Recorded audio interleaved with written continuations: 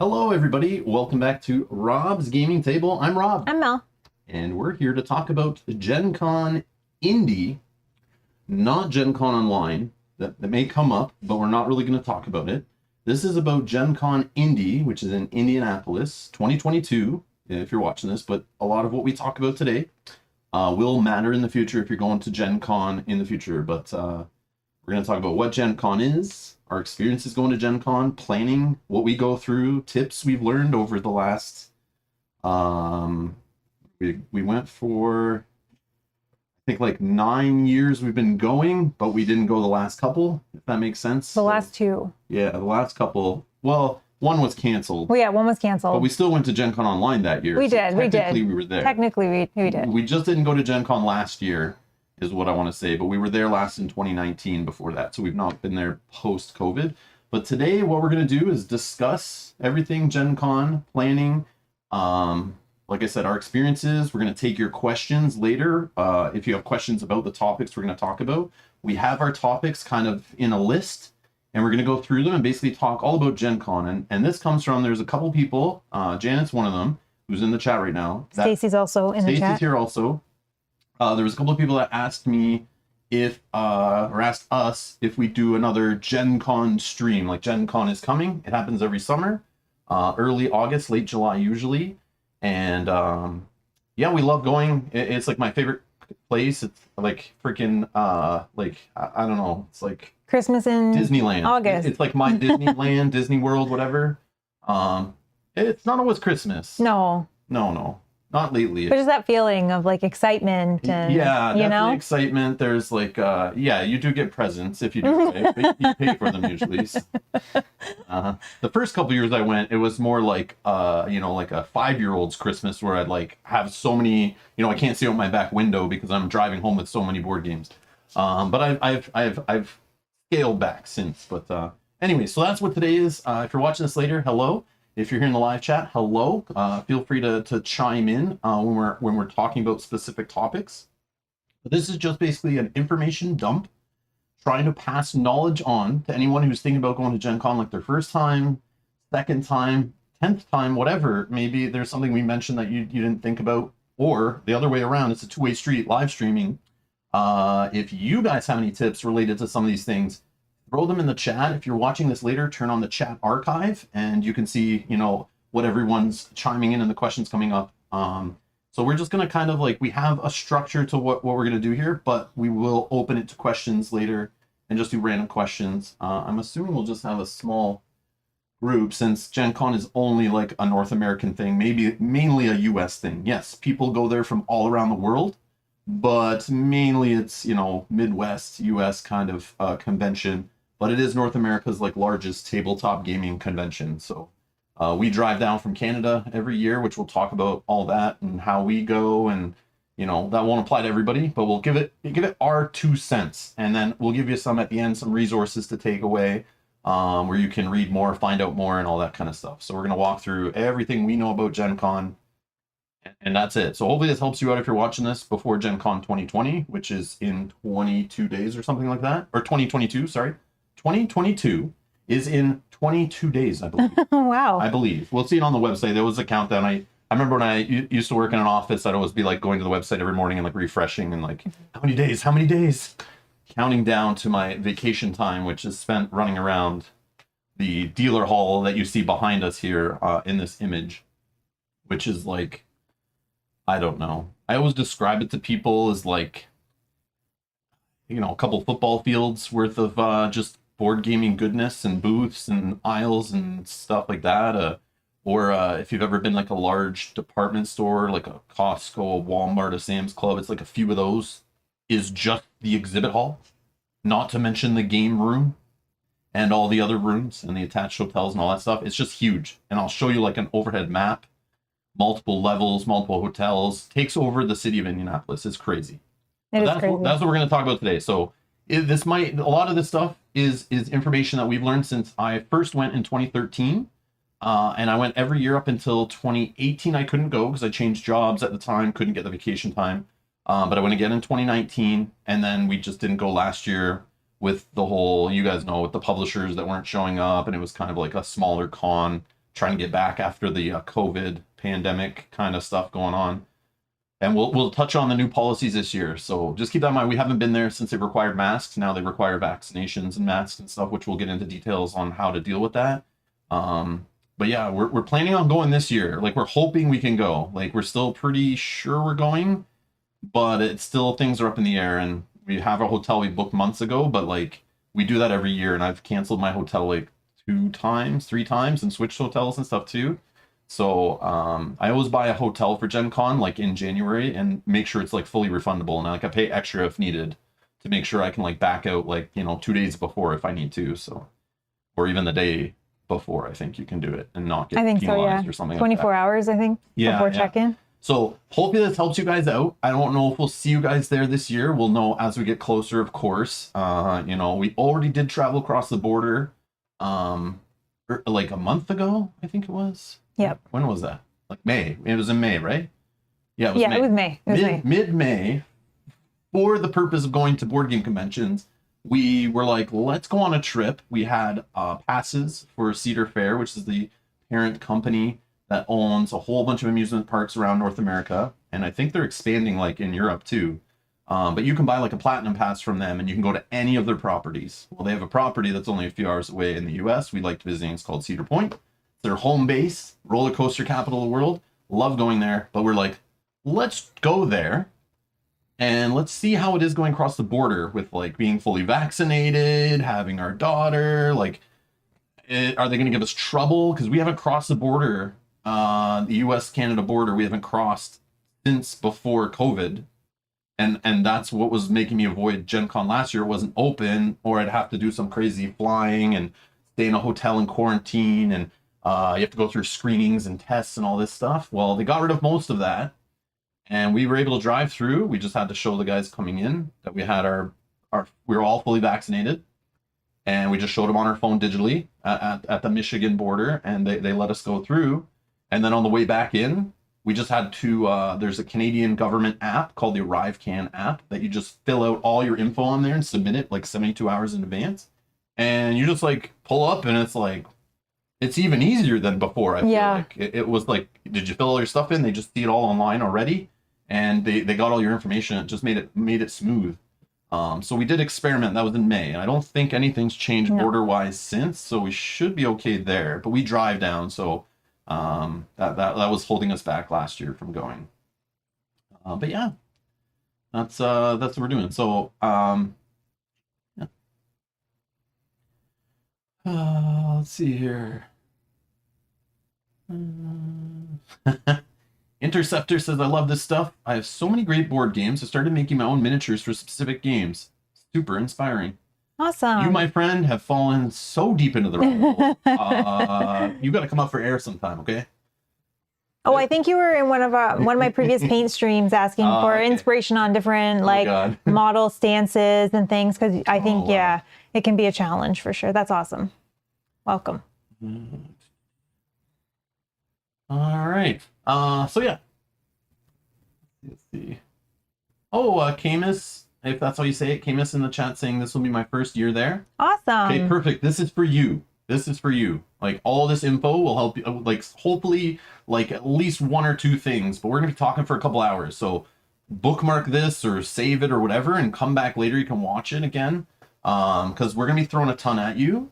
So get out a notepad or, digital or physical, however you want to do it, and take notes or whatever. I'll try to add chapters after. So like, I'll break up each section into like chapters later. If you're watching this later, you should be able to see those in the timeline or in the video description. I've also dropped some links for some of the things we're going to talk about today in the video description. So you can always come back and find the things we were talking about if you like get lost or if we go too fast. But feel free to ask questions about each topic as we're there. But if you ask a question we've already covered, if someone joins late, I'll probably not repeat myself, just so this is more of a, we're not regurgitating info for somebody watching later, hearing us say the same thing over and over again. But we will, again, open it up to questions at the end. And then if people have come late and they have questions and they want to ask stuff, I'll probably repeat myself then. That's totally fine, because that's like later in the video and whatever. But I just want to be something that maybe somebody could come back to like next year. They're in January, they're thinking about going, they're, want to start the process of planning. We're going to get into events, badges, hotels, preparation for travel, what to do at the con before it starts, what's going on during the con, and like I said, resources after the fact or before you go to help you plan and all that kind of stuff. So this will get you ready if you like watch this in like January. We'll touch on some things to help you understand how the whole process works, because for me it literally starts in January, like and the people at Gen Con literally start planning it like 2 weeks or 3 weeks after this one ends. And there's like a full company behind it. It takes like a full year of planning of like a lot of people to get this, convention that's technically 4 days for most people, but there is a like trade day or whatever that starts on the Wednesday. So it's kind of like a 5-day convention for some. And there's some, like even we've gone early and stayed late, and there's things going on in the city before and after that you can check out while you're there and stuff like that. So, but yeah, the whole city gets taken over. It's crazy. Okay. Is everyone here? I'm here to post my like and she'll leave soon. So John, no worries. I know this isn't for everybody. Like I said, I expect a small audience today. It's just mainly people from North America go to Gen Con. If you're in Europe and you're watching this, or the UK, I guess, there's like UK Games Expo is like smaller than this convention. That's more like compared to Origins in North America, but Essen Spiel, if that's how you say it, the one in Germany, this is like on par with that, with attendance and stuff like that. I think less games release here, but it's like you still get like all the big publishers and everything. But it's most comparable to Essen in like attendance and size, and it's just a big behemoth. So if you ever seen anything about like Essen or the anything going on with that convention and stuff, this is like North America's kind of version of that. That's how it was explained to me, and every year they kind of report their attendance numbers, and it's like they count them kind of different, but they're roughly the same. So at least for the few years I was looking, but cool. All right. Black Cheval says, isn't Gen Con also used as like a business deal location? Like a trade show, you mean? I think people make contacts for sure. That's what the day before. That's what the Wednesday just says, like a trade day. It's where like, retailers and stuff. But there is another convention called the Gamma Trade Show, which I forget. It's like a game something American Manufacturer something association. That's a trade show where like publishers, store owners, distribution, companies all show up and they show each other games, what they should sell and stock for the year and all that kind of stuff. That's like dedicated to just the business side of it, but there are deals and things that get made there for sure, and relationships that get built. We go to like meet publishers and pick up some review copies of games sometimes and stuff like that, and film footage and that. So for us, it's like if we go, it's basically for the last few times it's been like a work trip basically. So we do have fun, of course, but usually we're going there based on our Patreons and stuff who are interested in a certain game or a tournament or something. In the past, it's Keyforge or Game of Thrones, a card game, or L5R, the LCG or whatever. We would go there and cover those tournaments and that kind of stuff, and create content for that community and that kind of thing. So, but yeah, we'll give some stories. We'll reminisce about past Gen Cons and that kind of stuff a little bit here too, and show some funny pictures and things from previous ones. But for now, let's start with the first thing. Let's see if I can get this to work. Super advanced. Trying to keep it on topic so I can see it. Come on. Boom. What is Gen Con? All right. What is Gen Con? What is Gen Con? All right. Here's how we're going to figure out what Gen Con is. They say it's the best 4 days in gaming. That's their tagline. Okay. I can agree with that. I can agree. And the best way to do it, show what Gen Con is. I'll go with what they officially say. So let's do this. Let's go to the FAQ on Gen Con's website. Again, Gen Con's website is linked in the video description. And you go to their FAQ and they have a start here. Genius. Okay. Where is Gen Con? Okay. Gen Con is held at the Indiana Convention Center since 2003. We also use Lucas Oil Stadium, outdoor areas on Georgia Street, and many nearby hotels. Okay. Let's go back. When is Gen Con? Okay, here's the next up till 2026. You can start planning Gen Con and for 2025 right now if you want to. Like start Book planning. your time off. Book it off now. They're like the city. They deal with the city like they have contracts because the city like actually does construction, builds hotels, expands the convention center, just to keep them bringing in the the herd of board game nerds and geeks, tabletop gaming, RPG, LARPing, all this stuff. Everyone, crafting, dancing, cosplay, whatever. Everyone descends on Indy and takes it over, and they make tons of money. If you go look up at any local Indianapolis like newspaper or website or whatever, it's a big deal for them. Big deal for them. It's like, I think it makes more money than like the Indy 500 or whatever that happens there. I'm pretty sure. I do Maybe know. I heard that's wrong. I might be wrong on that. Again, don't quote me on any of the stuff I say today. I'm going on memory on all this stuff, and like I said, but I remember hearing these kind of things when I was researching going back in like 2013 when I was going to my first one. I remember like hearing all these cool numbers and things and being explained what it is and trying to understand it. But I also did hear that they are building a new hotel near Lucas Oil Stadium. It's going to have another 200 rooms. Yep. So that's awesome. And they do that stuff because Gen Con says our deal's coming up, and they supposedly like negotiate with the city. There's always like articles announcing it when they've like extended their deal, and they're always like negotiating with them. And Indianapolis, my understanding is probably like like here's how we'll keep you there, like because Gen Con keeps growing until COVID hit. It just kept selling out, got bigger and bigger, and people are saying it was like outgrowing the city. So the city then steps in and says, okay, we're gonna try to accommodate you so you don't leave. Because it's a big deal. It's like a whole week of just money being spent in their city. Yeah, quite a bit. Like of all money. their hotels getting filled up, their restaurants like jam packed. People shopping in the local mall, which is attached to the convention, all that kind of stuff. It's the big money, all big money. And then what is Gen Con? Okay, there's a little trailer on this page. That's what I was looping at the beginning of the video on the starting soon screen. But it's a cool little trailer they made in like 2019 explaining what Gen Con is. And I've linked that video down below in the video description if you want to watch that. Get you all hyped. Founded in 1968 in Lake Geneva, Wisconsin by Dungeons & Dragons co-creator Gary Gygax. Gen Con is the largest annual event dedicated to tabletop gaming and culture in North America. Each year, gamers and fans converge in Indianapolis to share their love for all things gaming. There we go. For all things gaming, from tournaments to guest appearances, exhibit hall booths to electronic games, workshops, seminars, anime, art shows, auctions, and countless other activities. In 2019, which last year we went, and I felt the nearly 70,000 elbows banging into me in the exhibit hall. Attended, and over 520 exhibitors made Gen Con their gaming destination. That's amazing. Wow. Yeah. So we were there when it was like, I don't remember the numbers from like 2013. Yeah, we watched it go. Like, I'm telling you, when we first started going to Gen Con, or when I first went, I went a year before Mel started going. And yeah, I feel like the numbers were more around like 40 something thousand, 50,000 maybe. Yeah.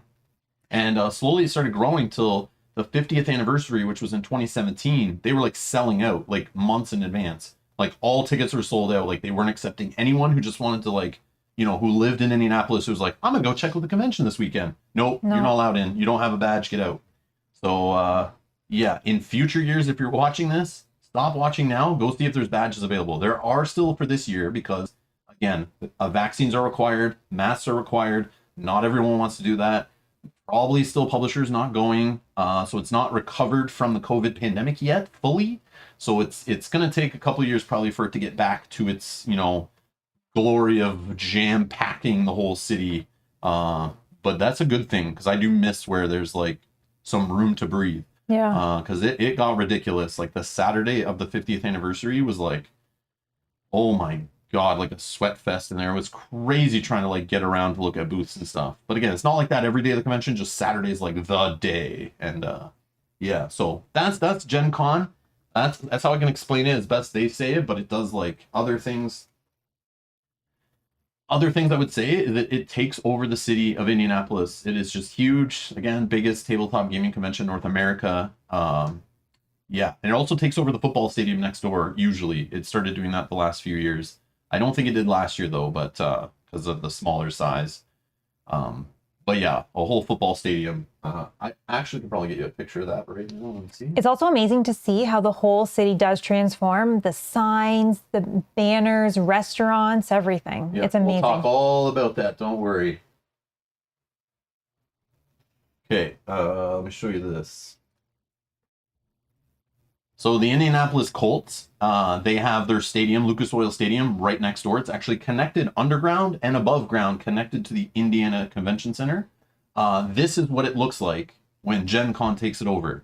Okay, the whole football field gets covered over in like some wooden platform thing. They lay out the red carpet there, and there's events happening. The board game library where you can take a board games is happening there on the right. And then in the back there's like tournaments, other events and things are just going on. It's just like all gaming, and you can go sit in the stands and just they have like on the screens in the football stadium are like stuff like see the lost and found in the top left there, but there's another screen too, and they're just constantly playing information and showing you things on the screens. But even in the like the hallways behind, you know, where like the dressing rooms are and all that kind of stuff in the football stadium, all those rooms are turned into like event rooms and things going on, and publishers renting those out and stuff too. When it was at its like biggest capacity, they like took over like literally the whole football stadium. Had Gen Con stuff going on everywhere, and like every nook and cranny. Even on the underground tunnel, Oh yeah. going from the convention center to there, were like booths set up along that tunnel where like vendors were, because they're like they ran out of space for vendors in the convention center. So they even had them in Lucas Oil on your way there and stuff. It's really neat. I was blown away my first time coming in here and standing like right where this picture is. Like every time they were in here for the few years, I would just go there and stand there and just like look over at this and just amazed that it's just like all just gaming happening. And I think they leave in the center. You can see that little green patch where so you can stand right on the center. This is where, remember the 50th football anniversary, they had the museum in the middle the first time. Yes. It was super cool. They had a whole museum of like even the entryway to the old place where it first started. And then they had like pictures, original prototypes. They had like original old games. Yeah, old games that came out like back in like the 60s, 70s, 80s and like stuff. role-playing books, and it was awesome. Yeah, it was this museum. They still have that museum stuff there, I think. I just don't think it's in that place anymore. I don't know where they put it or where it goes, but yeah, that was super cool. Yeah, it was very neat. Yeah. Oh man. Yeah. I'm getting like the feels. I'll get excited. Like, I thought this whole stream might do that to you. Yeah. Yeah. We need to get the info. Now let's hear about my, No, but I think they like to hear about our experiences there as well. Oh, also note, we are coming at this from like a board gamer, card gamer perspective. So if you're into role-playing games, we're not.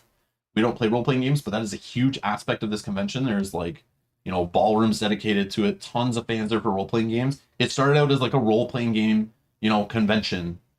Same with like tabletop wargaming and stuff like that. That's all here too. But again, we don't do those two things, but those are like huge things at this convention. So if you're looking for information about RPGs and how to do all that stuff, you'll get an idea from how to book events and that kind of stuff. But we don't have any experience doing that stuff. So we've peeked in at those big giant rooms. But that's not what we do. So we're coming at this from like just board gamers and card gamers, going there to play stuff, buy stuff, see stuff, meet publishers for board game companies, and check out, whatever Kickstarter prototypes and things are there and that kind of stuff. Play in tournaments for card games, meet friends that we haven't seen in a while, meet people in the industry we haven't seen in a while, that kind of stuff. That's what we go for. So just keep that in mind. Hopefully that helps. But I bet there's RPG YouTube channels out there that'll like fill you in on like everything related to RPG game that goes on here. So just keep that in mind. All right. So, yeah, Gen Con. That's what Gen Con is. I will explain more, I guess, about it as we go. Mm-hmm. So now let's talk about like, before the convention. Yeah, because there's kind of like before you go, you need to think about things in preparation. So before you go, you need a badge. Okay. If you get on Gen Con's email list, they will email you all throughout the year, telling you about merch, telling you about their Twitch channel that they stream on all year round. They will tell you about their Discord. They'll tell you about things they're designing. They'll tell you about trying to vote on the new official Gen Con beer name. They'll preview some events. But what they do, it's what's nice, is that's how I get reminded in like January or so, you get an email saying the date badges are going to go on sale. And badges go on sale like early in the year, like January, I think it is. Most years. It obviously different based on like when it happens or if there's, a pandemic or something. But they go on sale all the way in January. You don't need to rush to grab your badge then, but if you want to book a hotel through Gen Con, you should, because in February is usually when it is, the hotel system opens up. And the hotels in Indianapolis partner with Gen Con because Gen Con rents out like all of their ballrooms, all of their meeting rooms, multiple floors, common areas are all rented out by Gen Con. Where, if you're there gaming, you can just flop on a hotel common area, play a game on the floor, and they are totally okay with it. Every other time of the year, probably not. They tell you, go find a place to play your game, get out of here. You're ruining the scenery of our ritzy hotel. Go find another place to play, you bums. But no, because they Gen Con rents it over, so then they get a hotel blocks. If you've ever traveled for work or a show, sometimes they'll rent out a block of hotel rooms, for a show or a convention or that kind of thing. This does the same thing. Except for Gen Con, it takes place in like 4 or 5 hotels that are all attached to the Indianapolis Convention Center via skywalks. And they rent out multiple floors there and for meeting rooms and game rooms and stuff. But they also rent out they have a hotel block, like multiple floors of hotels. And you go in this Gen Con event system and you kind of can pick a hotel, which we'll go into more detail about that when we get to hotels. But if you go through Gen Con, you can get a deal. It's mainly just downtown hotels or hotels really close to the convention that partner with them. But you need a badge to get in that system and to get a number for that lottery. So that's why you might want to get your badge in January or early February, so you're available to get in on booking a hotel. All this does not matter this year because that's already passed, but you still can supposedly book hotels. And that's a sign that Gen Con won't be as busy this year because there's still hotel rooms available through the official booking system. Normally they sell out super fast, or people book extra ones and then drop them later, or if they're not going, or if they decide on one or another, or people cancel out. But people split rooms a lot, like usually like we've done it before, 5 people sharing a hotel room, a big hotel room, just to save money on like a closer hotel. They're pretty pricey, but that's why you might need a badge. Let's go to badges and talk about badge pricing for Indy 2020. So you can get a 4-day badge, which gets you in starting at 10 a.m. Is when the exhibit hall opens on Thursday. Okay, all the way till Sunday at 4 p.m. Okay, and that's when the exhibit hall closes. There are still events that might be going past 4 p.m. on a Sunday or whatever, but the main exhibit hall closes and people start leaving. But like I said, there are events on Wednesday. There's trade day on Wednesday. We'll talk about events that happen on Wednesday and stuff. We usually go down on Tuesday night or Wednesday morning. So we pick up our badge on Wednesday. So we'll talk more about the will call stuff when we get to your on-site at Gen Con. So this is the badges. So as you can see, there's that trade day, $225 if you want to go on Wednesday and be part of trade day, which I have no idea what any of that's about. But again, we usually get the 4-day badge, $125 US. If you go for just Thursday, the least busiest day, $65, Friday, $65. Again, those are the least busiest days. They're a little cheaper. Saturday is the busiest, craziest day because locals will come for one day. People that don't live far away, they'll come down, just stop and visit the convention. Or people that maybe can't get the week off or the time off. They can still go on a weekend. Suckers. Oh yeah, I forgot about those suckers. Right? They can maybe come down on Friday. This is the convention you book the days off for. I don't care. Some of us, not every. I know, I'm just joking. Some people may not prioritize this as their with their vacation days. So here's the thing. You kind of need 4 days. Okay. If you've been to a convention like Origins Game Fair or something like UK Games Expo, because I know it's roughly the same size as Origins, maybe a bit bigger this year, but a convention that's that big or smaller, you can see every booth and probably demo a few games that you're interested in like an afternoon or like a day max, right? Mm-hmm. And you kind of seen everything in the deal hall. Then you got to fill the rest of your time at the convention with seeing other things, playing games, signing up for events, hanging out with friends, going out and eating, drinking, whatever. But Gen Con, you need like 4 days of walking, okay, like three days maybe, 3 to 4 days, and you'll still walk in that exhibit hall and you'll walk by booths you don't remember seeing, and you will have not seen all of them. You will not have time to do everything there. And that's just the exhibit hall. You can't do every event. There's something crazy like 90 something thousand events or some crazy number like that get scheduled by all different publishers and people that you can start an event there. You can have an event teaching knitting or line dancing or something like that. There's people that just teach how to paint paint minifigures and stuff like. There's all this stuff just run by anybody can do it. You just have to submit and apply and all that stuff. So there's just tons of events because of that, because they just have it open to like anybody. And then of course all the RPG events and everything like that. There's like game demo events and stuff, tournaments, shows, all that stuff. We'll get on all the events later. I'm getting ahead of myself. But anyways, 4 days. If you're gonna go for like 2 days, it's not gonna be enough. Okay, if you're just going for the weekend, Saturday and Sunday, Sunday's the busiest day. Or sorry, Saturday's the busiest day. Sunday's not as busy, but it's shorter. It's only open till 4 p.m. The exhibit hall. So if you're going to see demo games, buy games, go to publishers' booths, all that stuff where all the business happens, that's only from 10 to 4 on Sunday, but it's 10 to 6 every other day for 8 hours. And then of course in the evening, the 24-hour gaming hall is open. There's always things going on. The city is alive, and the convention is going for straight 24 hours every day throughout the whole convention until 4 o'clock on Sunday. Yeah, it's amazing. So like it starts on like Wednesday and then just does not stop till Sunday at 4 o'clock. There's always something going on, things happening, people not sleeping. There's people gaming everywhere. It's crazy. It's an amazing site. Yeah. So that's why I recommend, the 4-day badge. If you can go, get the 4 days off if you're going to go, because there's something to do always. You can like last minute just go on the app, find an event to do in like an hour from when that you're looking at the app, and book it, try to buy a ticket for it, whatever, go see it with generic tickets, that kind of stuff, which we'll get into. But there's a lot to see, and it's every year I go, I see so many things I didn't see before, and of course the vendors change and they move things around, but there's always new vendors that come in. There's even a little section in the exhibit hall just for like first time vendors who it's like their first time at the con. Which is neat to always walk up and down those aisles and kind of see what's there. But anyways, those are the badges. So you need a badge. Okay. Let's talk about the hotel system quickly. I'm not going to give any visual examples. You guys can do this if you're looking at it in future years, but actually might still be available. Let me check. Hold on. Let me check. Housing and travel guide? Hotels.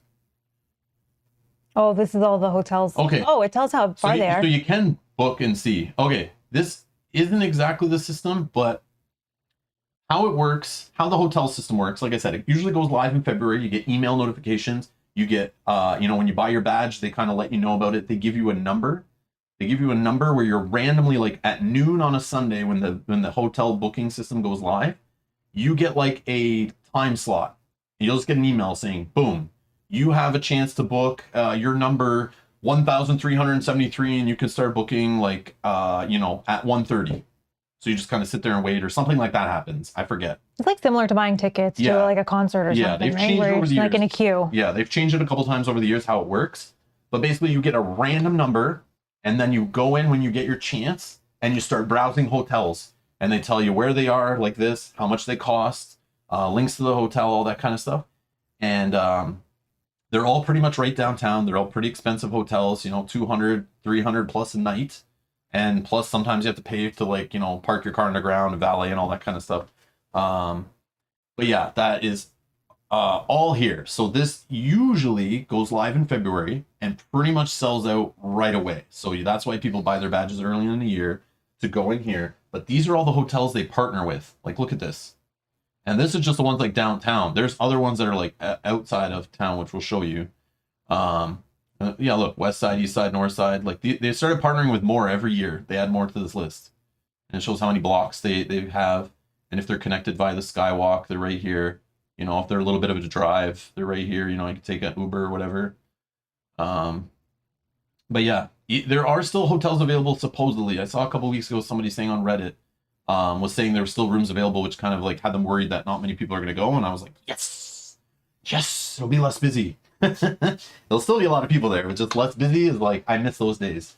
So yeah, that's the hotel information, official hotel information. You don't have to book through here, but you'll notice on sites like Expedia, hotels.com, I don't know, all those others, like 1,000 of these freaking sites where you can book hotels through. You'll notice during Gen Con, there might be less hotels available on those websites. Again, because Gen Con partners with these hotels and locks down a whole bunch of rooms and usually gets discount rates on all of them. So you then go to those sites and there might not be many rooms available, but you can still book through those rooms. So if you have like a points card with a hotel and you don't mind driving in or renting a car or taking public transit, or taking an airport shuttle or whatever, you can book a hotel that's not downtown and not through this system. And supposedly you can still book through downtown hotels. They still have rooms, but they're just more expensive, is my understanding. Yeah, because I'm sure they don't give Gen Con the full, the full hotel. But you'll have to do your own work on that. But I will show you here. So this is where Indianapolis, Indiana is. So the Indiana Convention Center. I just show you like where it is in the U.S. We're Southern Ontario over here, so we just have like a drive, like from Toronto-ish area over here to give you an idea where that's why we just drive, because then we can fill our car up with board games if we want. We don't have to worry about trying to check luggage and ship games home to ourselves and all that kind of stuff. It's also a fun road trip. Yeah, it's a nice little road trip, stopping off on the way and all that kind of stuff. But if we zoom in here, okay, the convention center is like right downtown. Let's see if we can see some buildings. Will it show us? I don't think it shows on this view. I thought it shows like the little 3D. All right, let's see what we can do here. Let's just put some stuff here. Okay, so here's the Indiana Convention Center. It's huge. Okay, there's Lucas Oil Stadium just below it. There's all these buildings right here, like all hotels around it. But I wanted to show you. It's probably better to show you on the other one. So all the hotels with Gen Con are pretty much like downtown here. But if you'll notice, they call Indianapolis the Crossroads of America, because if you'll see all these yellow interstate highways all meet here like a spoke, like a wheel spokes, right?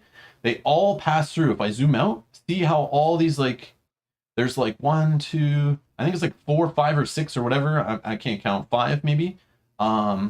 Interstate highways that all cross through Indianapolis. So they call it like the Crossroads of America because of that. So it's you can get in from every direction. Like there's main highways coming from all around. So it's not bad to drive to for sure. And then there's this highway 456 or 465, sorry, that loops around the outside. And if you see, if I click hotels, no, don't do that. I want to show you how there's hotels.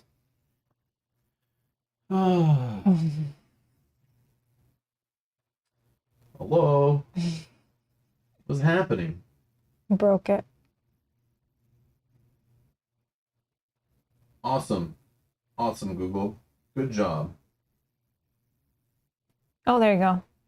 Okay, a little refresh.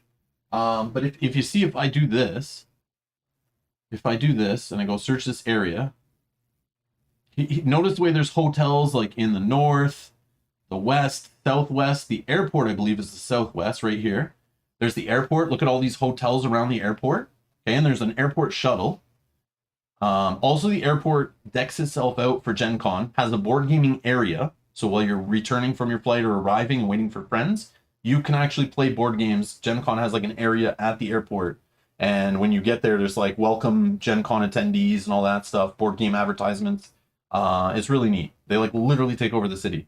But yes, you can stay at a hotel right near the airport and then take a shuttle downtown or a Uber or whatever, Lyft. I don't know what they use, but if you notice, like if I just look around, you see hotels are all around.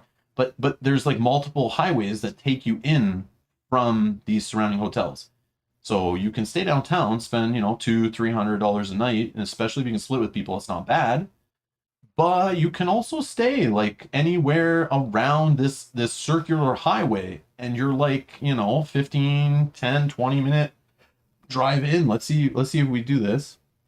23 minutes from here, it's hiding it. 11 minutes from here, 15 minutes from here. You know what I mean? Just to give you an idea. Because a lot of people just like, I see them in the Facebook groups, the Reddit groups, they talk a lot about the hotel booking system. And I notice there's people that are first timers and they think, oh, I have to book through Gen Con. If I want to go to Gen Con, I have to book through their hotel system. It's not accurate.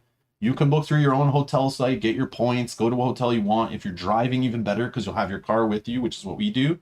So I don't book downtown because I'll have to pay for parking anyway to bring my car down there. The hotel will charge me for parking, and all that kind of stuff usually. And if I was flying, I might pay the extra to stay downtown because then, I don't have my car with me or whatever. But we usually drive down, so we stay in a surrounding hotel somewhere. Like, we'll just book a hotel that's like in the surrounding area somewhere. And I try to pick a different one every time, just for fun. Like, I don't care. Like, whatever's got a good deal, as long as it's within like 15 minutes or so. I try to do that. 15, 20 minutes maybe, max.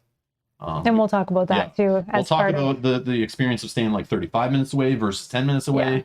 That kind of thing. Yeah. But then we don't have experience of staying like right downtown, which a lot of people do. Not a lot of people, but a bunch of people do. So that's its own experience. I want to try that one year, but it's just like the money. I just don't like. It's very pricey. It's very pricey, and it's just like we have our car with us always, so it's like, I gotta pay for parking anyway. I can save money. Like I don't know. I just try to save money where I can, so I can buy more board games. Also, Step Into the Portal says, I hope I get a chance to meet you both. We'll be driving in on Tuesday. Nice. And Jeremy Howard says, see you there. 14-hour drive from Connecticut. Yeah, that's a long drive. Our drive is like 8-ish hours or something. It ends up being 8.5 if border's kind of sucky, or we stop for some beef jerky or something on the side of the road. Yeah. Get a little distracted on the drive there. Also, I don't know if you remember, but Jeremy Howard also says, see you there. Oh, no. We'll see you there. Oh, no. Awesome, Jeremy. I look forward to meeting you in person. That'd be awesome. I guess we also want to say that if people see us there, come up and say hello. I was going to rant when we get to the vaccination required masks and stuff. That's what I'm worried about is people, I'll be wearing a mask. And they won't recognize you? And no one will know. It's like, we'll just be walking by in crowds and everyone has masks on. I don't know what you guys look like. Yeah, so we have, most, like, obviously, I know what Jeremy looks like. I've seen Jeremy in video form. So. Yeah, anybody that has a channel, we know. Yeah. Well, not everybody. Not everybody, but people that we're friendly with, yeah. But we do understand because we've seen you and you've seen us on screen. But, like, some of you, we've only seen your username. So, and I've been there many times where people walk up and like, hey, Rob, I'm so-and-so. And I'm like, I don't know that name. And then they say like their Patreon username or their YouTube username. And then I'm like, oh, you. Oh, okay, nice. Face to the name, name. But the problem is when we're all wearing masks like this. Oh, okay, let me put those eyebrows to the name. The hair. Let me put your hair and your eyebrows to the name. It's weird to me. It's going to be very weird. Mm-hmm. Like talking to people through masks, I get weirded out doing it locally. So going to a convention, we'll see. But yeah, come up, say hi, of course. Like we'll say, yeah, come up and say hi, of course. Yeah, it's always cool. Yes, we want you to say hi. Yeah. If you do see us, if you recognize us, but you might be walking up to random like 6'4" dudes wearing masks and be like, Rob, and if they don't turn around, it's just not us. It's like it's not me ignoring you, okay? It's just because the mask maybe. You thought it was me, but it wasn't. So there's some chatter saying that as long as you're wearing one of these iconic blue shirts, then people will recognize you. Yeah. And I don't know, Bob. I'll have the same kind of haircut. I don't know if Bob's making fun of me because I cut his hair. So what are you trying to say here, Bob? That's what I'm saying. I cut my hair earlier than I normally would this time, so that I can have Mel cut it again right before the convention. Cut. So I'll have like the fresh cut. Fresh cut look. Yeah. I don't know if Bob's making fun of me on that one. I'm not sure. Janet says I'll take a picture with a mask and send it to you. Perfect. Janet, you don't have to do that. I'm not going to be looking for any of you because you'll all be wearing masks. I have no idea. I'm just bad with that. I probably walk by people at the local grocery store that are like my friends I haven't seen in like a year, and I just walk right by them because I can't tell people when they're wearing a mask who they are. Like I'm just bad with that, right? Mm-hmm. So that's why I'm overwhelmed by it. But that's what I'm saying. Approach me if you know it's me. Come and say hi, like because I won't be able to find you. Like even if you shared your picture with me, Janet, there's so many people there, and I'm like squirrel. There's just games and things going on. I'm always running to the next thing and trying to like go through my schedule of who I got to meet with and what game I have to go demo and meet up with other people and stuff. So like we're always on the go usually, but in the evenings we should be able to sit down and chill. But we'll talk about more of that at the end. But all right, I think we're good. Let me see if there's any more hotel information stuff. Let's try to stay on topic here. So that we're not here till midnight. Oh, I guess we can talk in this part about our experience staying 10 because this is 10 minutes in the same spot here. So So we have stayed like 9 minutes away at a hotel or something like that. So it's like super fast, get in our car, boom, drive down, find parking, and we're in. You know, we can be like in the convention center within like 15 minutes after we get in our car or less. And we've stayed like 35, 40 minutes away. One time we saw a hotel that went on a deal, had like nice reviews, and it was like, I think, let me see. I probably can like find roughly where it was. I believe it was in, I feel like it was like maybe even this far away. Yeah. Yeah, it was something like Maybe that. it was something like this, you know? But anyways, Yeah. if you keep looking out, like you can get hotels that are like a little further out. If you're okay driving half an hour in, you can save money. Like, look, we're looking at $90 Canadian versus 196 a night. Which is huge. So 4 or 5 nights, add that up. That's hundreds of dollars. That's a lot of board games you can buy. And sometimes people are trying to justify this trip to significant others. So this is if you have a car, of course. Like, don't do this if you're flying, because then it's going to cost you a ton trying to get an Uber or whatever, a taxi.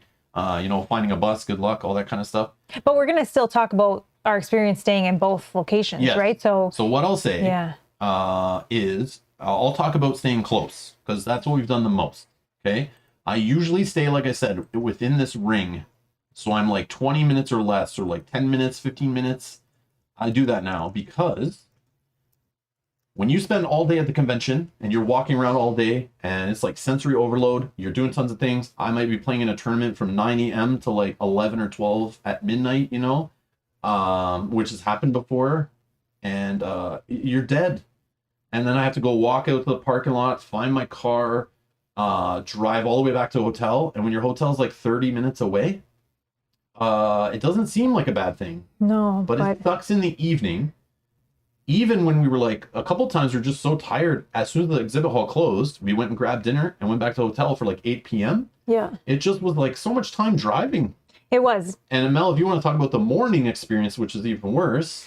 Well, I mean, it's the same thing, right? Because we have to plan that out. And if you want to be at the convention for the opening of the doors, let's say, when everyone just kind of runs in for whatever they're hoping to get that day and start their fun, that starts at 10 a.m. every day. So if you got to think that now you need to drive in, so you need to add like 45 minutes or 40 minutes for your drive. And then you also need to find parking. You then need to walk into the convention and get there. You're looking at, you want to give yourself another hour. And then that's just waking up even earlier. And by the third or fourth day, you're already so exhausted. Having to wake up that hour earlier is rough. Very rough. Yep. Like you just don't even want to. And then you're like, maybe we don't have to be there for the opening of the doors. It's fine. Yep. And then you're just missing out on the experience because your hotel's a little bit farther away. Because like we like to be there like at a certain time. Like we're either get there for 9 for when the doors open at 10 so we can go run for grabbing a game. Or like, again, a tournament we might be in. That events. You may have events. Yeah, we've had tournaments that started like 8 a.m. and we have to be there like signing up by like 7:45 in the morning or something. So like, you gotta like get up, get your breakfast, you know, get there, run through the hall, trying to get to sign up time, submit your deck list, whatever, before the tournament starts. And you were there till like midnight the night before, you know, and then you had your 40-minute drive back to your hotel. And then there's the wind down, right? Gen Con is a lot, and you still need that time to wind down and be able to fall back. You're not lying in your bed and instantly falling asleep, especially when you're staying in a hotel. So I just want to point out here, Compy's dropping some knowledge in the chat. Compy's saying, I don't recommend south or north of Indy for traffic reasons during rush hour. Awesome. Oops. Also says west and east are the better directions to go. Okay. I've stated all, but I can agree with the rush hour thing. Especially one year there was like one of the highways was closed. It was like the worst thing ever. We were like stuck in traffic, side roads. It was like a nightmare. It was. And we didn't know about it before. And nobody really knew. So people booked hotels like that were on the other side of the traffic and the construction and all that. Rush hour is not that bad. I found on some of the hotel directions, and it's probably related to the east and west, like Compy's saying. But even so, I'm usually down there, like I've left and I'm at the convention, you know, like 8:30 in the morning, 9 o'clock. Yeah. It doesn't seem that bad, but there is some rush hour traffic to it. Also downtown too, but I try to go like from like, I forget, like it's like behind Lucas Oil. Like I try to come in from that direction. I'll even like drive around a little bit more to go around. But just follow Google Maps and use Google Maps in the morning and turn on, or Waze, use your Waze app, turn on the traffic, avoid all the traffic. And sometimes it'll just take you like side roads kind of to get you down there faster. But usually just using those apps, Waze or Google Maps with the traffic on, I've never had an issue except for that 1 year when there was construction. But again, just plan and know the time. Like if you're trying to get down there to get a game or get to an event in the morning, you just leave earlier. Like you have to check what traffic's like in the morning. But again, on Saturday and Sunday, so 2 days of the convention, you don't have to worry about traffic at all. Well, there's still traffic coming in. Not that bad, Not though. that It's bad. like nothing. But you do want to give yourself a little extra time for making sure that you Thursday find your and Friday. parking. You want to make sure that you just have the Yeah, time to we'll walk talk about in. But yeah. All right. Cool.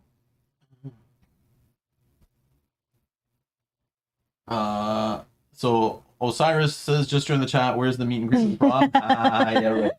Yeah, right. Yeah, we'll talk about that kind of stuff later. Yeah.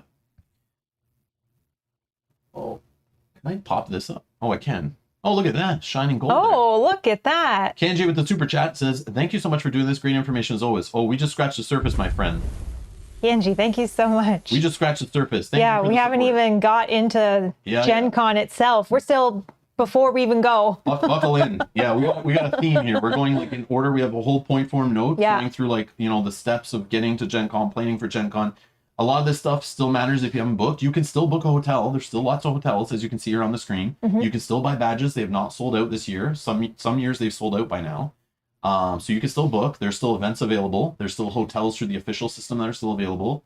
So you can still go to Gen Con this year. If you haven't thought of going and you can go, it's still open to go. Yeah. But again, some of this in future years, I recommend start thinking about it and planning in January. Especially if you're trying to book your hotel through Gen Con. So that you can get in early, pick the best hotel for you, and also get in the events. That usually opens up, I believe, in May, which we'll talk about events right now. Let's go to events, actually. Is that where we're going next? Yeah, let's talk about events. Okay.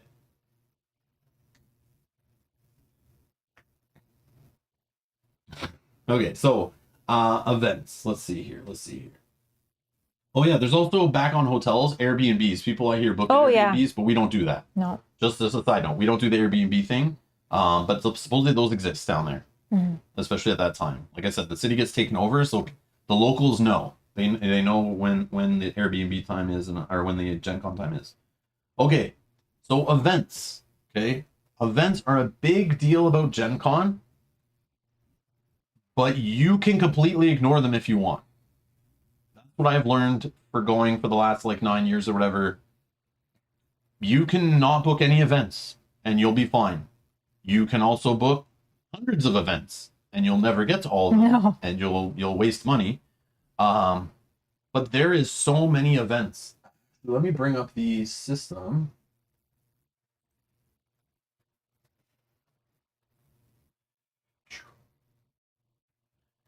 So the topic's events. So if you have anything relating to events, get in on it. Let us know in the chat if you have anything to say relating to events or anything, or your experiences or tips for anybody. Drop them in the chat now. We're going to try to stay on topic, try to keep things a little organized, and then we'll open it up for questions and full discussion at the end, and just try to answer anything we missed.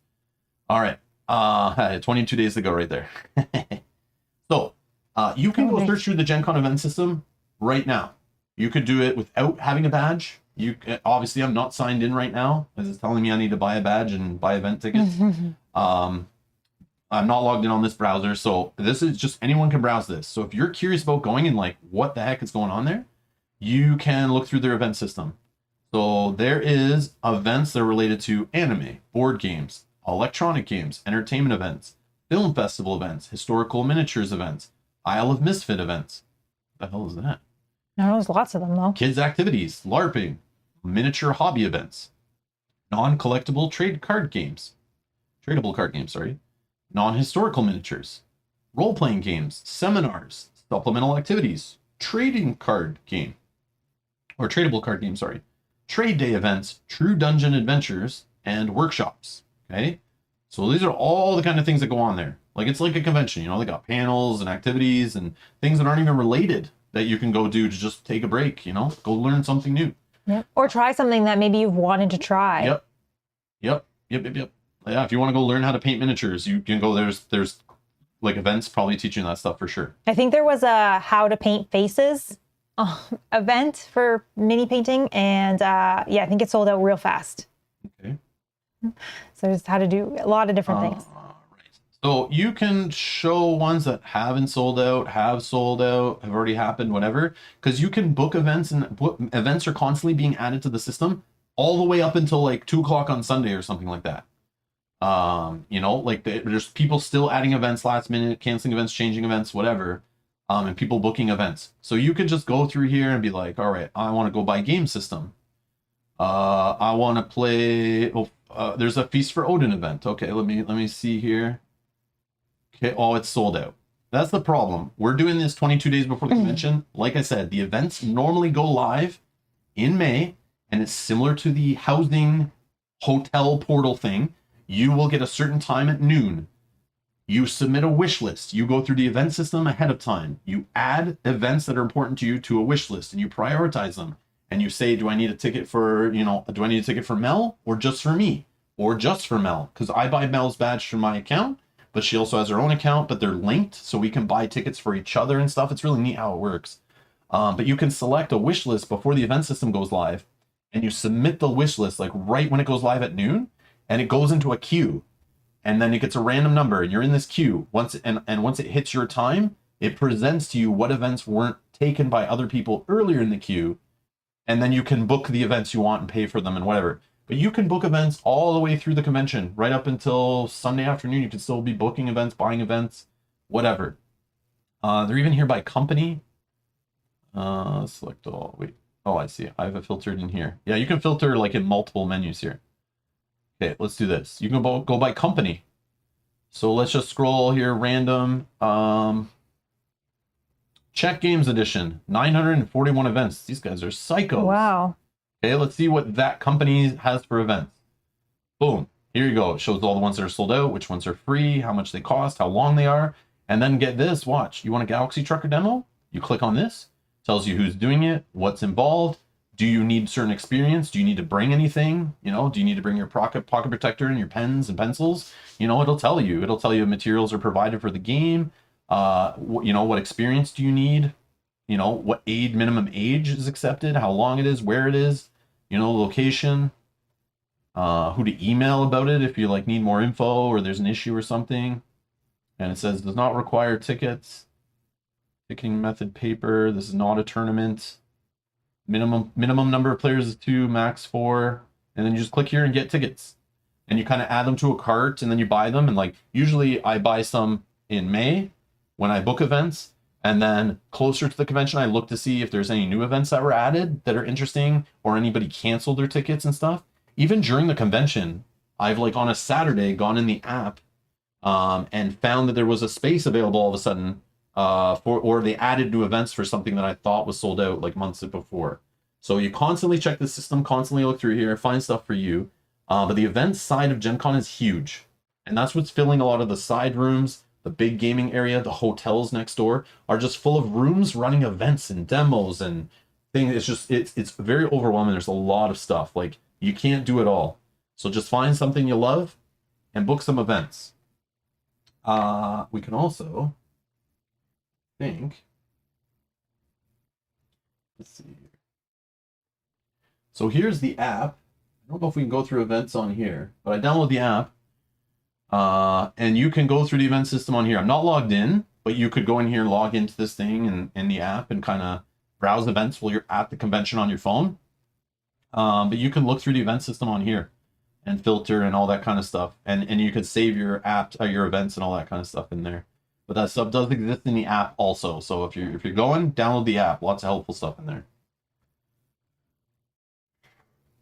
Okay. So let's talk about in the events. I'm going to give you some tips here. And what my experience is, the first Gen Con I went to, I didn't know what to do. So at home, when the event system went live, I booked a bunch of events. Actually, the first Gen Con I went to, I found out about Gen Con after the events went live. So when I was going actually for a Game of Thrones first edition Fantasy Blade Games card game, national championship tournament, something or other like that. So there were tickets available for that. That was my main reason for going. Then I started like looking through the event system and started buying event tickets for things. Then when we got there, I found the program guide and started looking up events in there. So then we were going to the event booth and buying event tickets for events. Each day I was buying event tickets. And what I learned was you can't make it to every event. Also, don't book events that end at the same time your other event starts, because none of the events seem to be near each other at all. Some of them are 20, 25-minute run across the convention center, through a skywalk, across the street, up 3 floors in the hotel. You know, they're all over the place, all over the place. There are events that are related to each other, though. I'm pretty sure Gen Con started grouping events a little better. So, like, one hotel will be focused on, like, RPG events. One hotel will be focused on, like, card gaming events and stuff like that I've heard of before. And D&D and that kind of stuff will have its own areas and things, and they'll try to make events nearby there. But if you're just doing like random different events of all different things, you're going to see like a podcast recording, a panel, you know, then go learn about painting, then go run over here and demo a game from another company. All that stuff happens like all over the downtown, like all in different hotels, different areas of the convention center. To walk from like one side of the convention center to the other, that's like a 15-minute walk, I think. I don't know, something like that. Something like that, yeah. It's long. So keep in mind, don't overbook yourself, because you will be making decisions. Like sometimes events run late and then you can't get out in time to go get to your other event or go to the washroom or eat. You got to book those things in. And so don't overbook yourself on events. Okay. And also the events in the morning, make sure you leave early enough. Check for construction, check for traffic, parking. Keep all that stuff in mind, because that could delay you getting to your event in the morning, which I've learned. Sometimes the parking lot you thought was cool the day before, all of a sudden you go to it the next day and it's way busier and lined up around the corner, and the guy at the gate fell asleep and the other guy at the other gate didn't show up for work. So then everyone's trying to go around to the other gate and it's just a nightmare. Like I've been through that for real. Not the sleeping part, but the feels like they're sleeping. But yeah, so that can delay you. Also, I just want to highlight the Wednesday events. So you'll find events on Wednesday, and they're like a lot of meet and greet events and stuff like that. So if you're actually there on Wednesday, go in the ticketing system. I don't think you get tickets for them. I'm not sure how they work, but I know there's one event that it's a meet and greet mingling event where people like meet, find friends, people to hang out with, people who play similar games and stuff like that. But there's a bunch of those kind of events on Wednesday. So if you go on a Wednesday, I've never been to them because I usually go there, I get my badge, and then we got stuff we got to go do usually. So we're just like usually busy, but that's something you might want to look into your first time going. You can go meet up with people who are they're like new, or people who've been lots of times, and you can maybe go meet somebody that you can hang out with if you're going by yourself and that kind of stuff. If you're okay with hanging out with, you know, meeting new people too. Not everyone is that way, me included. But so yeah, that's a thing. Also, I have noted here, generic tickets. Okay, there is something called generic tickets. I bet there is something on the website about it. If we go read about events, where can I read about events? There's how to find events. Oh, okay, look. If you go on the website and go to how to find events, there's a whole video here explaining how the catalog works, there's the pre-countdown thing, submitting your wish list, all that stuff. If you're watching this next year or the year after or whatever, this is how that system works. You go watch this video on this page. We'll explain that wish list system. If we were doing this in like, you know, February or March or whatever, I'd be able to show you this stuff. But now it's already over, so I can't show it to you. But again, you can still go book events now. Go in there, book events. Just a lot will be sold out that you might want to go to. But it talks all about how to filter. Where is it? Where are the generics? Or is it an FAQ?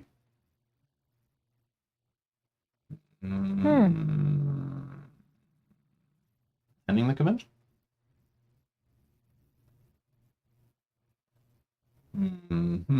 Event tickets. No, they don't. Okay. Anyways. All right. So there are something that I didn't know about till I was at my first Gen Con. And I remember I was with my buddy Shamar, and we walked up to a giant game, like a giant size King of Tokyo that was on the floor. I don't know if I have photos of that available. Let's see. take a picture of that one? No, but I do have other pictures I could show you.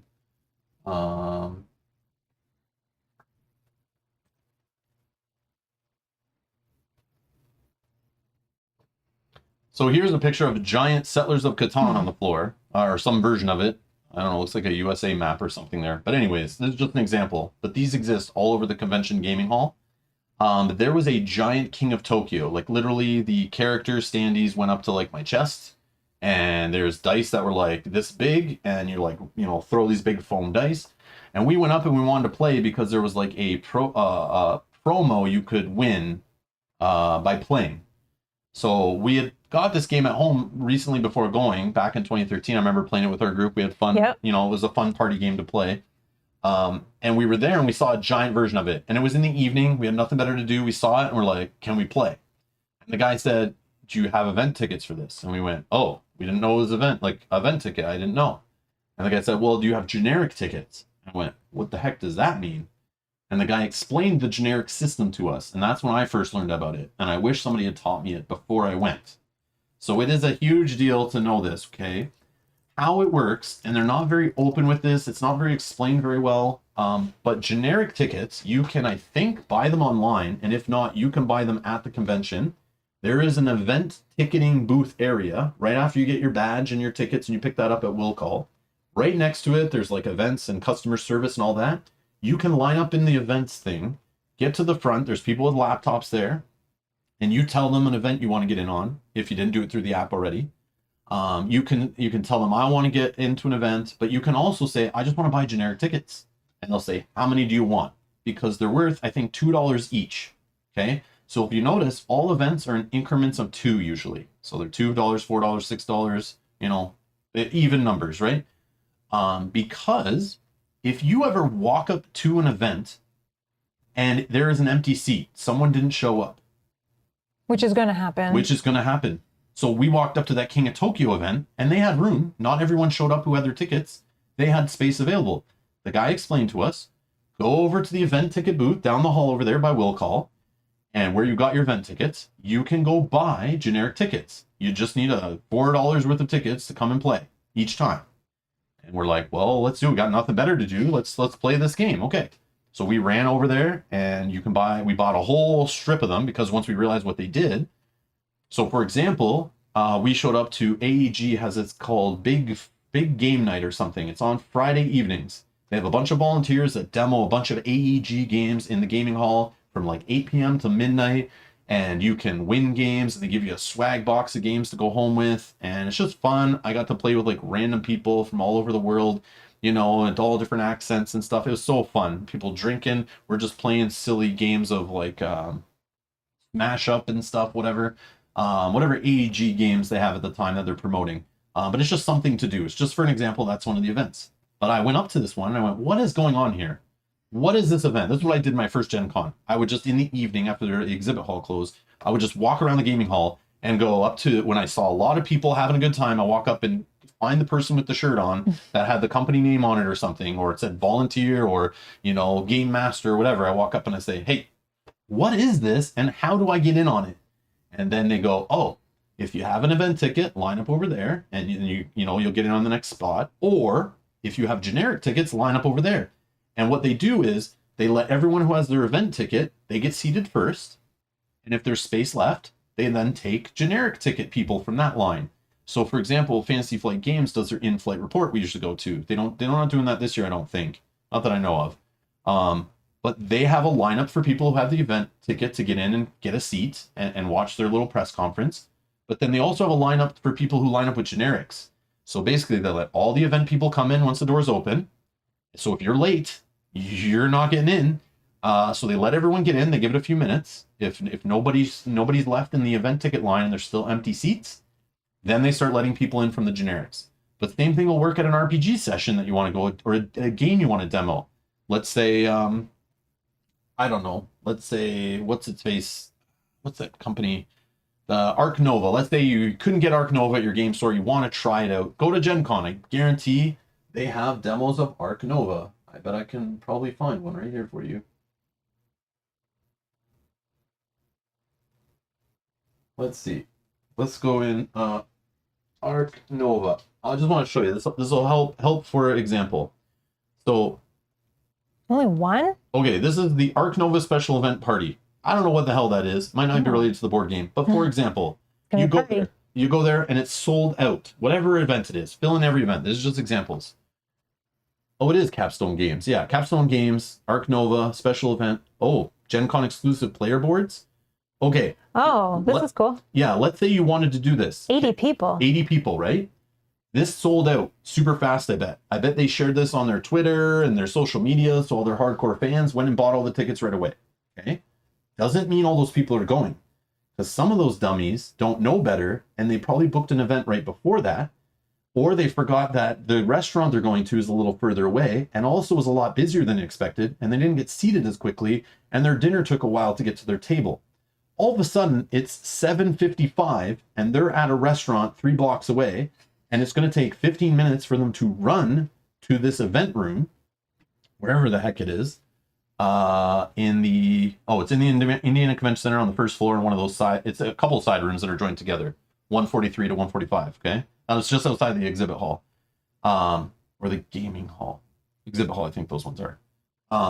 But anyways, you need to run all the way over there to get in on this party, okay? They're going to miss it. So there are 80 people that have event tickets. They're not all going to be there. So what you do is show up early, show up at 7:30, start asking about it. Show up at 7, start asking about it. Ask the people there, I have generic tickets. Where do I wait to get in this if not all 80 people show up? And I'll give you another tip. Some publishers, and this one might be one of those, they actually probably have seating for 100 people safely.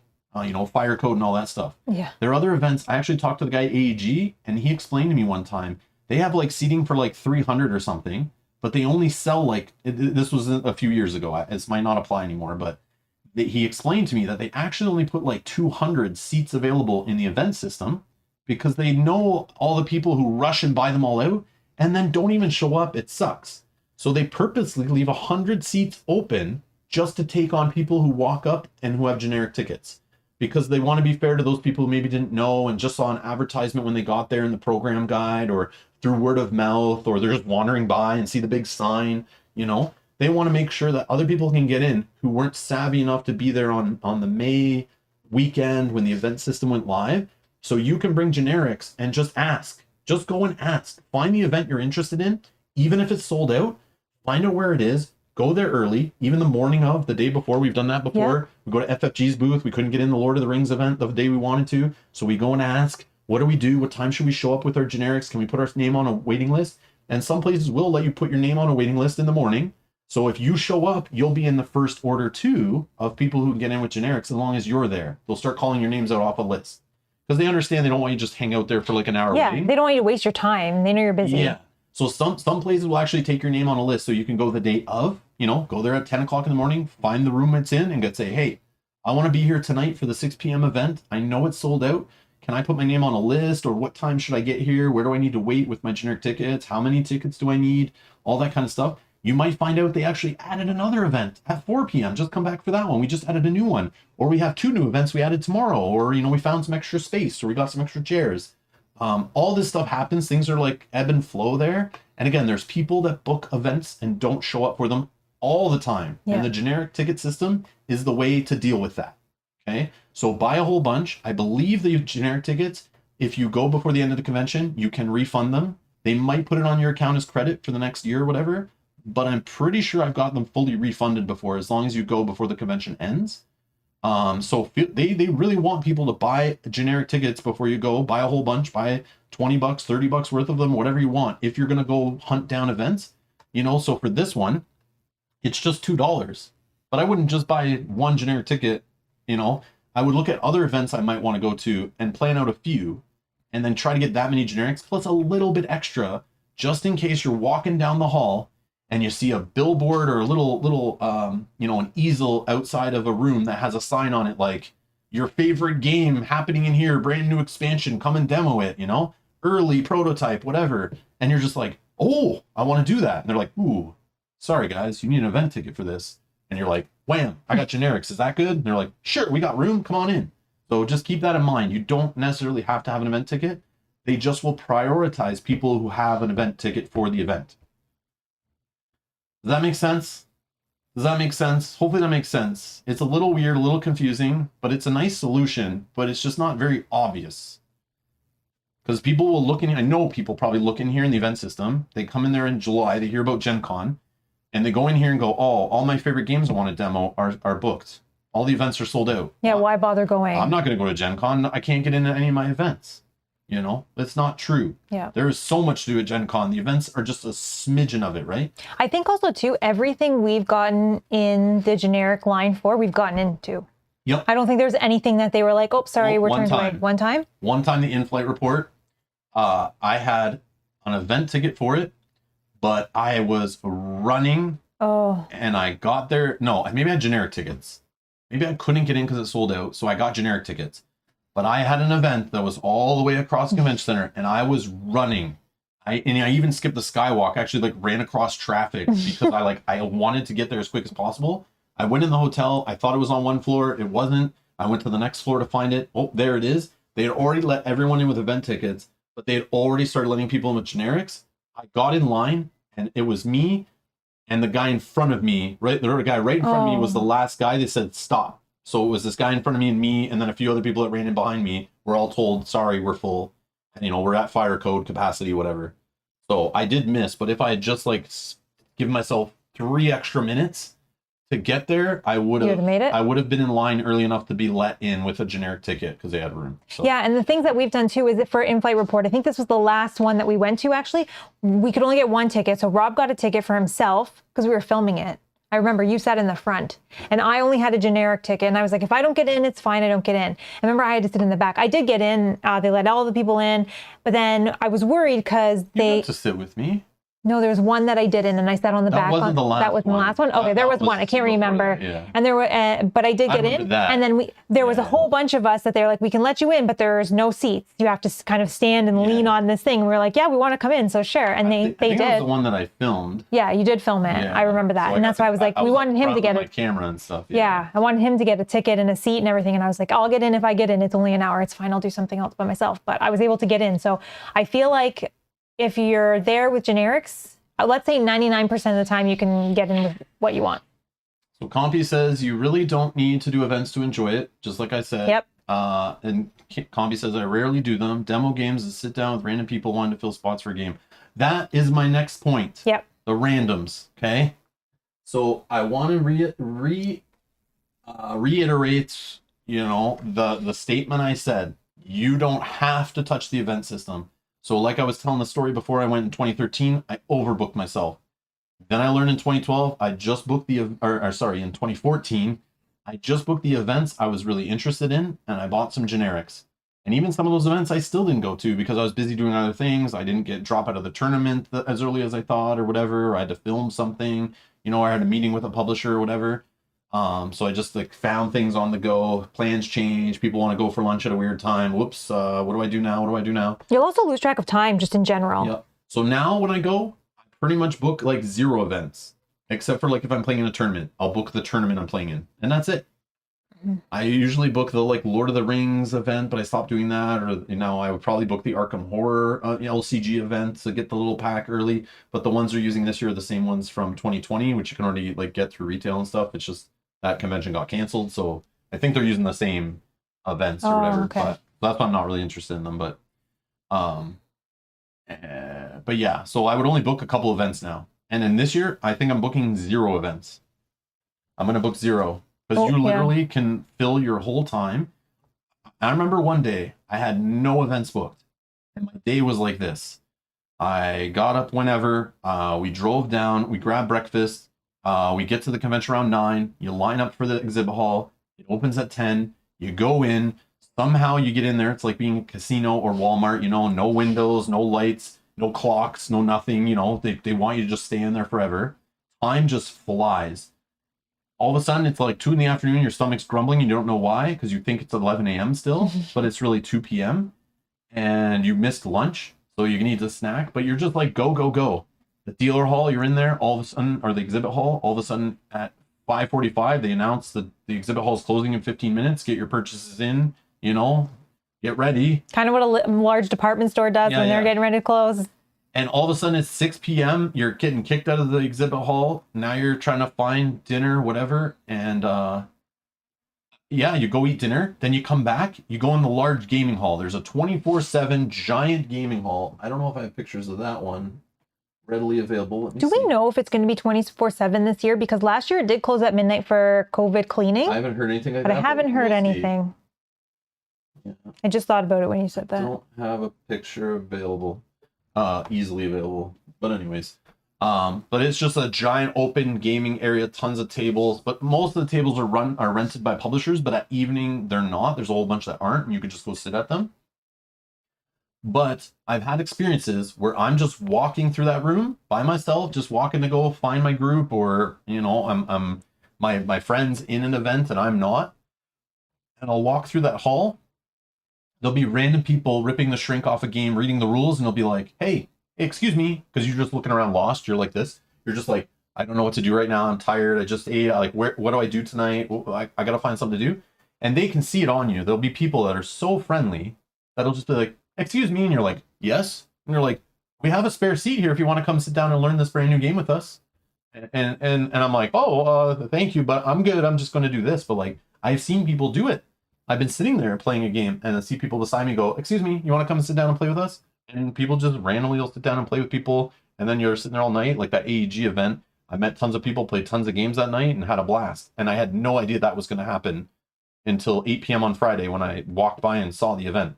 So like, there is always something to do. There are always things going on, things to discover, things to see. And you don't need to book events. You don't need to.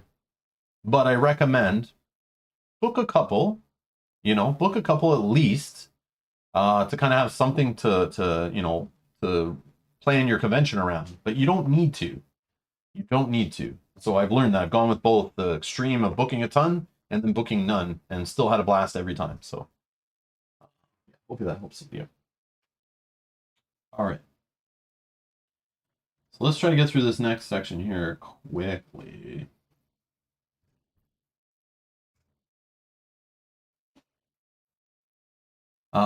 So travel prep and packing. Yeah, travel prep and packing. So the things I have noted here, Mel, you want to do this first one?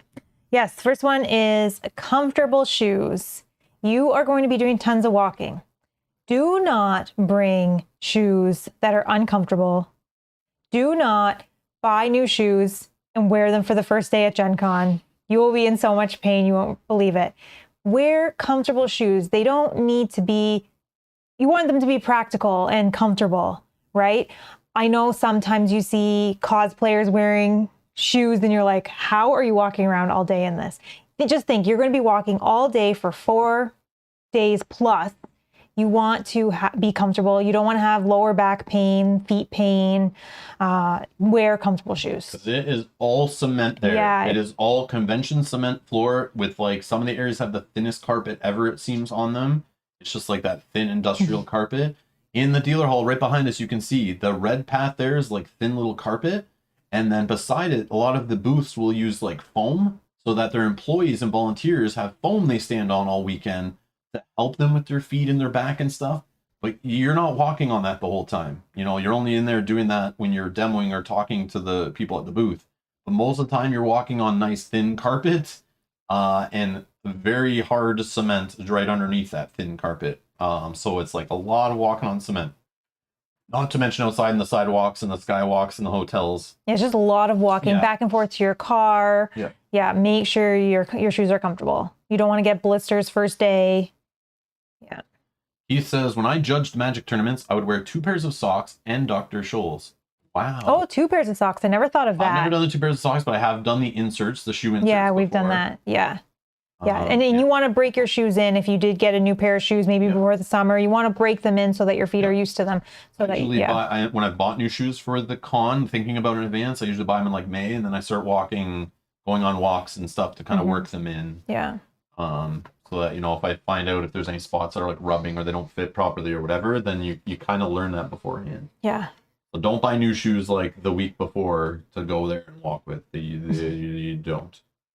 Yeah, some people may, in anticipation of Gen Con, be like, oh, I should get some new shoes. But you want to break them in first. Stacy says, I recommend Hookah 11 Bondus, like walking on a cloud. What the heck is that? I don't know what that is. Are you okay? Or are you just randomly typing random words on your keyboard? What the heck is that? I'm afraid to Google that. Oh, they're like a runner. Oh, okay. Anyways, hopefully that helps. Okay. They're like runners. Okay. Now, I need to look that up later too. I'll just keep this tab open. Do they make them in size 13 and a half? Because that would be awesome. They seem... They are not cheap. I was gonna say they seem a little bit, but you want something good, right? Don't cheap out on your shoes either. Yeah. Don't cheap out on your shoes. That's the thing, especially if you're going there. Okay, good to know. I have this tab open. We have our shoes already, but I wonder if can you get those in Canada or is it like online only? Anyways, just note that down. I want to look into those later. Yep, I'll just leave that like that. They are running shoes. Yeah. Okay. They look like runners. They're runners. Awesome, Okay. awesome. Cool. I've never heard of those, but now I'm interested because like trying to find. I'm not the smallest guy, and I'm not the lightest either. So, yeah, finding big shoes that are in my right size, and then, yeah, my lower back, my legs, my feet always hurt at Gen Con for like the first day. Even I buy like the best shoes. I think I spend a couple $100 on shoes. I work them in. I still have sore back, sore legs, sore feet, all that stuff. Well, you might still anyways, just from walking that much, right? It's just a lot of it's walking. a lot of walking. There's stairs to walk up to, like lots of stairs to get up to different levels and stuff. There are elevators too, but it's a lot of walking. A lot of walking.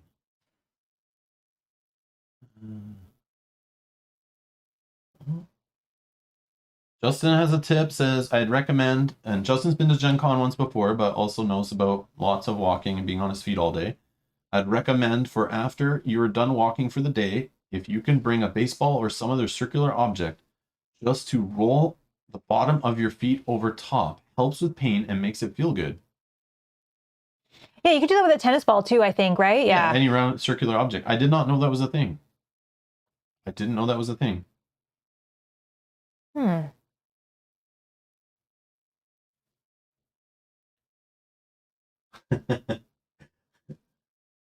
Marion says, Crocs women's light ride pacer lace-up sneakers, shortest name for a shoe ever.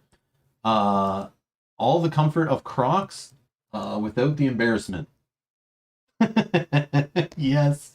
I know Crocs are so ugly, but we recently were on our trip in the US. We went in a shoe store, and I learned that Crocs makes other kinds of shoes. I like these. Yeah, they make normal-ish kind of shoes, which I learned. Keep that tab open too. Yeah. I like those. Okay, we're gonna try some of these shoes out personally. Maybe not this year, but I might buy them for next year. It's kind of too late, I think, to kind of get them and work them in now. Yeah, but... I already have shoes that I love. So yeah, I think I have the right shoes too. Yeah. But we'll see. But those are yeah. Okay, my feet don't grow anymore, so I can get Okay. All the comfort of Crocs without the embarrassment. I love that. That's the best. They need to use that's a tagline. That needs to be on the shoe box, like like. Yeah, they look kind of like Skechers a little bit. Yeah. Good tips. That's great tips. Okay, awesome. Hopefully that helps somebody. Thank you, everybody. Thank you. Yeah. So I don't know if I missed any email. If you don't see in the chat. Nope. The next thing. The next one, yeah, you can talk about. I'm going to talk about this one. And then I can do the next. Bring a backpack. Asterisk. Bring a backpack. Asterisk. Okay. Yeah. Don't bring a giant backpack. Don't go there thinking you're going to bring a backpack that's going to hold 16 games in it. And you're going to buy them, shove them in your bag, or you're going to walk around all day with your 18 board games in this giant, huge like mountain climbing bag. Because it is packed in the dealer hall. The aisles aren't that wide. When you're talking to somebody at a booth or you're demoing a game, that giant bag on your back as you're turning around, you're changing direction, you're stopping and stuff, they're so annoying. You will hit people. You will make people pissed at you. People will be swearing at you. Be considerate.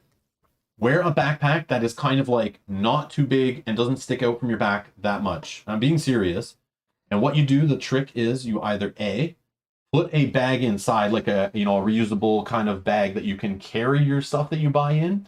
But most booths will give you bags that you can carry that have their advertisements all over them, and they're usually very good bags. And you can just carry at your side all your board games that you buy, and then you kind of walk them back to your hotel or walk them over to the shipping place to ship them back home or take them back to your car or whatever.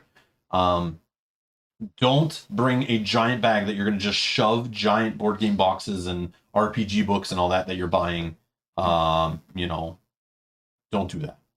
one, it will hurt your back. Yeah, it's going to be You'll be in pain by the end. But there are people that do it every single year. Yeah. There's the dummies walking with those, big giant board game night backpacks that are like this one. Yeah, that come out like 3 feet from their back. And then they just turn around and knock a whole board game tower down. I know you did it. I know you're watching. I know it was you. But yeah, you'll just be walking in the hall and it's just so packed, and then you're like, oh, I'm gonna go this way, and you turn and you'll hit a little kid in the face. Like you'll hit someone small and you'll hurt somebody, knock someone over, and they'll get trampled on by all the people around. You know what I mean? So it's just like, it's a safety thing, but it's an annoying thing. So bring a backpack and put your snacks, your refillable water, what else? I don't know what else. Snacks and refillable water and potentially a lunch. Yeah, if you're gonna pack your lunch, just throw that stuff in your bag. Carry that stuff around. A battery pack for your phone. Throw that in there. But just, you don't need the biggest bag in the world. You can probably get away with a fanny pack or something, or an over-the-shoulder bag. But bring something to carry things. So if you do buy some light games or a few booster packs, or that kind of stuff, or you're just carrying around your deck for a tournament, throw that in your bag. Don't be carrying that in your hands, right? So bring a backpack, because you'll need to put a refillable water bottle. I recommend. You're not constantly buying drinks, because you need to stay hydrated. You will lose track of time. I'm not joking. And all of a sudden you'll realize, like, wait, why am I all dry? Why am I getting a little nauseous? Why am I getting like a headache? Why am I getting overwhelmed? Why are the lights sensitive to me? It's because you're like dehydrated. It happens. So bring a refillable water bottle. They have refill stations. They have fountains. You can fill your water bottle all over the place. Carry one in your backpack. That's my recommendation. And Mel, the one about prescriptions. Yep. So this is more so when you're not necessarily to bring to the con, but some of the stuff you may want to also bring to the convention, but this is more for prepping and packing. You're going to want to make sure you bring any prescriptions that you need to take for those days that you're gone. And then the other thing, you want to bring over-the-counter things as well. Yes, exactly. You don't want, this happened, and this is why this is something I will not forget. I think this was my very first Gen Con. I remember trying to find somewhere that sold Tylenol because I had a headache just from lack of drinking water and overstimulation and all of that. So you want to make sure you bring, I personally like to bring some sort of pain medication, any kind of allergy medication. You're around a lot of people, maybe they had pets, or, the hotel, just different things like that. So I always bring allergy medicine. Also too, it's summer usually. So I have seasonal allergies. Band-Aids I usually bring in case you do get a blister or things like that.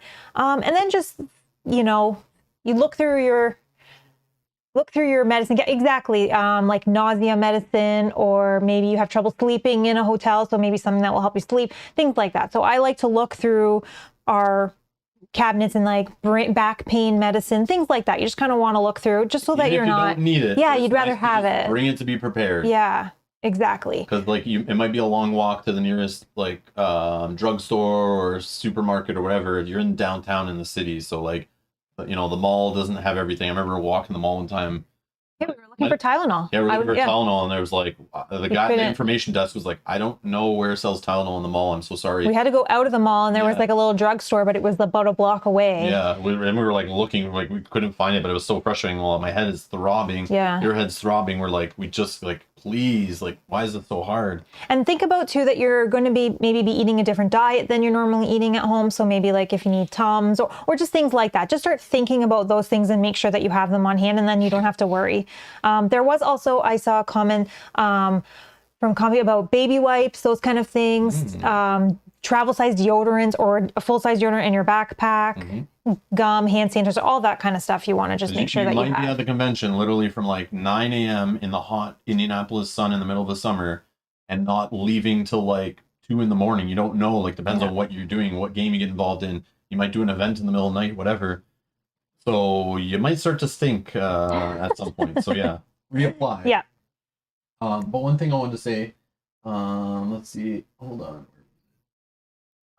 Follow up, Kanji says, dang it, Rob, I was actually going to bring my game carry bag. Okay, so you can bring it. Kanji, bring it to the convention. If you're going to play games with people and all that, I want to be more specific, okay? Because to me, Gen Con is very much based around the exhibit hall. Okay? It's open from 10 a.m. to 6 p.m. We'll talk more about it, but it is packed. That's where you're demoing games. That's where all the publisher booths are. That's where the majority of people are crammed into those spaces. But there's the open gaming areas. There are areas in the evening where the publishers have left the tables and they're gone in the main gaming hall, where you can just sit down and play a game all night with your friends. Okay? So Kanji, bring your big gaming bag full of your games if you're going to trade, if you're going to drop them off at the auction, if you're going to buy games and bring them home. Bring that bag, but don't bring that bag and carry it around the exhibit hall while you're shopping and demoing and buying games and all that stuff. You'll regret it. Yes, don't be a dick. Don't do that. Trust me. But leave it in your car or leave it at your hotel room if it's nearby, and go and get it when you're actually going to go in the evening to the gaming hall and you want to bring your games with you to play with people. You know? Mm-hmm. So, or what I'll do is leave that. I have a big gaming bag like that. I'll bring it, but I like leave it in the car. And then when we bring games back to the car at the end of the day, I put them in that bag just to lug them up to the hotel and also make it easier to bring them home in, even though I'm just throwing them in the car. But I bring my big gaming bag, but I never bring that gaming bag into the convention because I always go in and out of that exhibit hall all day from 10 to 6. I'm in there, I'm going grabbing lunch, I'm coming back, I'm going, to some event, I'm back in there again. And I just don't want this giant bag banging into everybody, being rude, trying to fit through tight spaces, trying to go into a small publisher's booth, and I'm like turning around and I'm knocking all their games off their shelf, all their displays, because you have this giant stupid bag sticking off your back. Don't do it. Trust me, don't do it. But yeah, that's my tip to you. You'll see people online just go in any of the Gen Con Reddit or Facebook groups. You'll have people in there bitching and complaining about people with strollers, giant bags, the people that wheel that are going for like a Warhammer tournament or an X-Wing tournament, and they have their like toolboxes on like a wheelie cart, and for some reason they want to wheel those through the exhibit hall before their tournament. So they're walking down all these aisles lined up with people, packed, and they have these giant things wheeling behind them, and they're not paying attention. They're running over people's feet and banging into people. They're just putting them in the middle of the aisle while they talk to somebody. It's so annoying. Like, they could go around the exhibit hall. You don't have to go through there. But they'll just do that because they just don't care. But they should go take those back to their hotel or, just grab them when they need them. I know you can't always do that, but it is something, and I'll complain. You'll see lots of people complain. It's just the thing, because it just gets so busy. But just be considerate, basically, because it gets busy. Maybe it's not that busy this year, though. But in the future, if it gets back to the attendance it once was, yeah, those aisles start seeming to get thinner and thinner as they jam more exhibitors in there. It gets pretty crazy. Even if it's not busy, though, it will hurt your back. It'll by the third day. Kanji, bring that bag with you for sure, but just be smart about it. Don't carry it on your back the whole time you're in the dealer hall walking around. Mm-hmm. Like, they'll give you bags to carry your games in that'll be at your side that you won't hit everyone with, usually. And then you can just go walk those back to your car, walk those back to your hotel room. Or, like I said, you can ship them back to you at home. There is like a shipping area where you can go up to a booth and you just give them your games, pay for the address, they'll box up your games and ship them to you back home if you don't want to lug them around, for real.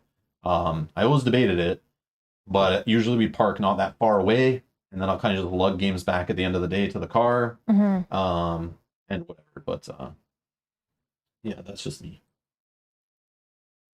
Or sometimes I just keep them with us like the whole day. Yeah, depending on how heavy it is. Yeah, or if it's something I just stick in my backpack that's small, it's like whatever. Or sometimes I'll wait to buy my games right before leaving to go out for dinner so that I can bring them to the car and then go to dinner and whatever. So, yeah, if it's not something that you're trying to run for or a super hyped game. Yep. Or I save them for Sunday. Sometimes I won't buy a bunch of games till the Sunday and try to buy deals and bargain and stuff. And then that's when I have giant bags of games and I'm like lugging them back to the car before I go home. Because buying games sometimes first thing in the morning is stupid, especially if they're not like limited or hot games, because then you're just like walking around them all day. Yep. All right. There is one other thing I wanted to cover regarding the prep stuff. It's only to those that drive, but I saw this the other day. Somebody was kind enough to post this 7 days ago on Reddit in the Gen Con group, link down in the video description. Reminder to those who are driving to the con, which is me, which is why I noticed it. It's less than a month away. I just wanted to post a friendly reminder to make sure your vehicle is in good working condition. Don't want anyone missing the con and want to wish you a safe trip. Checklists. And they list like oil and filter, wipers and lights, battery condition, tires, brakes, pads. Some of this doesn't apply if you have an electric car as much. Tune up. Reminder, make sure you have hands-free stuff on your phone because most states are enacting laws for distracted driving. This became law on August 1st, 2019 for Minnesota, for example. And then side note, check for roads closures on your way into town. But there is stories in here of people talking about how they got like broke down on the way to the con or broke down right after the con, you know, because they didn't really check up on their car and it wasn't ready for the drive that they do once a year, you know. And so for those that are driving like 10, 12, 20 hours in to the convention, like get your car checked out, like get an oil change done, check your battery, all that kind of stuff.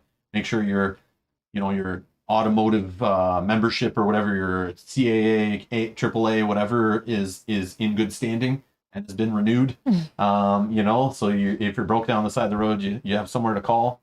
Yeah, make sure like booster cables are in your car and things like that if you need them. So start doing that now. It's in 22 days if you're driving in. That's something I always look at every year, but just a friendly little reminder. Again, I've linked this down in the video description if you want to go read this whole thread and other people's experiences and tips and stuff like that.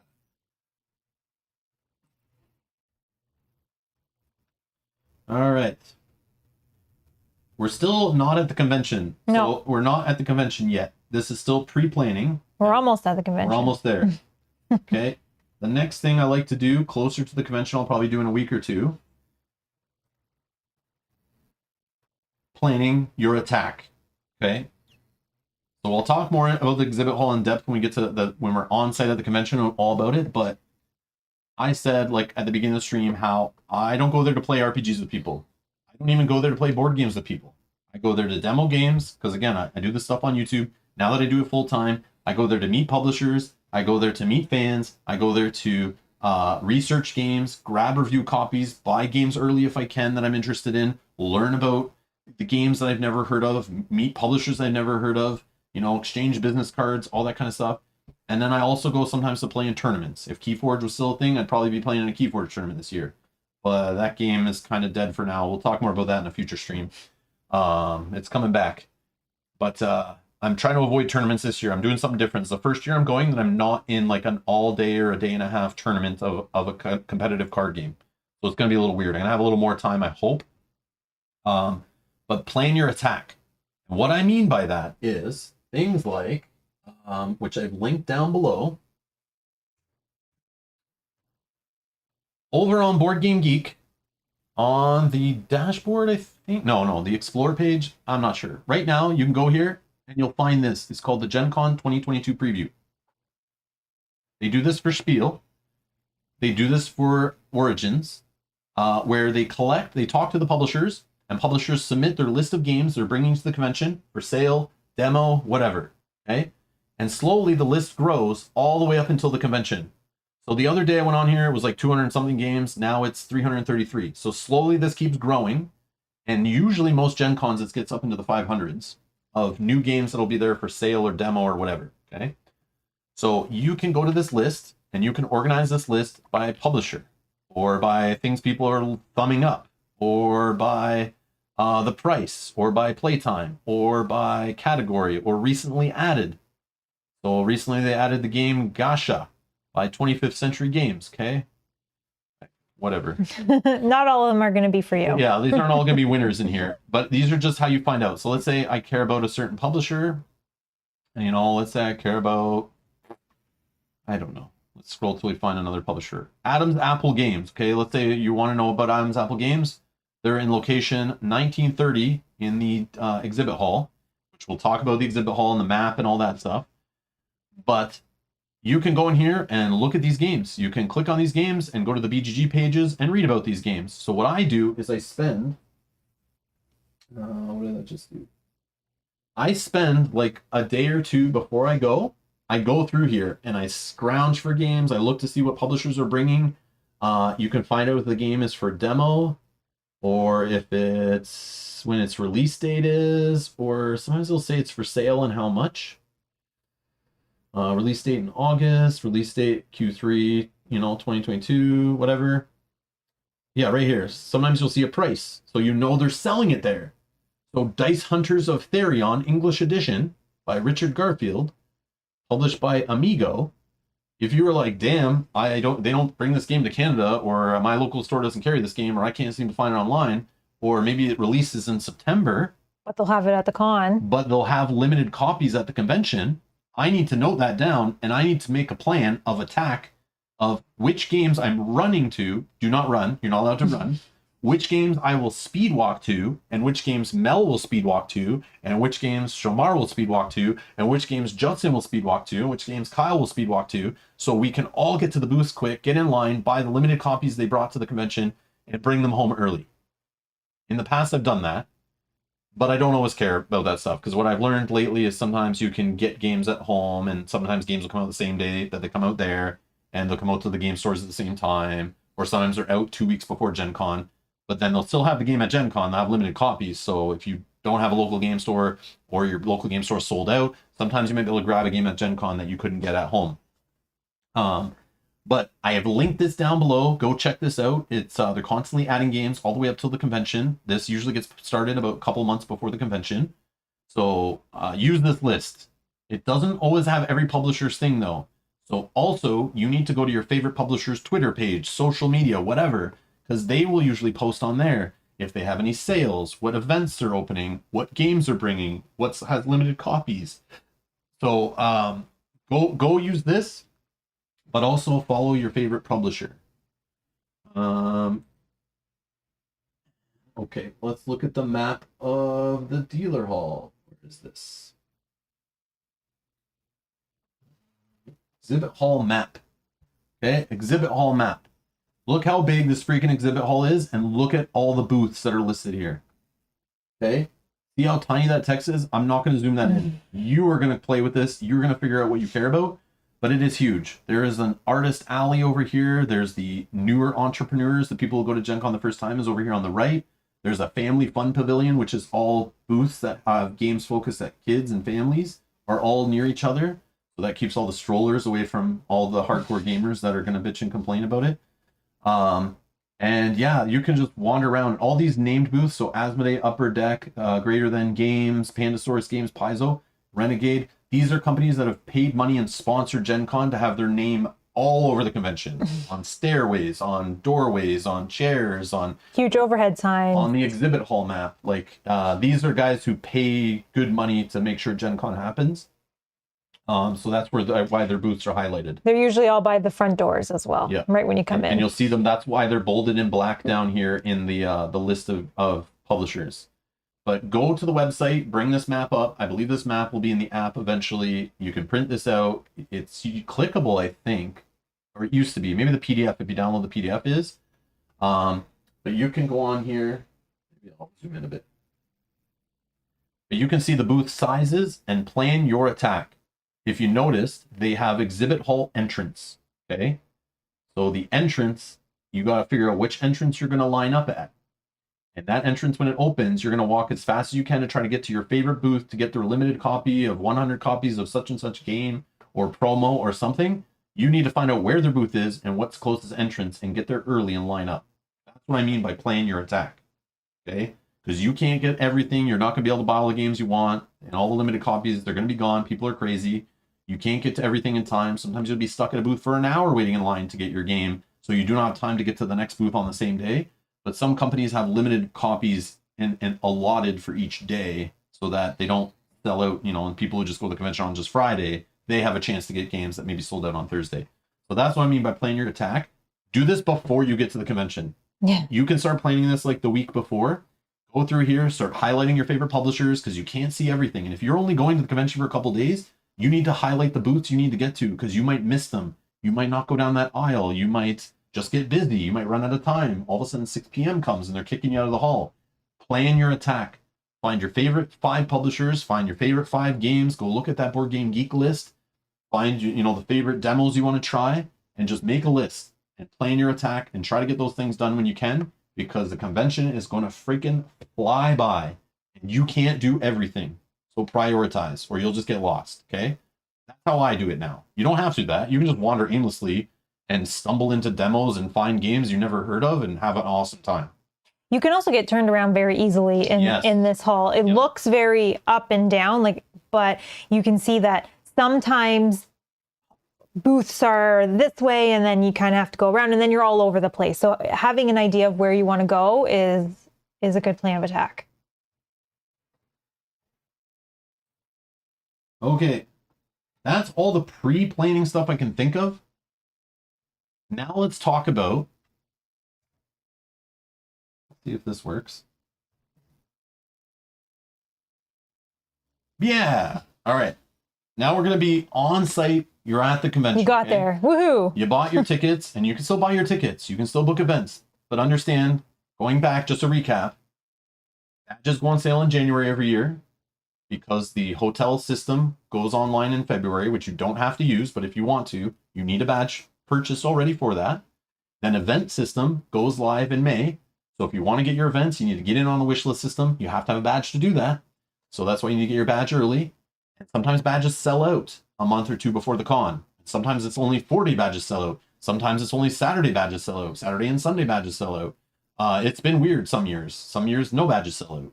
I don't think this year's will, but just pay attention. They have in past years all sold out, which means if you decided to go and you lived literally down the block, you're not allowed to go to the convention. Yes, there's things you can still do there without a badge. But in general, they're usually checking badges at all the major things. So you usually can't do much without a badge. And they'll turn you away. So pre-buy your badge and you can pick it up on site. You don't have to have it mailed to you. That date is already passed also. Oh, I forgot to mention that. When you buy a badge, if you live in the US, you can have your badge and tickets mailed to you by a certain date.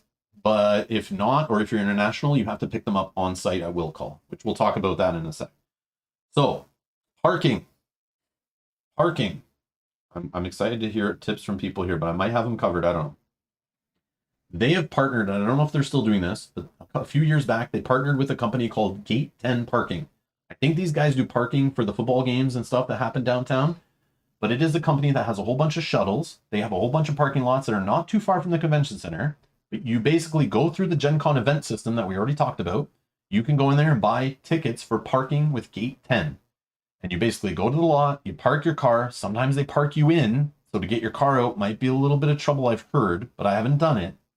Somebody in the chat maybe has used Gate 10 and can comment. I've never used Gate 10, but it is the official way to park through Gen Con. You can buy event tickets for it. Or if you're staying in a hotel downtown, usually you can pay for the valet parking or the underground parking with your hotel. Okay. You can also park at the mall. The mall has parking garages, which is right next door. They're all connected by skywalks, so you don't even have to go outside. You can drive in the mall parking. There's a whole bunch of entrances downtown. You can find them on Google Maps. You can find them on signs when you're downtown. You can pull in the mall parking, and you pay for your daily rate, and you can drive up all these parking garages. They go like 10 stories up or something crazy. Maybe not that high, I don't know. But they are pretty tall.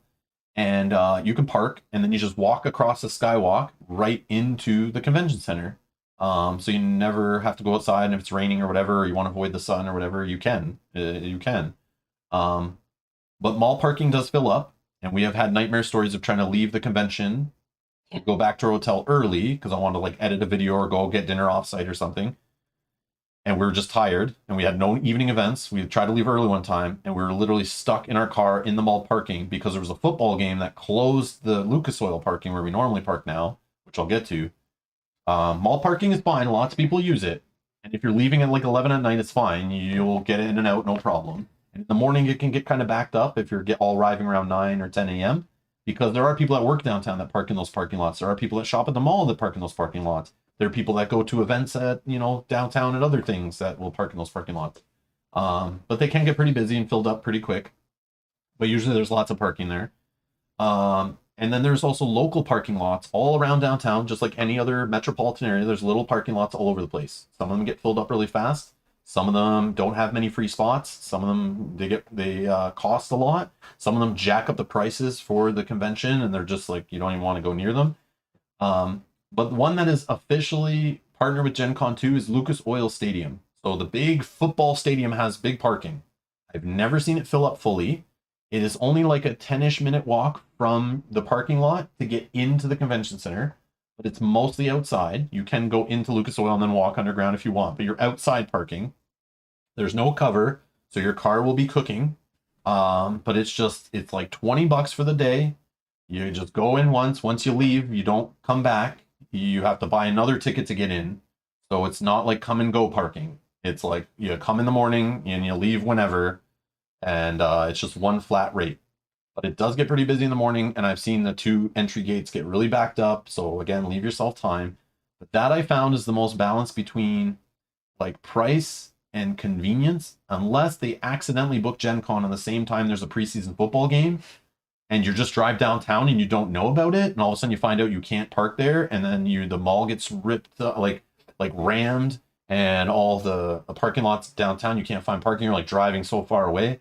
That happened one year to us. It was a nightmare. Yeah. But this year there's no football game that I can find. But just be careful in future years. Just double check the Indianapolis Colts schedule just to make sure there's no football game going on downtown. Gen Con said that they would try to never have that happen again, but supposedly that happened last year when we weren't there. Somebody said during the mask mandate, there was like all of a sudden all these crazy football fans walking through on the Sunday, just through the convention center, not wearing masks and being loud and crazy. They're all drinking and football party and all that kind of stuff. Which is fine, but it was just like a little awkward, supposedly. I think it's only because the convention got pushed, so they weren't really, couldn't really control that. September, right? Yeah. That's why. Yeah. So normally they try to avoid that if possible. Yes, because it was so late. Yeah, because it was pushed. One time though. One time we were there in August, and there was a preseason game on the Sunday. It was a freaking nightmare. I was so pissed. I did the feedback poll after the survey. I filled out the survey. Gave them my 2 cents. I was like, come on, plan better, guys. Like, for real. You couldn't find a weekend that didn't line up, you know what I mean? Because they just lock up. But now Gen Con uses Lucas Oil Stadium to fill it up, right? They need that space. So I don't think that will ever happen again because they use the stadium. At least, I'm pretty sure they still use it. I don't know if they used it last year, but so that shouldn't happen again. But I'm just giving you our experience. It did happen one year, and it was a freaking nightmare. Like, it was so annoying. Yeah.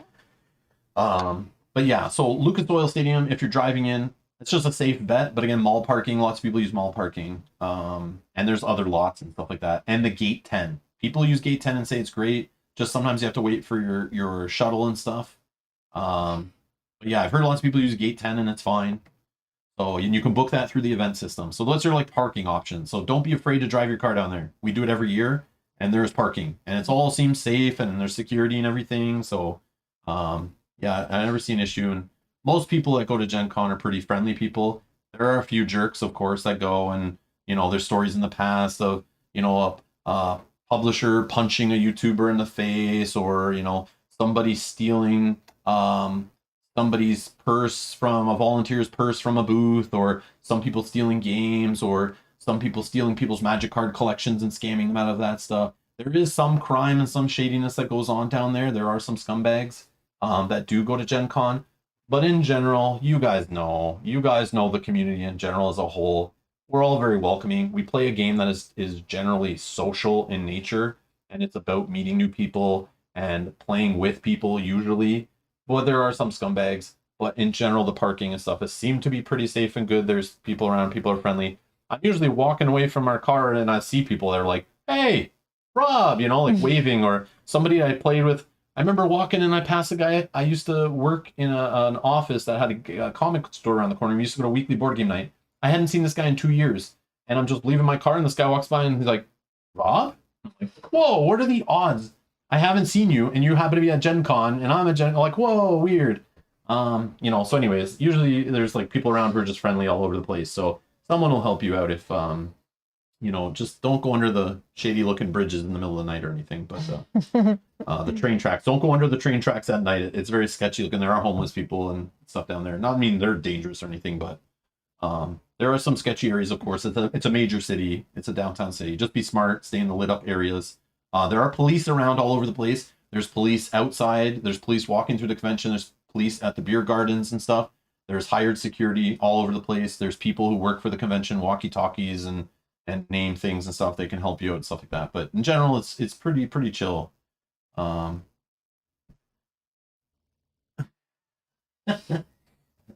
see. Dan says, Rob, fair warning. The guy that blindside tackles you and then helps you up, that will be me. Aw. Dan, are you going? With a big hug, of course. You'll run at me with the big open arms and just hug me. Is that what's happening? It'll be like in slow motion, though. I'll turn around and I'll see you, and you'll see me, and our eyes will lock, and it'll start playing that piano music, and we'll be running at each other. Dun, dun, dun, dun, dun, dun. Anyways. Aaron, thank you very much for subscribing. Aaron, welcome, thank you for welcome. subscribing. Get in on the chat. Get in here. I know that's why you subscribed. Get in. Get in the chat. You gotta wait 1 minute though. Keep the bots out. We keep the spam bots out by putting on subscriber only mode. All right. So that's parking. Okay. I don't see anybody say anything about parking wise. Not really. Just recommend the gate 10. People? I thought I saw something. Did you have gate 10 recommendation? I did, but now I don't remember where it is. I think it was compy. Maybe it was lower. I just wanted anyone's experience if they used gate 10 before. Oh, right there above Kanji's 3 force miles. Yeah. Oh, okay, I see. Yeah. Compy just says I recommend gate 10. Okay. Yeah, I don't know if because I've heard where people got their car kind of stuck in the first couple of years and it wasn't as organized, but then I heard it got better. And I heard sometimes you're waiting for a shuttle a little while and sometimes the shuttle doesn't come as quickly as you wanted and you're just trying to get your games back to your car and then get back to the convention. But you're kind of waiting for a shuttle and then sometimes people just walk. They walk for 10, 15 minutes back to their parking lot and then just go to their car. It's just not as close as Lucas Oil. Their parking lots are just a little further away, but not bad. It's not bad. But it's just more official and you have a ticket and there's staff there and everything. So I heard it's pretty good.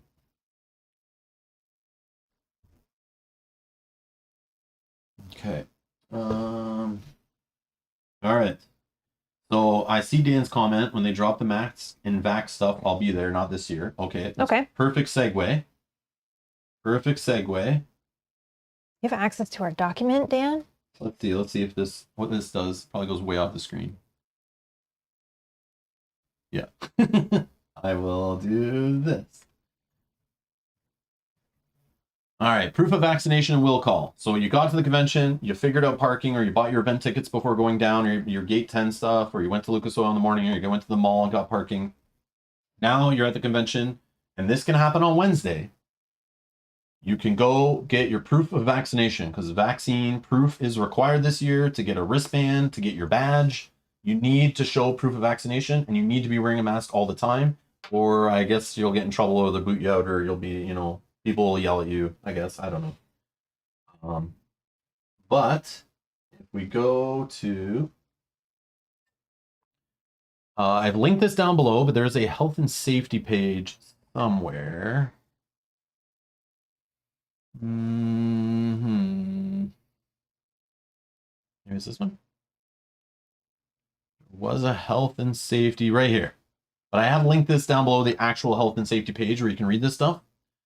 So they have entry requirements. You need to be fully vaccinated. Read about it here. Okay. Approved face covering. Okay. Read about it on here. I'm going to leave this to you guys to read. I'm not going to go over all of it. It might change. I don't think so though. I think it's locked in now. But it's all in here, fully detailed. But I'll explain how you go get your wristband and stuff, and how that all works. Maybe it's right here. They got this. How do I prove? So to enter Gen Con or any other Gen Con controlled space, so like in some of the hotels and stuff have Gen Con controlled spaces, or the beer garden outside and all that kind of stuff. Or to pick up your badges at will call. So you can't go get your event tickets and badges unless you go prove your vaccination. You'll need a wristband first. Okay. So this is an added step this year. So if you went every other year and you showed up on Wednesday, the day before the convention, you got in the big lineup, you went to will call and you got your tickets and your badge and you went on your merry way, went out for dinner with friends, showed up at the convention the next morning. No, there's an extra step now. And it's cool that they've actually opened it up. So it starts at like 7 a.m. I think.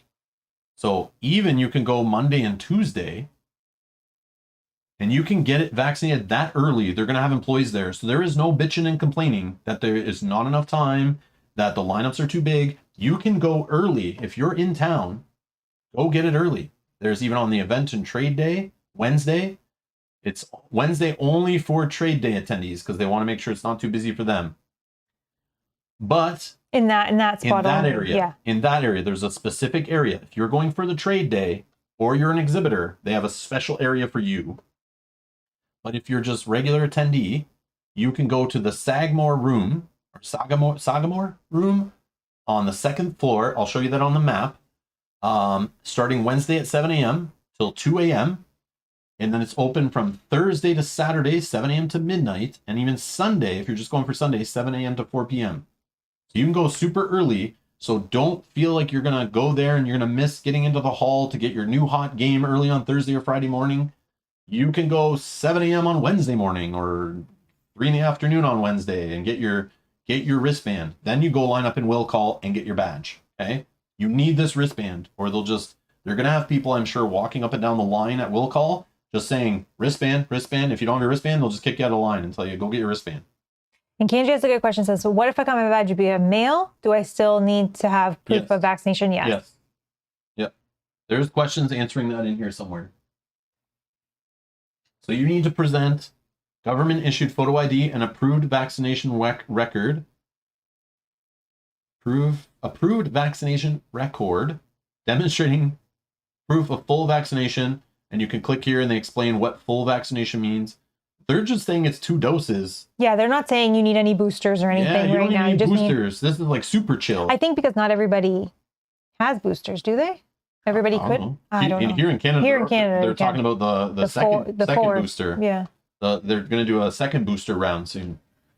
So we'll have 4 shots soon before we go, maybe, but at least 3. At least 3 we're going to have.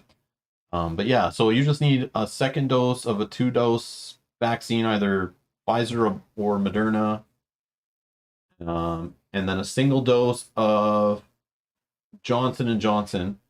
Now, it doesn't mention here, but I know that the CDC recognizes and the U.S. government recognizes, what's the other one we got? AstraZeneca. So supposedly that is okay, but that's not listed here. I think if you go to the FAQ though, they do list it more fully because I did read. I think like when you look at like additional doses or boosters, there was something where it did list exactly. Oh yeah, because if they link you right to the official CDC, it's okay. And it does list the other. Because I did read it somewhere. Okay, this might be a problem though. No, I read it for sure. I have a mix of 3 different. I think there is an FAQ about like mixed doses and stuff or something. Okay. There was something. You're fine though, I promise you. I'll make sure I'm fine. I'll put up a stink. I'll be like, come on, you can take 2 of my doses because I have a Moderna and I have a Pfizer, and the one in the middle I think is first one is an AstraZeneca. Oh, my first Your first one's AstraZeneca. Okay, so I'm fine because I have your last 2 are fine. Yeah, I have 2 that are of the accepted one anyway, so I shouldn't get in too much trouble. Yeah. But I'm sure I won't be the first person that goes there internationally that's like, I have an AstraZeneca in my cocktail of vaccines. And I guess just to note, these wristbands are very similar to what you would get at a water park or a campground or something. So it will be one wristband that you will wear throughout the entire convention. And if you want to read why Gen Con is doing this, they put the whole, why are they requiring vaccines? You can read all about it. It says right here, due to the ongoing spread of 2019, enhanced health and safety measures continue to be necessary to make in-person convention as safe as possible. Based on the advice of public health experts, a vaccination requirement is the best tool to protect the health and safety of everyone participating in Gen Con Indy. But supposedly they worked with the city, and the city was advising certain things at the time. They also didn't want to revert it last minute and piss off a bunch of people, so they made like a deadline where they just would lock in one decision or another. Supposedly Origins changed their mind and flip-flopped, and that pissed a lot of people off. Yeah. Second booster, try 5th booster. Oh god. I guess one other thing, company says, do they need a physical card? I have a picture of mine that's accepted. We don't have physical cards. Yeah, no, there's a picture thing here. Here. How do I prove? In here.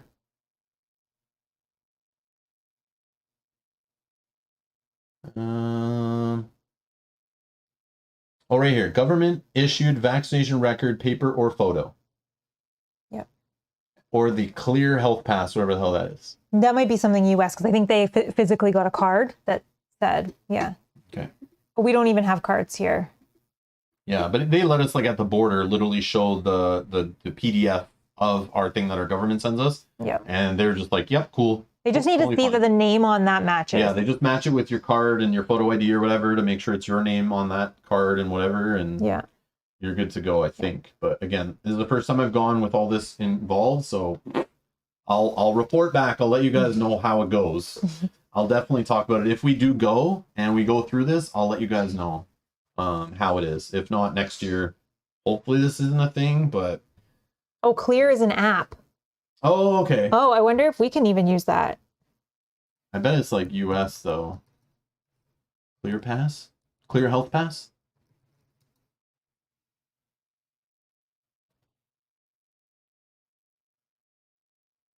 I'll look into it. But yeah, maybe we can even use that.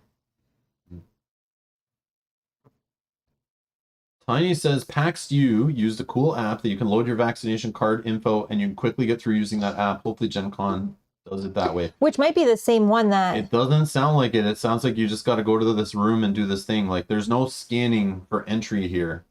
Like, you just show your badge to get into rooms and things and hand your tickets. So they're now going to look for your wristband and your badge when you enter in the exhibit hall, the gaming hall, an event room, whatever. There is no, like, there is a Gen Con app, but there's no functionality in there to enter your stuff, and you don't scan your app when you enter anywhere in Gen Con. It's not like that.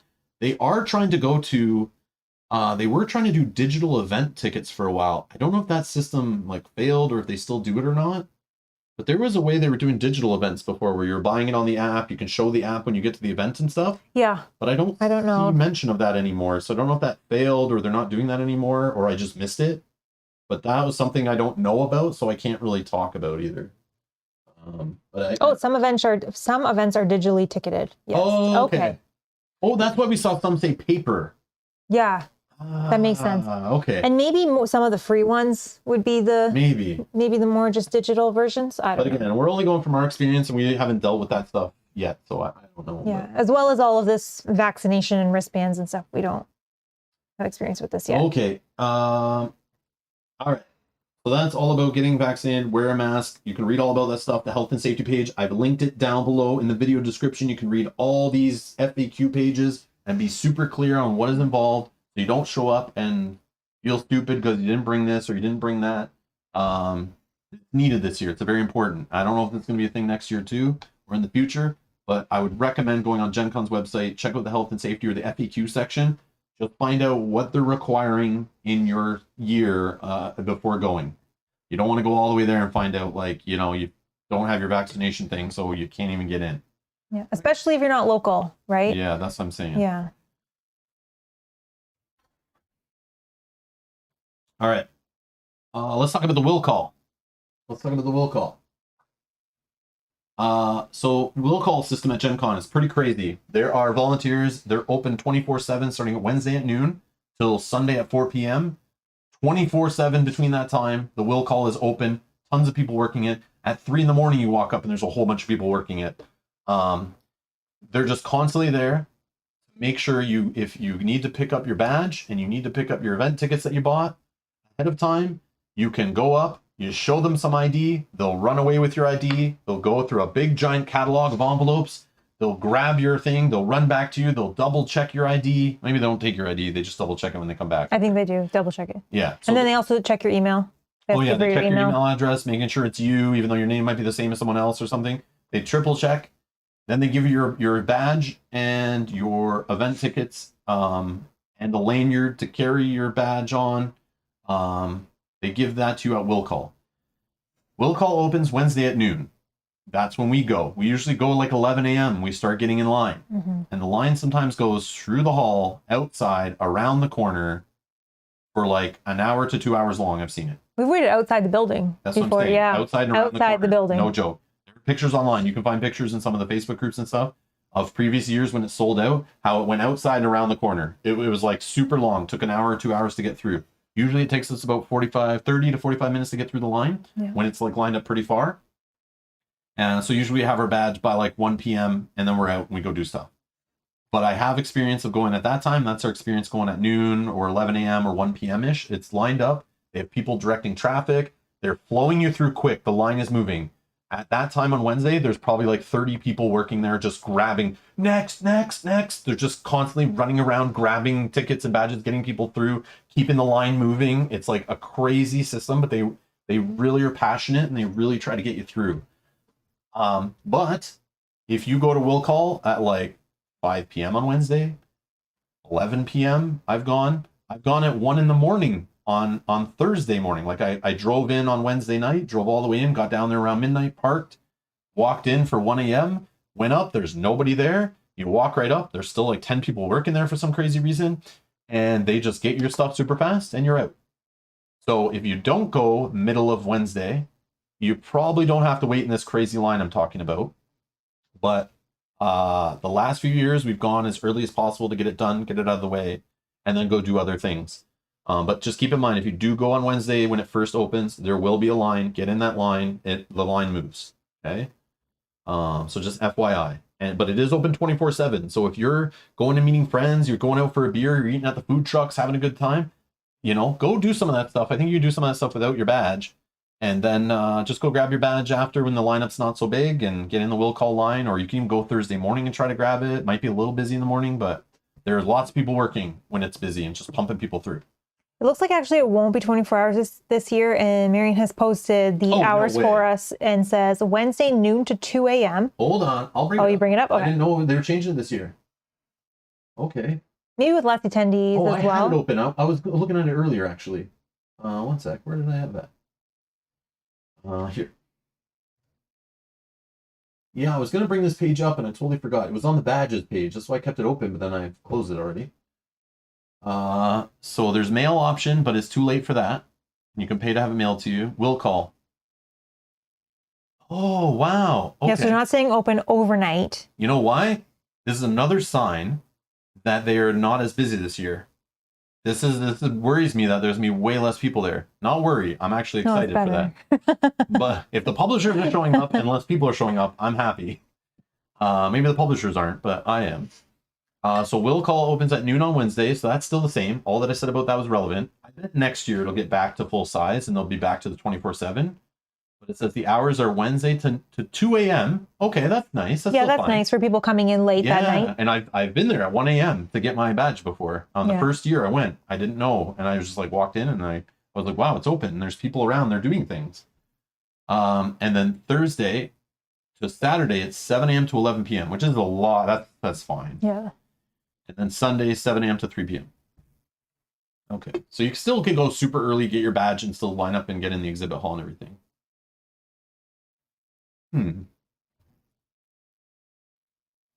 Oh, during the convention, please allow at least 4 hours for online orders to be fulfilled and placed in will call. Yeah, they actually have people there working on laptops. As you're ordering event tickets in the app or online, they're there just printing them out and putting them in envelopes for you to pick up. So you can go back to will call multiple times and pick up event tickets. It's funny. But they're saying just leave at least 4 hours if you're going to do that. So if you go on like Thursday and you did some event and you loved it and somebody told you about a cool event that's on Saturday, you go back to your hotel room at night, go online and book that event, add it to your system, go on here and buy it, and then they'll have it for you to pick up the next morning. You can go and pick it up just like you picked up your badges and event tickets the first day. You can go and pick up your tickets. It's like they're constantly churning it out all weekend. It's crazy. You just go by the will call and you just see these people running around like chickens with their heads cut off. It's so crazy, but they're so organized. Yeah, they have a system. Yeah, so they're not really with their chickens with their heads cut off. It just seems like that. And then, if you're purchasing your badge on site during the con, they say you do it at customer service or at a registration kiosk for faster service. So don't go to will call to try to get your badge. They have customer service that you can buy badges at, and then there's event ticket booths. You can go up and buy event tickets like on the fly at too, and buy generics at, which is different from will call, but it's beside it. It's beside it, and they're all labeled. All the booths are labeled. It's very obvious what they are, and you're getting in the right line. And then here's your exchanges and refund policy. It changes every year. They do different things, rolling them over and refunds and dates and deadlines and all that. Read through this stuff if you want to know. If you're not going to go and you're going to cancel and you want to roll your badge over and all that stuff, you guys can read this. I don't care about this. I only read it when I need to. But it can change on the fly. It can change every year. So I'm not gonna. You read it. Go on the website. Read it. Yeah. And after you're done picking up your badge at will call, keep walking down the same hall. There's a little tiny booth at the very end after the event booths and the customer service booths. There's a booth called Coupon Book.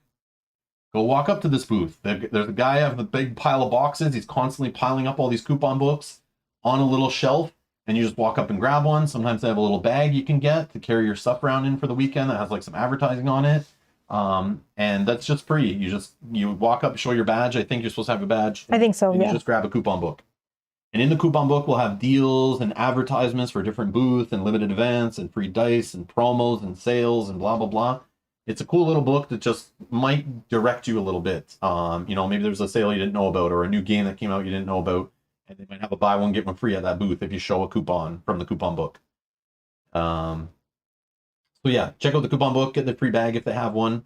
Because a lot of people go to will call, get their badge, and then turn around and walk the same way they came in. But if you get out of the will call line after you get your badge, just keep walking straight down that hall along the wall of booths, and eventually the last one's a coupon book booth. And a lot of people miss it.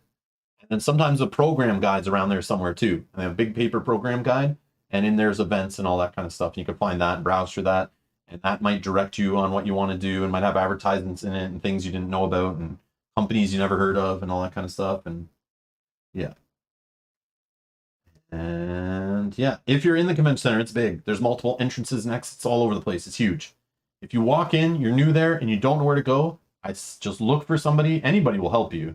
But there are people who volunteer. There are people who work for Gen Con all year round. They are there. They have uniforms on or t-shirts on, explaining who they are. They'll have walkie-talkies, whatever. Some of them are on little golf carts and stuff. But if you're like lost and you don't know where to get your badge at, or you don't know where customer service is, just pull someone over and ask. They'll direct you. Because sometimes you get kind of lost in there. There's lots of hallways and stuff, and lots of rooms all over the place. And you might think you're walking in the main entrance, but it's like all the entrances look like main entrances, and you just walk in, and it's like, where is all this stuff? Somebody will help you. All right, next. Next is.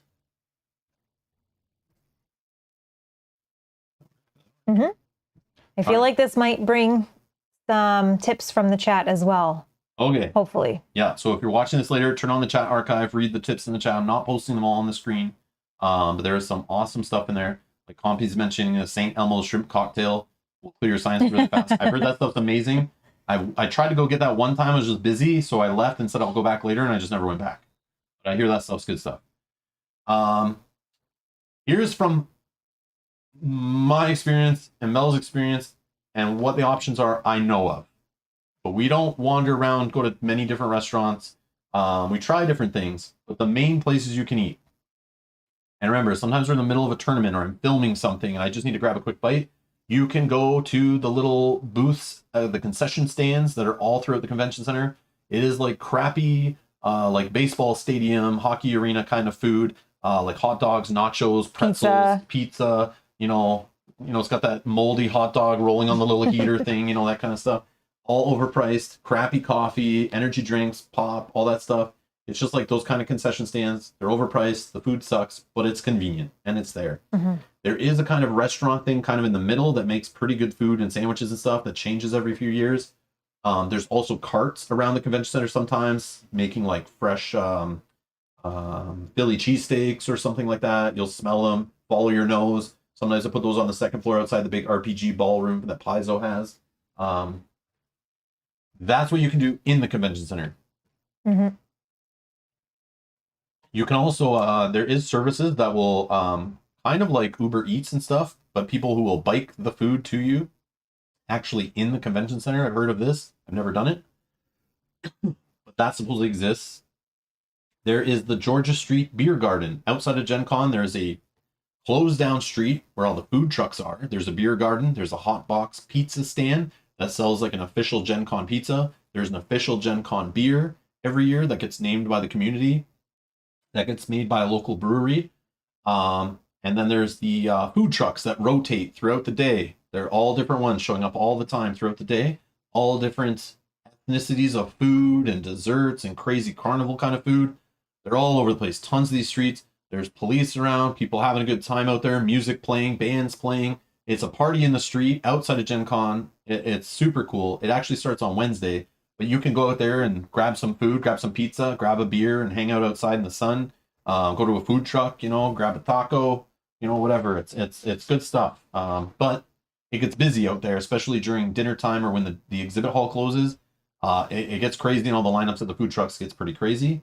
So you might want to go do that stuff at like off-peak hours, just fair warning. And Cluster Truck is the bike guys that will deliver the food. There's an app as well.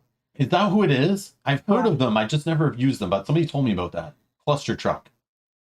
Okay, look up Cluster Truck.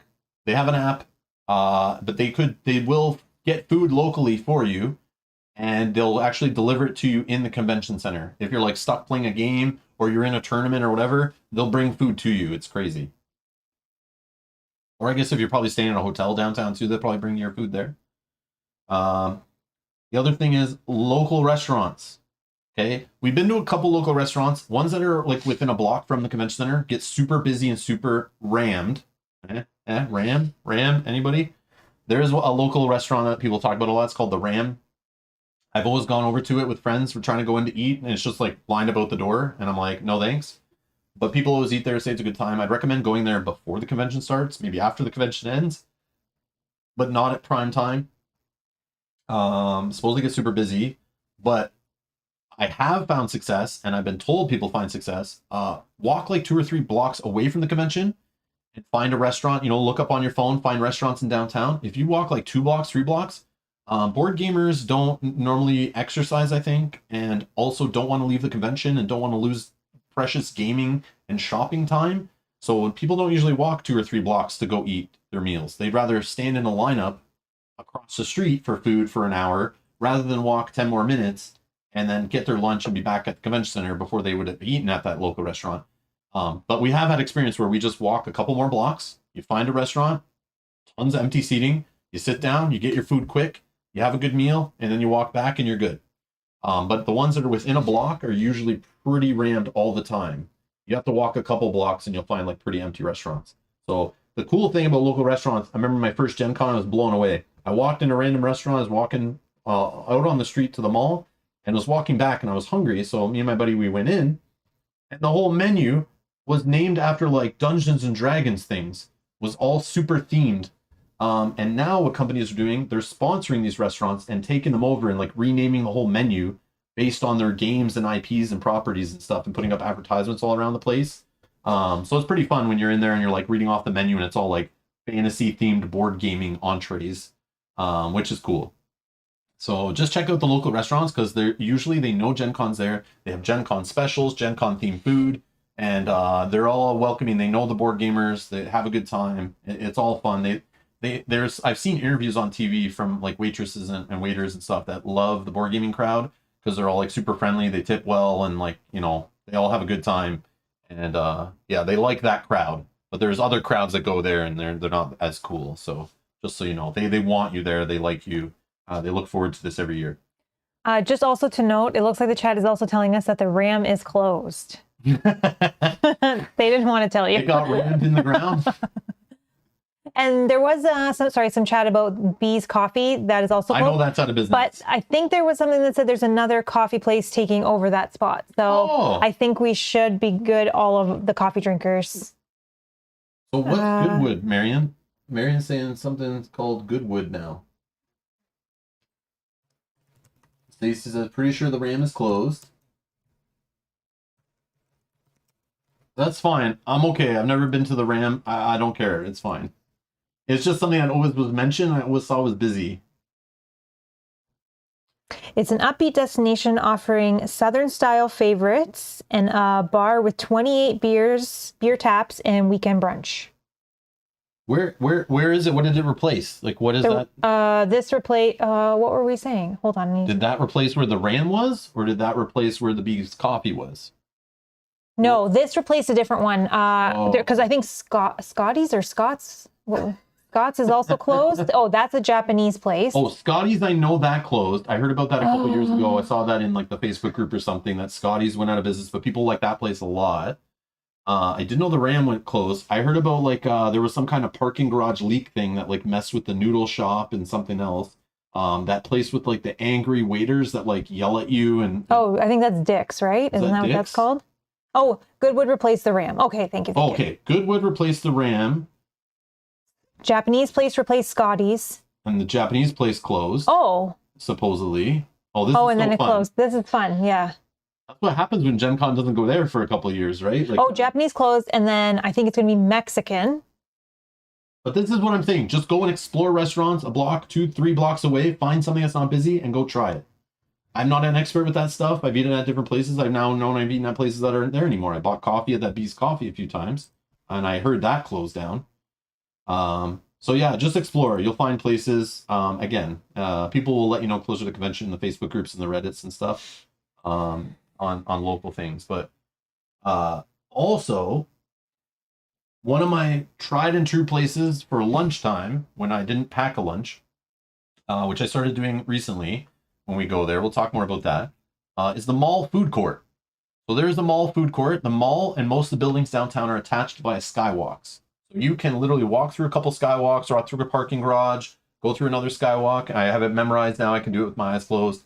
You just follow the crowd. There's always a crowd going to the mall and coming back from the mall. It feels like Yeah, there is. all the time. Just get behind some people, and they'll walk you on the second floor. Just start following people going through a doorway in a skywalk.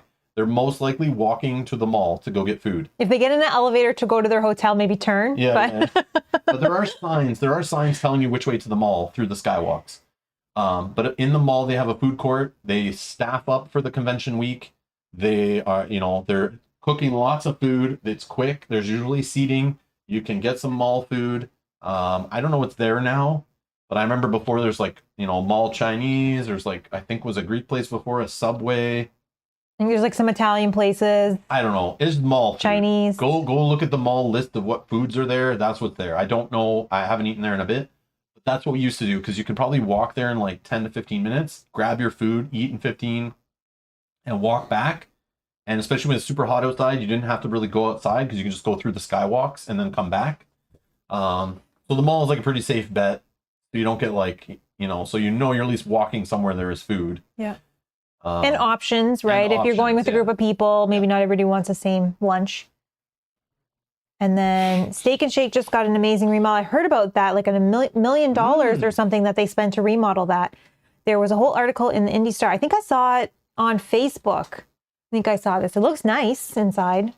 I'm not going to lie. We definitely make a stop usually. Oh, we've eaten at the Steak and Shake. It's 24/7. We've eaten there. We've eaten there 3 a.m. after gaming, late, and gone there, and you're falling asleep, and you're eating the worst food. Yeah. Not healthy food at all. You guys know Steak and Shake. Yeah.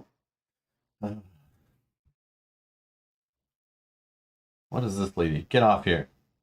All right. Yeah, look at it. It looks. The downtown Indy Steak and Shake, which is right around the corner from the convention. This is one of the close things that's within a block that I'm talking about that gets super busy. They have police there the whole time. Oh, yes. Directing the lineups, because it gets so busy. And just probably for security, right? Because it is open 24/7. So see inside the renovated Steak and Shake in downtown Indianapolis. Sure, let's look. Oh, okay. Oh, yeah, they have the kiosk that you can order for yourself, which is awesome. And probably a little window to pick up your order so you don't have to go in, right? Yeah. Nice. Look at that guy's happy. Yep. Oh, milkshakes. All right. Oh, there's a little rented scooters. Oh, that's... So I have this on my list to mention, but they do have these scooters you can rent downtown. So if you do stay at a hotel that's a little far away, you can get these scooters downtown and rent them through an app. And I see people booting around to the convention and from the convention on them. But obviously, people like taking them to Steak and Shake, obviously. Mm-hmm. Oh, there's that Dick's Last Resort. Yeah. So Dick's Last Resort, you go in there and I see them. You can see them from the road, but the waiters and waitresses yell at you and make fun of you, and they're super rude on purpose. It's funny. I think we went there one time and ate, and I wasn't having it. I was so tired. I was like, this is so stupid. But walking by a few times, I've heard them yelling at people. I think it's hilarious, but they're doing it to me. I was just like, this is so dumb. Only I make fun of myself. Get out of here. No, Kenji, this is not the place where you just get an oily bag of fries. This is this lady is not happy. She is I had to feed these bastards. This is their third serving. I'm broke now, and the food is making me gassy and not feel good. This is what we're eating, and we call this food? This is just oil and salt. Oh, there's the manager. There's the manager. Oh, that's the executive manager. He's the owner. Oh, he's the owner? Yeah, it says he took over Well, ownership. that's why he's smiling. Yeah, he's making the money. The employees, they're not. See, employee making quick service restaurant wages. Owner thinking about his yacht he's going to be on. Thinking about Gen Con coming. Thinking about Gen Con money coming in. This is the owner. This is the employee. Owner, smile. Employee, frown. Yeah, that's it. Cool. Yeah, looks good though. Doesn't it look the same as when we? Yeah, it just looks nicer. Oh, like it looks like they updated and. Sure. Yeah. I don't know. It looks bigger. Same, but it looks a little bit bigger. No, I can't remember. I don't know. We've been in. There's another Steak and Shake we've been in that's like by Cedar Point too. So I get those like confused in my like I can't remember which one was which. But we're making the chat hungry here. No. Okay. I'm getting hungry. Okay, and then the final thing I want to mention related to food and beverages is back when I started doing this full time, the first Gen Con we went to, I had just quit my job. We had a bunch of savings and we still had Gen Con tickets, and I didn't want to cancel because I thought going to Gen Con, meet some publishers, meet some fans, meet some people, go to a tournament, get some footage, film some things, get some content for the channel, might be good to kind of make some money, help the business. But we didn't eat breakfast. We didn't stop off at a breakfast restaurant every morning or anything like that. We went to the grocery store and we bought like stuff to make like egg sandwiches and things, and fruit cups, fruit trays, and all these kind of little fruit trays and things to eat in the morning. Along with if the hotel has anything. So sometimes we stay at hotels that don't have the best breakfast. You guys know what I mean? If you we got our continental breakfast, which is like a green banana and like a pack of yogurt that might have expired yesterday. And like a cinnamon bun. And a cinnamon bun package. Yeah, it's gross. And you're like, no. But sometimes you can go to hotels that have full breakfast and you're covered. We've done that too. It's amazing. Get a full breakfast included with your hotel stay. I'm assuming a lot of downtown ones have that. But to save money, we have our car. We stay a little bit further away. We'll stop off, at a McDonald's or something that serves breakfast on the way in. But the last year we went, we decided to try it and just, we had a fridge in our hotel room. So we just made our breakfast quick in the morning. Also helped us with time. Yeah, because we could eat while we were getting ready. Yeah, so it was a good experiment because I want to still do that, even though we don't need to, or we don't have to. I like to do it though. But it was convenient AF. And then we also bought stuff to make sandwiches and pack lunches, like with nuts and protein bars and all that kind of stuff, and little vegetable packs and stuff like that. And we would pack those in our backpacks. And then when we got hungry in the dealer hall, we just step out of the dealer hall, go on like a skywalk or find a place to sit in the hallway and just quickly eat a snack or have a sandwich. And then we're right back at it. We didn't need to walk to the mall. We didn't need to find a restaurant to wait for a seat. We didn't get all bloated and full. We didn't have to tip or anything like that. It was like we were very focused about being in the convention, using our time in the exhibit hall, valuable, seeing as many games as we can, demoing as many games as we can, meeting as many of our publishers. We had to play in our tournaments, film our tournaments, all that stuff. I was very work focused. So we packed lunches. It also helped us save money on our trip and eat healthier. Yeah. I definitely felt better doing that for sure, rather than going getting some bourbon chicken in the mall. Now, I wouldn't say we don't need to pack our lunch every day. Maybe there's one day that you're going to meet up with people and you want to go have a lunch, but it definitely helps save some money. Yep. And like you said, keeps you feeling a little bit better if you're eating some healthier foods. It is an option. It's just one of the options I have on my list, but I do recommend pack some snacks. Yep. There will be times you're stuck in an event, you didn't get time to eat, you had to run to the next event, you got in a demo, you all of a sudden lost track of time, you had to meet up with a friend, whatever. Pack some protein bars, pack some nuts, pack some fruit, pack some whatever to snack on for those times when you can't make it to dinner right away, and you're just to keep yourself going, to give yourself some energy. I recommend it. So even if you're going to eat out all the time or go to restaurants, you have food meetups planned with friends, still pack some snacks. That goes back to bringing the backpack that I mentioned earlier. Even if you don't eat the snacks, bring the snacks. Yeah. There will be a time when, all of a sudden you made the cut in the tournament and you're like, oh crap, I can't go for dinner, guys. The next round starts in 10 minutes. So you just reach in your bag. Well, I got a protein bar. Perfect. I can make it, Also think about what you're bringing in your bag and the conditions, right? You don't necessarily want to bring like a yogurt in your bag that's going to be sitting in your bag all day without something keeping it cold, or you don't want to maybe bring a banana and then it gets mushy all in your bag. So think about those kind of things that you're going to have in your bag for snacks. Perfect. All right. This is taking way longer than I thought. This is crazy. I like organizing this list and like, I don't know how we're going to get through this, but we're going to power through it. A lot of it we touched on already. So we've been dipping into it as we go. I've been getting ahead of myself in some spots because they're like related. I tried to organize my list in some kind of fashion, but you know, some of it's relevant in other sections. So things to see and do at Gen Con Indy. Okay, this is not Gen Con Online. This is, you're at Indianapolis. You found your parking. You got your vaccine thing. You've got your badge. You grabbed your coupon book. You got your event tickets. You checked out if there's any new events in the thing. You got your, you know, you bought your new event tickets. You bought your generics. You figured out where to eat at. You've made some preparation. You got your snacks and all that. Now you're like, what is that at Gen Con? What can I do? So let me bring you back to the Gen Con website.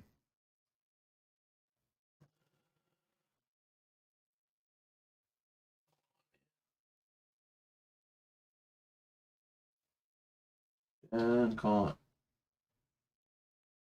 Okay. So again, go to Gen Con Indy is what we're talking about. We're not talking about Gen Con Online. We're not talking about the little pop-up Gen Cons that are at stores. We're not talking about Gen Con TV, whatever the hell that is. Gen Con Indy. Okay. If you go here to convention map, okay, get ready to have your mind blown here. So this is the convention center. Okay. There's stuff happening in the basement, I guess, of certain places. Like the, whatever the hell the Iron Horse is. I don't know. Where's Lucas Oil? I bet there's stuff in the basement at Lucas Oil. Or there used to be. What the heck? I am turned around here. Lucas Oil's up here, isn't it? Yeah, right here. Whoa. Maybe there isn't. But sometimes there's stuff in the basement of Lucas Oil, I think. Anyways, maybe there's no stuff this year. I don't know. Anyways, you can go to the first floor. Now look, you see at the Crown Plaza, which is connected via a skywalk from the convention center. Okay? Here is the dealer hall. It's this whole area here. If I zoom in, you can actually see the booths and click on the booths.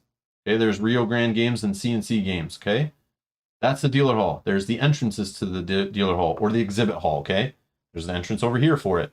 This is the gaming hall where publishers rent game space. There's tons of tables and chairs. Most of it's open at nighttime when they're done their events.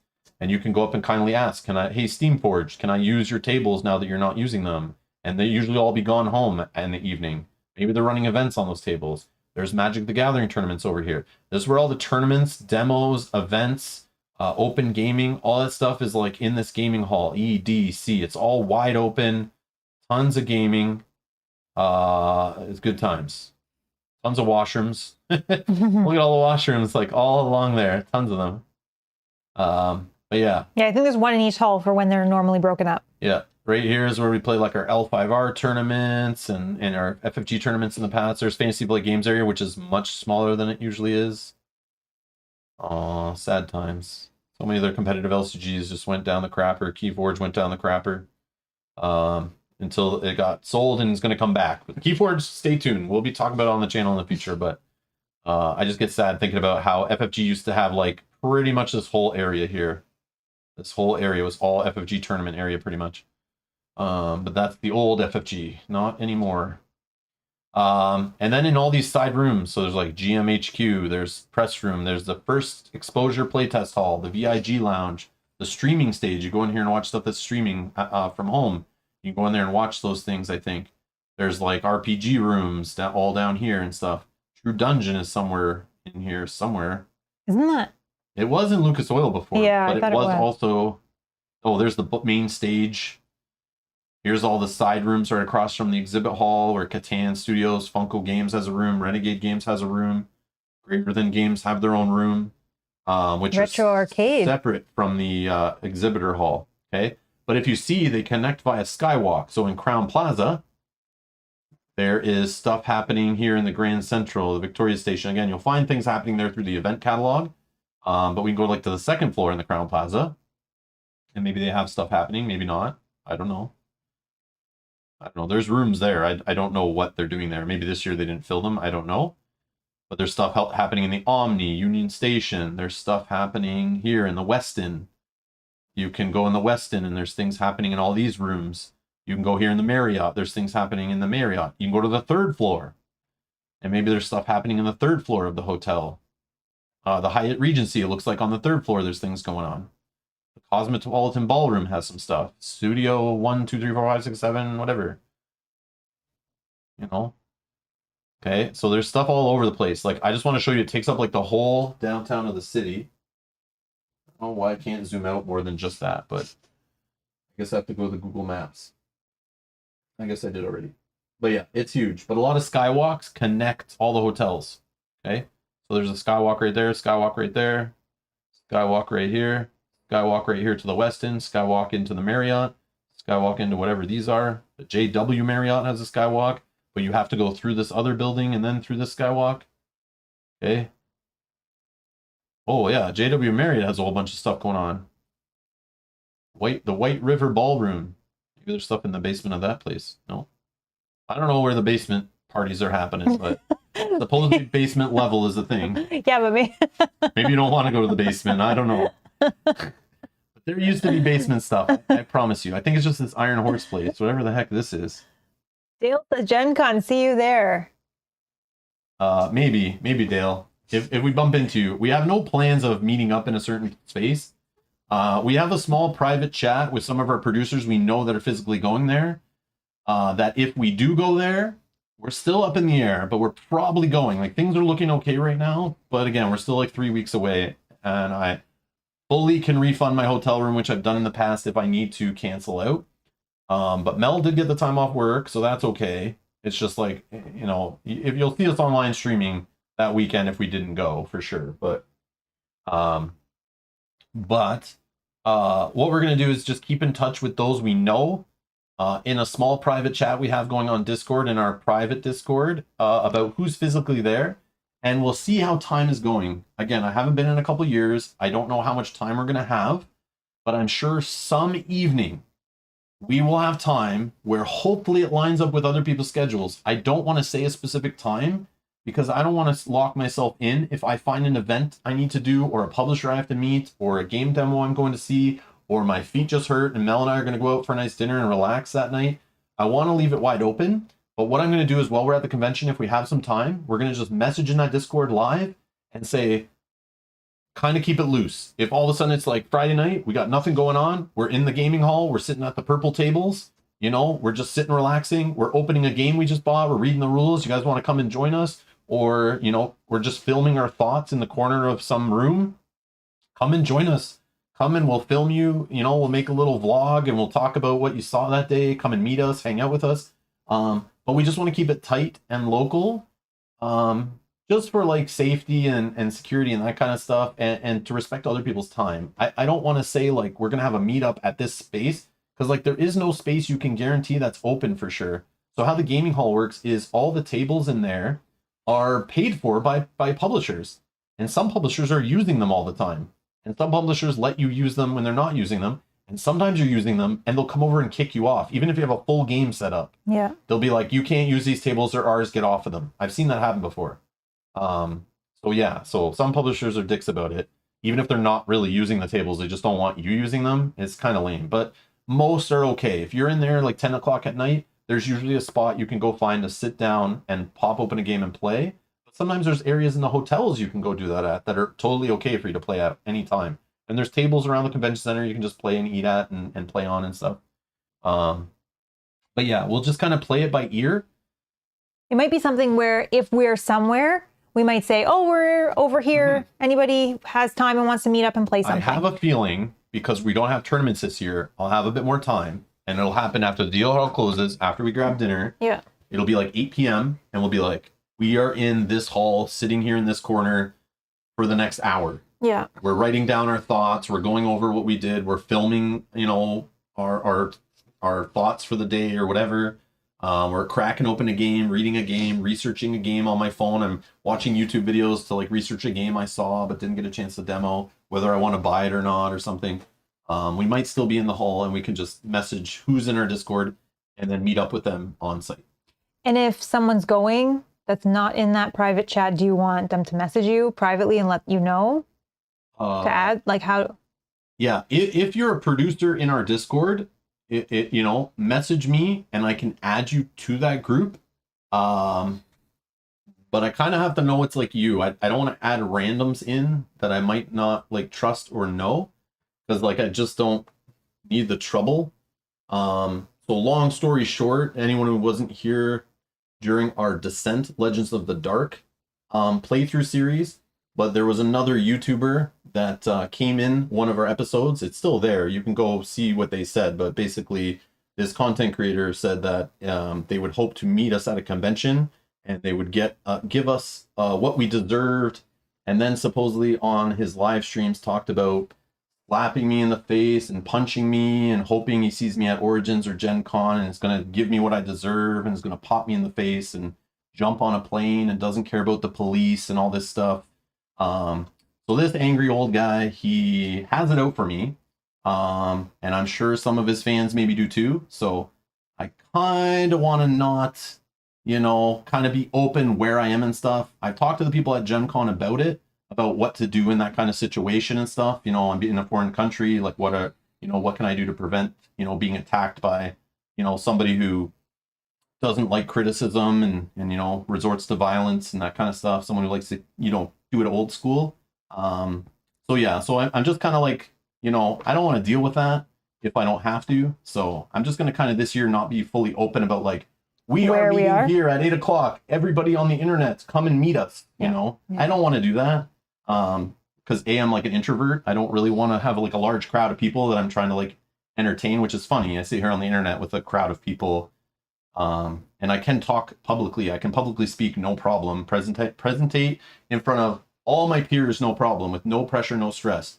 But just socializing in groups with people, I have trouble with that, just so you guys know. So, and also to keep yours, like there's other people, not just us, in that private chat. And we want to keep you guys safe as well, like not saying where you are and all of that. So it's for everyone's privacy as well. Yeah. But so instead of just posting, like even in our Discord where we have like a whole bunch of people, I don't want to be, everyone has to see our updates every day. We're at a convention. Where are we meeting? What did you see? It's just going to be a lot of noise. So I want a tight little group and I made a private little chat. So we can just be like, hey, I'm at this booth. I just saw this cool game. And we can share information with each other who are on site and help each other get around and find things. And, you know, like, oh, Rob, so-and-so is at this booth, or that game you were looking for, it's actually here. I just found it at this store, has a copy left. And like, oh, I found this thing, Kanji, you were looking for over here, you know, like, or let's meet up tonight at this time, you know? Yeah, or I just purchased this game. I'm going to be opening it if anyone wants to come play.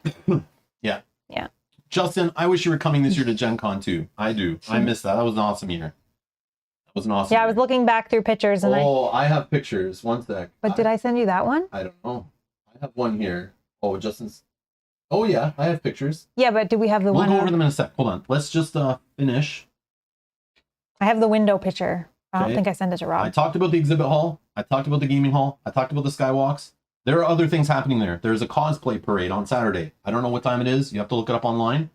But there is a cosplay parade and a cosplay contest. There's cosplayers all around the convention all the time. Super cool. But they actually have a parade where everyone who's dressed up does a whole parade through the whole convention center, through the gaming hall. So like I'm playing like in a tournament, and all of a sudden there's like giant bunch of like guys dressed up in Warhammer stuff and orcs and, you know, Star Wars and Lord of the Rings people all just walking by as I'm like sitting there like trying to figure out what card to play. And I'm like, what the hell is going on? And they're like chanting and stuff as they walk through, people playing drums and things. It's fun. But they march through the whole hall and then they go to like they go to one of the ballrooms or stage rooms or whatever. And there's a, you can probably find tickets for it. But there's a cosplay contest and I think you can like vote and there's judges and all this kind of stuff. And that happens there. There is something called Cardhalla, which I want to show you guys. This is super cool. I love showing people this. This right here is Cardhalla. So I've brought cards here before. I had some L5R cards from before FFG got it, a whole bunch of them. I was going to learn the game, and then FFG bought it, and rest in peace. But I had a bunch of the AEG cards, and I was going to learn how to play this game. Then the game got canceled. So what did I do? I brought my boxes and boxes of L5R cards and threw them here. And what happens is, over the whole week, this starts out with nothing. There is nothing there but some boxes and some empty floor. And a couple tables. but people show up with their old Magic cards, their commons, their card games that died, and you just put them down. You just walk up and you just put your box of cards on the ground. So if you have a whole bunch of old cards you're not playing with anymore that are worth nothing, bring them. And this is right in the entrance. It's right by Georgia Street, right by the beer garden. You walk in that door and this is here. It starts off the first day. You go in on Wednesday, there's like one little pyramid of cards. Okay. This is probably like the second or third day. Yeah. Okay. Let's see if I can get another one. I don't know if I have another picture. I think I sent you one. Yeah. This is called Card Holla. Look at this craziness. These are some of my cards, I think. I think they were, and that's why we went back and took a picture. So these greenback cards right here, I remember I put my box down like right near there. I came back like a day later, and there's this freaking giant skyscraper somebody made. I think it's a tree. It's like a Christmas tree. Christmas tree, right? Yeah. It's crazy. People make castles. There's just kids there making stuff. There's adults there. You can just walk up and start adding on to things people are working on and building and work with people and meet people. And what happens is the very last day of the convention, everyone gathers around and everyone throws their change and knocks all this stuff down. So they'll be yelling out on like a megaphone and they count down and then everyone starts throwing money and all the money gets collected for charity and they clean it all up and collect it and it goes to like whatever hospitals or cancer charity, whatever their charities are that year. But this is Card Holla. It's so fascinating. I love going in that entrance every morning and seeing it progress over the 4 or 5 days. It's like mind blowing. We go multiple times throughout the day usually and just take a peek at it. Dale says, chew. It's amazing though. Yeah. So if you do have old cards or anything that you want to just drop off, yeah, you can just leave them there and this is what will happen. It's amazing to see. It's amazing to see. I appreciate it, Mike, also following up on the I'll keep you safe. I'm not worried about being safe. I totally can handle myself. It's just, if it was in Canada, I don't mind dealing with the police in my local country if I had to defend myself and fight somebody. I've been there, done that. But in a foreign country, I don't need to get banned from Gen Con because I defended myself and fought back. And growing up as a tall, bigger gentleman, I used to run with gangs and run against gangs in high school. And long story short, there was a time I went to court because I got jumped by a bunch of guys. All these guys were much smaller than me, and they turned it around on me and basically had to drop the charges because they basically tried to counter sue me or charge me or something because it looked like I could take them all on no problem. But I just didn't want to fight these guys, so I just let them do what they did. And at the time, I just didn't want to fight back because like I didn't want to piss off like a whole gang. But then I said, screw it. And I took them to court. And then, yeah, they basically like, you know, they turned it around on me and made it look like, because I was twice as tall as them and weighed twice as much. But again, they had like knives and stuff. So that, of course, wasn't a thing, I guess. But anyways, so when you fight back, sometimes people can turn it on you. I've learned in my life that even if you're just defending yourself, if someone's smaller than you, somehow it can turn out that you're in trouble for assaulting them versus the other way around. So just be careful. So I've learned that lesson. So I'm not going to fight back against somebody to get myself also banned, because usually when something goes down like that, it's like 3 sides of a story, one person's story, the other person's story, and then the truth. So let's say I was attacked at Gen Con and I fought back, and let's say, you know, maybe I knocked the other person out, or, you know, we got it broken up and police jumped on us and we're both fighting, right? We're both going to get kicked out. We're both going to get in trouble. I'm going to never be allowed at Gen Con again. I don't need that. Okay. I don't want to deal with that. I don't also want to go to a foreign police station and have to explain myself. And who do you think they're going to be nicer to? The US citizen or the crazy Canadian citizen? You know what I mean? You know, the guy who rode a moose to Gen Con. Who do you think they're going to be nicer to, right? I don't need to deal with those politics. So anyways. Or just deal with the hassle. So yeah, it's not about being safe like that. I'm not scared. I just don't need to be banned from Gen Con because I got in a fight. Like, that's all I'm saying. It's not what I want to deal with. But I think that's what this person wants to do. And it's like, I just don't need that drama. So if I can avoid it, I'm going to avoid it. And the other thing is, even if it happened off-site at Gen Con, I know a few years ago, I remember it in the Facebook groups and the Reddits, you can look it up. There was an article about at a local restaurant, there was some Magic the Gathering YouTuber and a Magic the Gathering store owner, and they got in a fight, one punched the other, and they sued each other and got banned from Gen Con. Gen Con got involved and all this kind of stuff. And it didn't even happen in Gen Con, like in on the site. It was just happened in the city during Gen Con. But they were Gen Con attendees. Yeah, but they were Gen Con attendees. One was a Gen Con exhibitor, so it caused so much drama. So yeah. Anyways. So yeah, that's what I'm dealing with this year. That's the fun of this year. So yeah.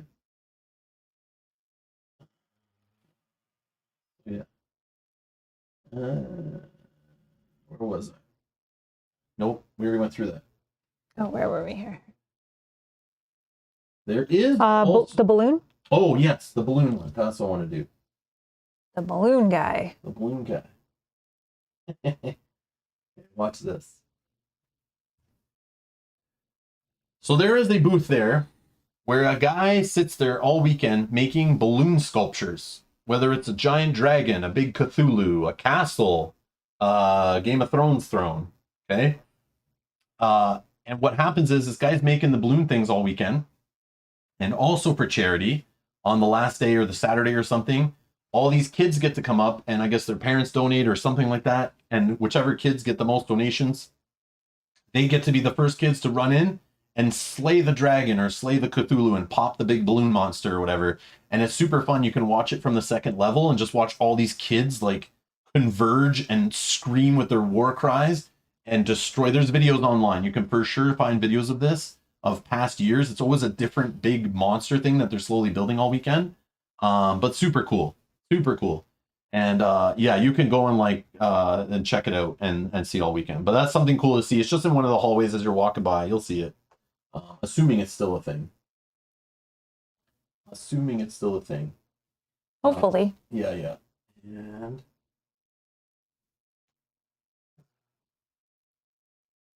oh yeah, here's the one about the Justin that we're talking about. I don't think you can see him in this one. But here is us. So this is us waiting for the exhibit hall to open in the morning. Before going in, we have a 5-player game of Coup going on the floor at like 9 or 8:30 or 9 in the morning while we're waiting for the 10 a.m. dealer hall to open. So we got Justin's leg there. We got Mel sitting there. We got Shamar. We got Kyle. You guys know Kyle. And I think this is my shoes down here. I think so. But we have other years where it's just like you, me, Shamar, and Tim. We're like playing some games on the floor before the con opens. But floor convention gaming at Gen Con is totally acceptable. Definitely it's a thing happening all over the place. Yep. So if you can't find a table, you could probably find a corner or a floor you can play games on. Yep, definitely you can. Hardcore people play floor games. Definitely helps you pass the time while you're waiting for things to open. Yep. And then also on the Justin, oops, where'd that go? No. Okay, sorry, one sec. I open. Oh, this one right here. This one. Here's us preparing. So this was the year Game of Thrones, the card game 2nd edition launched. And here is us with our brand new core sets. We're practicing for the first ever like tournament. Here's us late at night, cracking our decks, building our decks. And we're running through some gauntlet games, preparing for our tournament. There's Shamar facing Mel. I don't know, I guess I was filming that game for some reason. Probably practice. Or just like to post online the new cards that not everyone's seen yet. There's Kyle and Justin playing. I'm waiting for my turn obviously to rotate in. So I'm just like taking pictures. But that was good times. That was definitely good times. I don't have the picture of our core sets. I thought I had it. Oh, I didn't see that one when I was looking through. Oh yeah, I forgot. I had pictures that like I had related to some of the topics I kept forgetting to open. So here's the 20-sided rye beer from I don't know which Gen Con. But here I am, super pale out in the sun. About to have my yearly Gen Con beer. I always have to drink the beer. I just go get one, pound it back, go back in the con. I just have to, it's on my checklist of things to do. So there was like themed to like in a game or they have a dragon or something named. Yeah, there's that's me outside the beer garden or at the beer garden drinking my beer. And this year I've heard, I haven't read too much into it, but I hear they're going to also be offering wine at the beer garden. Ooh. So I'm excited this year for all of you wine drinkers as well. So quickly, there are some other things. I mentioned the family pavilion. There's a scavenger hunt booth somewhere there. I've seen it in different places all the time that you can go play to do something for fun. There's a massage booth where they're just like in the hall doing like those massages where you sit on the chair and they'll just like massage your back and all that stuff. Like, you know, they have their rates and all that kind of stuff. But if your back's hurting, you can go there and get a quick massage. You know, just sit down in this thing and get a quick massage. It's always very busy. Yeah, very busy. First exposure playtest hall. I mentioned it on the map there, but it is a hall where there is game designers with prototypes that you can go buy tickets for and go in and play test people's games and get involved in the process and give them feedback and help them with games that haven't yet been published. So if you're interested in that kind of side of the industry, there's a whole room dedicated to that stuff there. So go look that up, get an event ticket for that. There's the board game library that I mentioned where you can go rent games out and return them. So I think you can rent games out and take them back to your hotel and stuff. There's also a large gaming area where you can go and rent games and play them in the game library.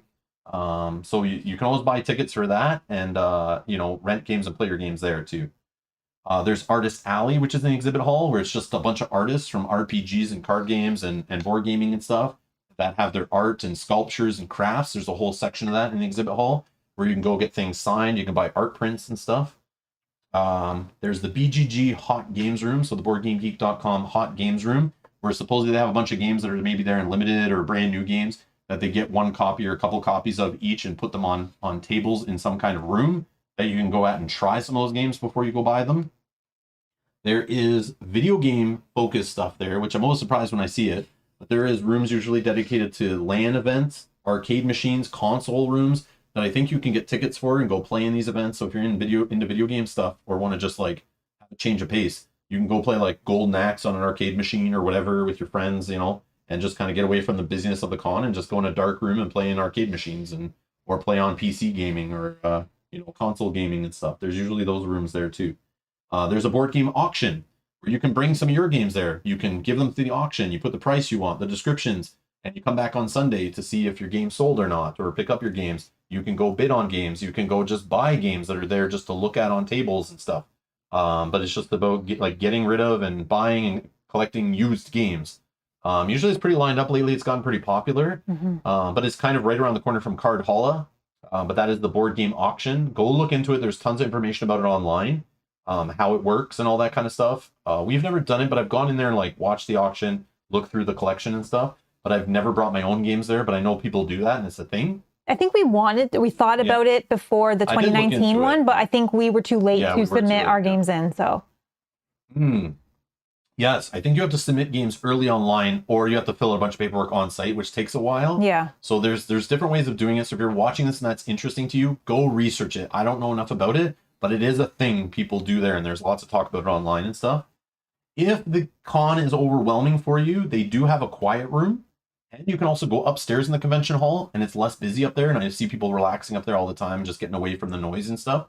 There is a quiet room that's literally a dark room full of chairs and tables. You can just go in, you STFU, and you just put your head down, and you stay quiet, turn off your phone, and you can just go in this super dark room and just relax.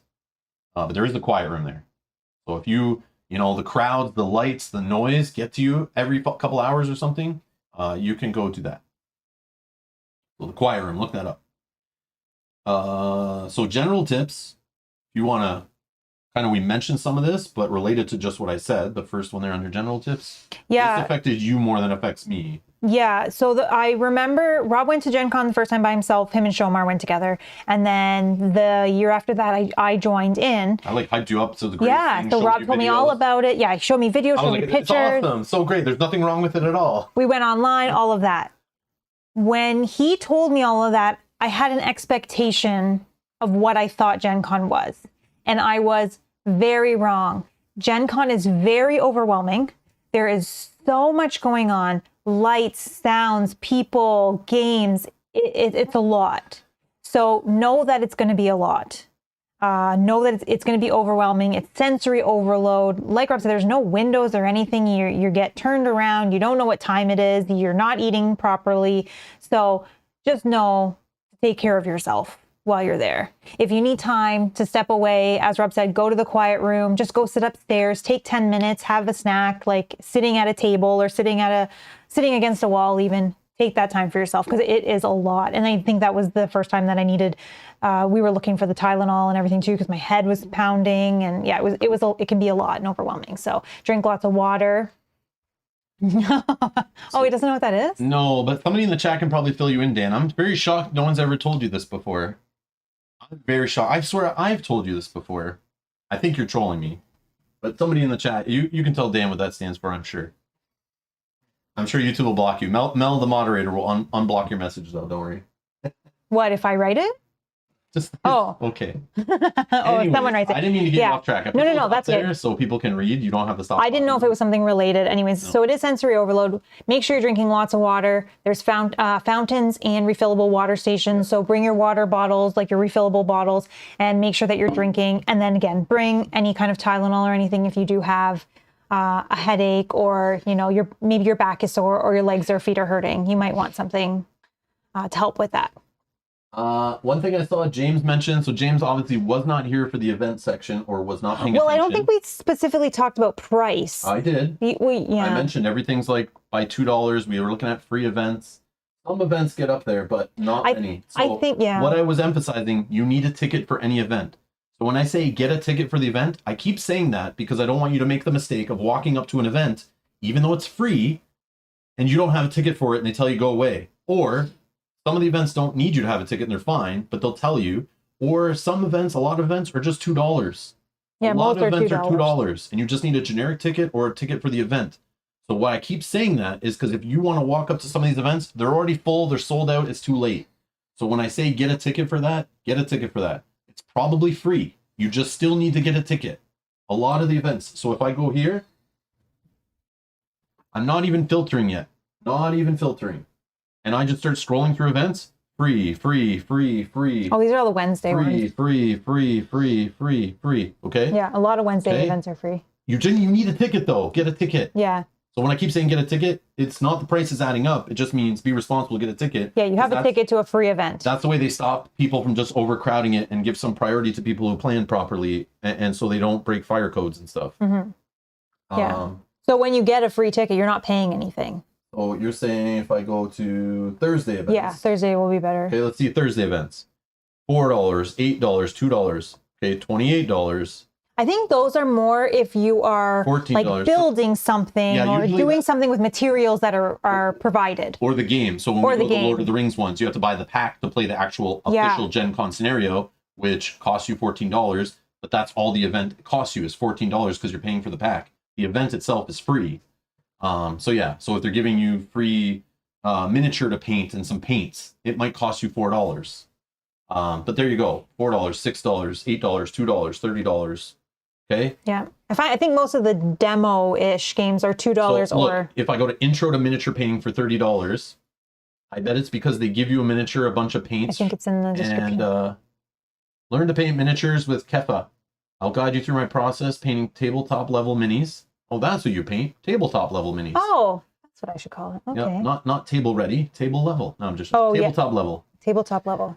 You will learn the basics of color mixing, application skills, and contrast. Yes, materials are provided. You do not need to bring your own. So they'll have paints, they'll have the mini, they'll have brushes, all of that stuff that you need. Might have wet palettes, all that kind of thing. And you probably get to take some stuff home. So that's why that costs $30. It's for materials. Usually events it's people volunteering their time. They're not making money doing these events usually. So it's usually companies just want to demo you a game and they might give you a promo for demoing it, which is why it costs $2 because they'll just give you a promo. It's a way just so they don't get like a bunch of people buying the tickets out for free, is what I've heard before. Some places will put like $4 to the event just so that only people really interested will buy those tickets. So then they don't have an empty room because a whole bunch of people just booked it and then didn't show up. Yeah. You know what I mean? And I don't think it's that pricey. If you do a couple of events, maybe if you're doing a couple of the free or $2 ones, it's maybe $10 a day. Not maybe. Expensive. Yeah. Yep. I play in a tournament that literally takes me like 12 hours one day and another 6 hours the next day. Costs me a total of like $22. Mm-hmm. And that's because there's prizes and all of that. Yeah, you're putting into the prize pool and you're paying. Yeah, and then you get prizes for just joining the tournament. Yeah. Which you then, some of them are rare and you can just sell online right after and make like 3 times your money back. Yeah. But yeah, so no, nothing. It feels all very cheap and reasonable. You're already paying enough to travel there. You're paying enough for your badge and stuff. That stuff's kind of expensive, but yeah, the events are not. The events are not at all. Yeah. Most events you get in for $2 or $4, and they're like hours of time. Yeah. So hopefully that makes sense. I just want to be clear about that. Oh, James just joined. Okay. But that's good. I need to hear those things, James. It's perfect that you mentioned that, because I want to make sure I'm being clear about stuff too. Which we can go to open questions in a second. Do you want me to talk about the next one, or sure. you want? Okay, so our next tip would be budget. Gen Con, I guess it kind of relates. Gen Con. It's up to you. What is the budget? Budgeting. If you have like endless amounts of money. Well, that's what I was going to say. Gen Con can be expensive, and it can be as expensive as you want it to be. With buying games and stuff. The events, they're not so expensive.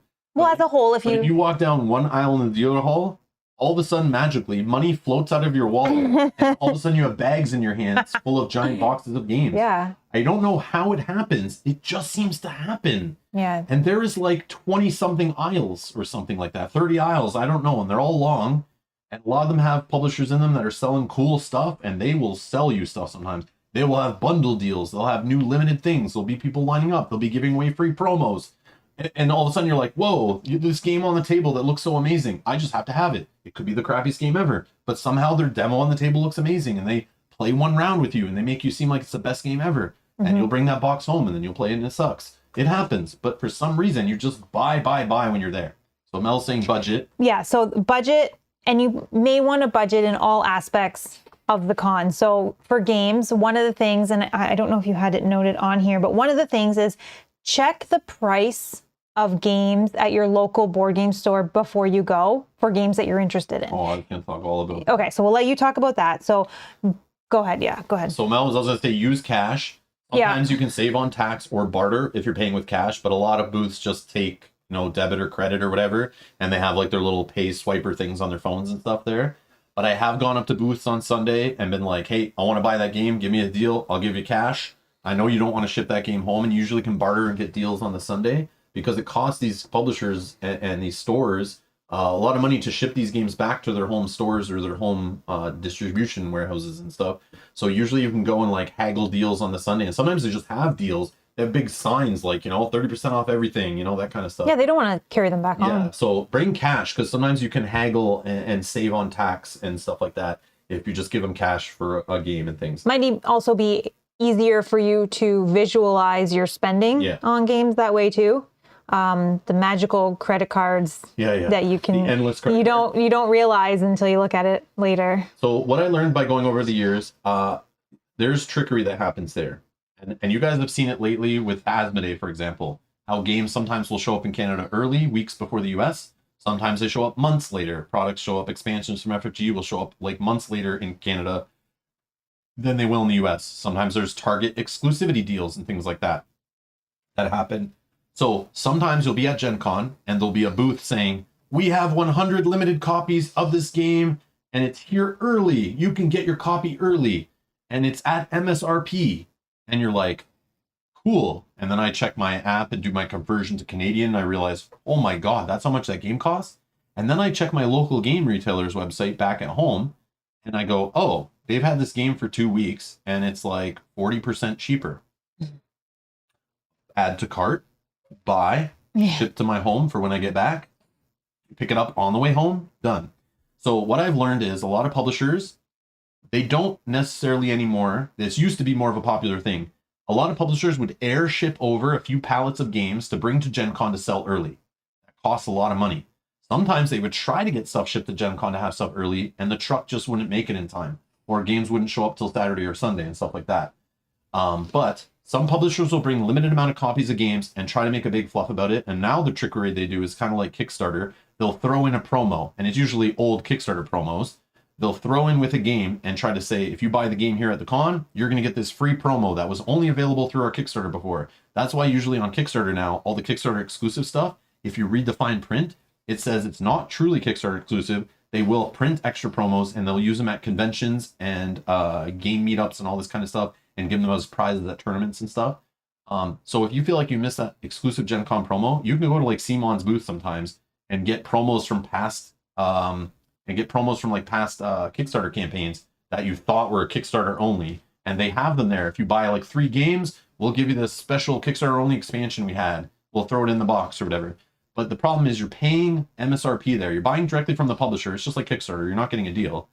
And you're there, and here's your game done. Sometimes there's bundle deals. Sometimes there's stuff on sale. Chip Theory Games will do bundle deals. They'll sell stuff at a good price at convention. Plus, you don't have to pay for shipping. That's a publisher where I find you can get stuff pretty cheap there, compared to buying it online with shipping and stuff like that. But a lot of times I've gone up to booths and I see this game and they say it's out early, limited copies, but then I found out it's coming out in stores that week or next week. Or the next Friday or something. Or it already came out. Yeah. It's already in Canada. Like, I didn't need to buy it and pay extra money, plus conversion, plus at the border if I have to pay for duties and customs fees. So just a word of warning, if you have internet working there, check out stuff. Or what I used to do when the internet wasn't available there, they didn't have Wi-Fi for people to look stuff up in the early days of the con, I would go back to my hotel with a list that night. I would go on the hotel Wi-Fi and I would start looking up game by game and researching, seeing if they're already for sale at my stores, or I could find them online, or they were at the local Target that is like across the street from my hotel. And you could just go buy the game there for cheaper. Or you don't have to lug it back. You don't have to ship it back to yourself. You don't have to put it in your suitcase to try to check on the plane. So be smart. There will be booths there that are trying to convince you this is your only chance to get the game. This is the best price. This is available early, but they might be BSing you. They might be like, and I've seen it happen where they say it's like you're getting it early and you're getting the best price. And I literally just go 1 second and I go on my phone and I'm like, I can find it on Amazon already. What are you talking about? And then they're like, oh, I'm sorry. We can match that price. So just be careful. They will tell you stuff, but like there'll be sometimes things already in distribution channels that they're not aware of, that their game is already like getting to stores.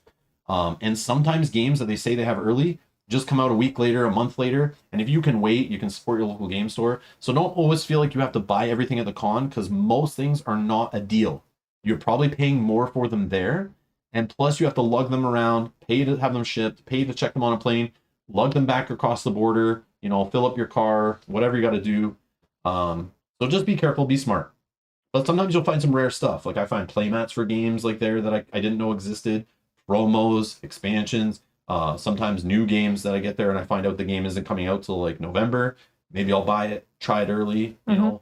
Sometimes that stuff's worth it, but your mileage may vary for sure. It's very a personal situation thing, but it's just something I learned over time, and I've seen it as like when we used to go to Gen Con in 2013, 2014, there was more games that came out early there, more companies that had early prototypes and or early retail copies, I should say.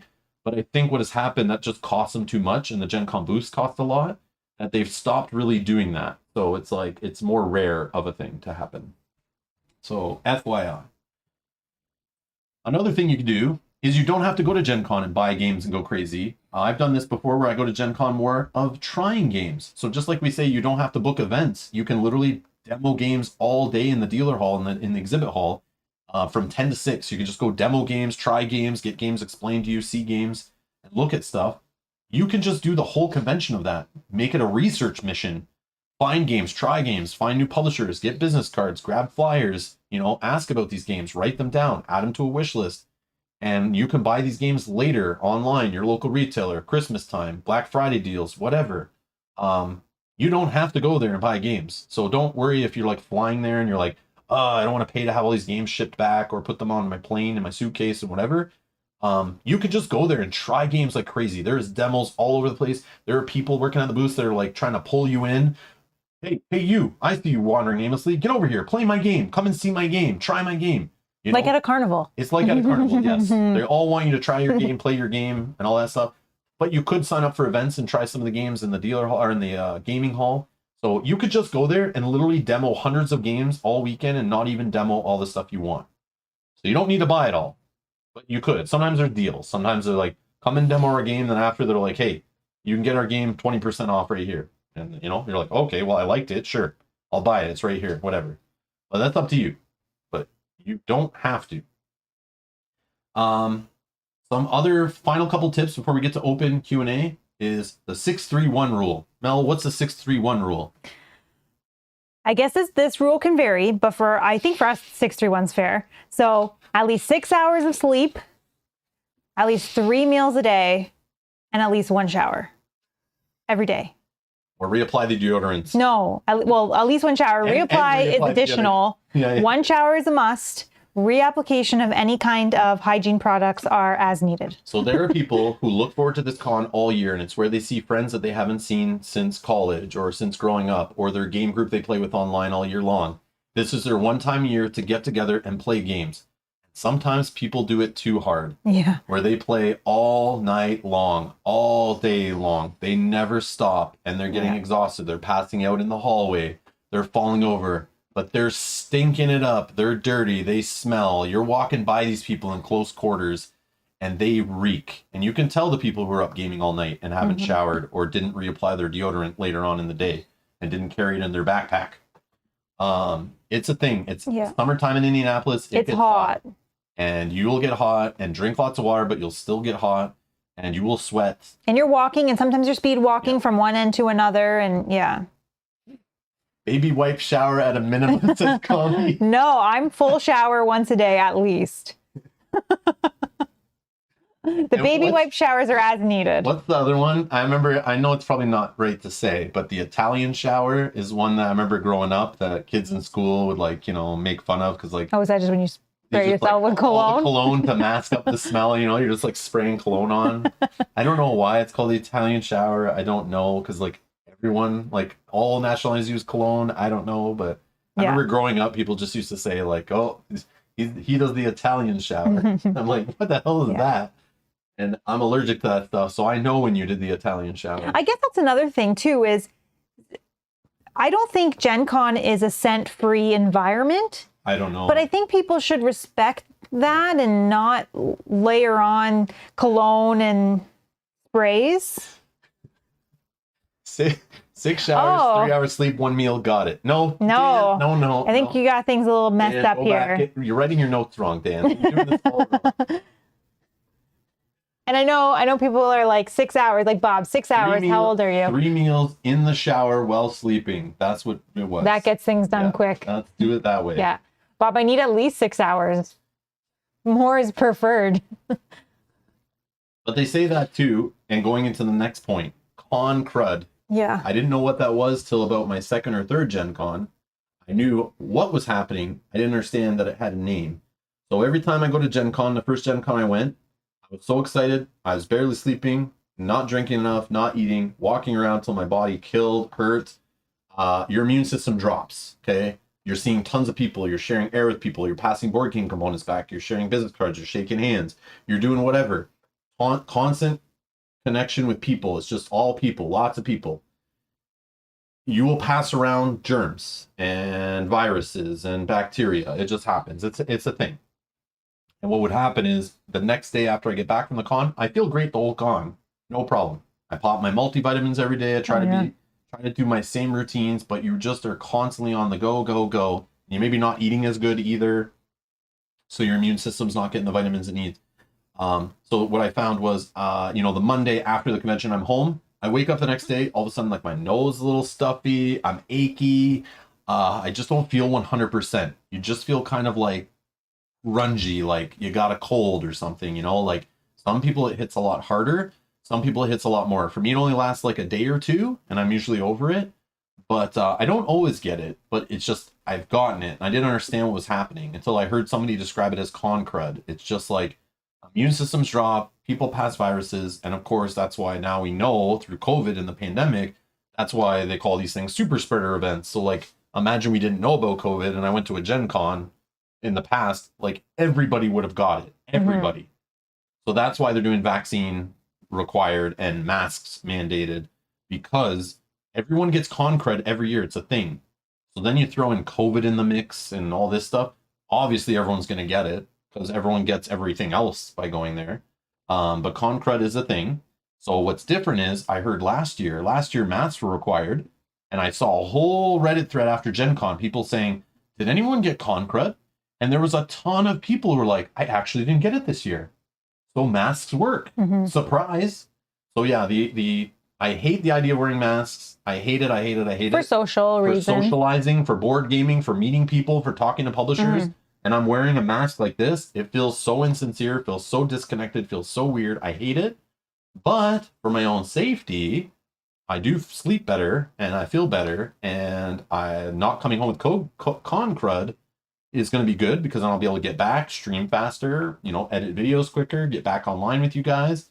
I won't need to like knock myself out for a few days, you know, and take the cold medicines and all that.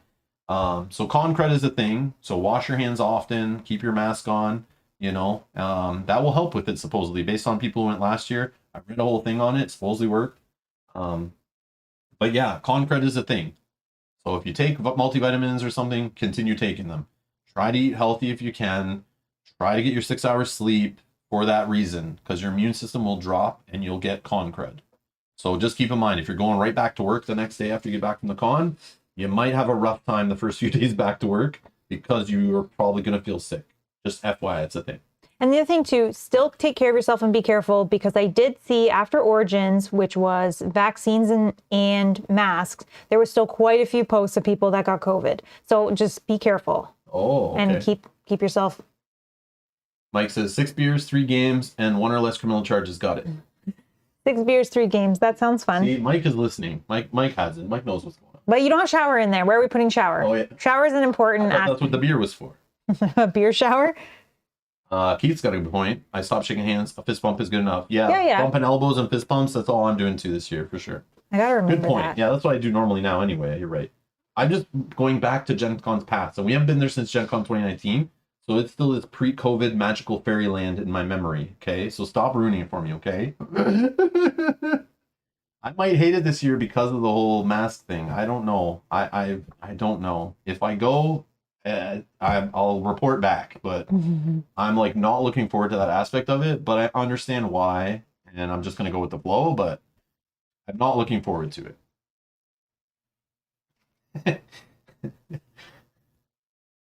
Dustin says I'll be running around hug and strangers. I think he's still doing the voice thing, and it's not always accurate to what he's saying.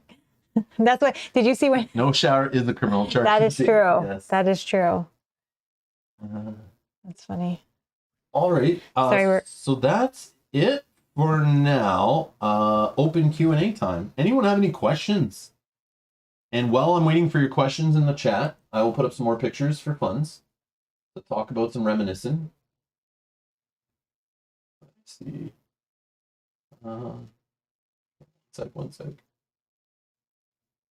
Yeah. Justin, I don't have the window picture. Sorry, I have it, but it's on. I didn't send it to Rob. Yeah, Justin went with us one time. There's 5 of us in a hotel room. We had 2 beds. We brought a cot, a sleeping bag. Justin slept in the padded windowsill. There was like a little bench in the window you can sit on and kind of look out the window of the hotel. It was a nice hotel. But he like slept, it was barely fitting in this window ledge. I can see if I can find it. Yeah, I can't probably get it. Oh, okay. Like, get a copy. It's this computer. 3 weeks. Yes, exactly. 3 weeks. Countdown is on. 22 days. 22 days. I'm just going to open up.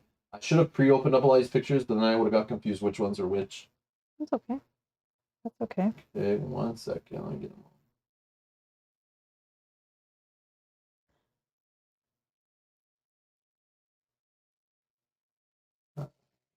If there's a question, do you want me to say it or not yet? Okay, 1 second. Okay. We'll just let them come in. I can go back to them. Okay. Beatles, hello. Hey, Beatles. If I can do this. Yeah, that works. Okay. I'm going to close the pictures we already looked at.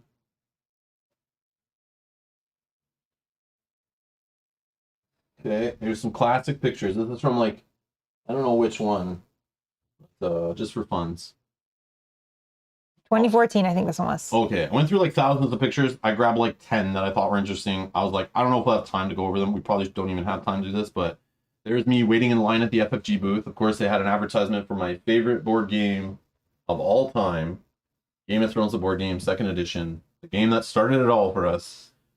There's me waiting in line to get in to buy something exclusive to look through the store or whatever. But I think I'm carrying Yeah, this is one of the bags they were giving out for free, I think. The Asmodee. These are the kind of bags they give out there to just carry your board game purchases in and stuff. So you don't need to bring giant backpacks because they'll give you like games like this, and they're reusable. We brought these home. We use these to bring board games to game night and stuff like that. Still, like some of these bags, because they definitely last. Here's Mel of one of her favorite games, if I can get it to scroll. So there's Mel outside the Cool Mini or Not booth, aka Simon, aka Come On, aka whatever the hell they're called now. There's Mel just chilling outside of the booth for a nice photo op. Here's me in my cosplay standing beside Shamar. So this is my robot cosplay that I wore. No, I'm just joking. This was at some booth there. That's amazing. This is a funny picture. I thought I'd make a joke like that. And here's the Paizo ballroom that I was talking about. One picture. So there's this giant room that I'm always so jelly that I don't play RPGs. This is the Paizo ballroom upstairs on the second floor of the convention center.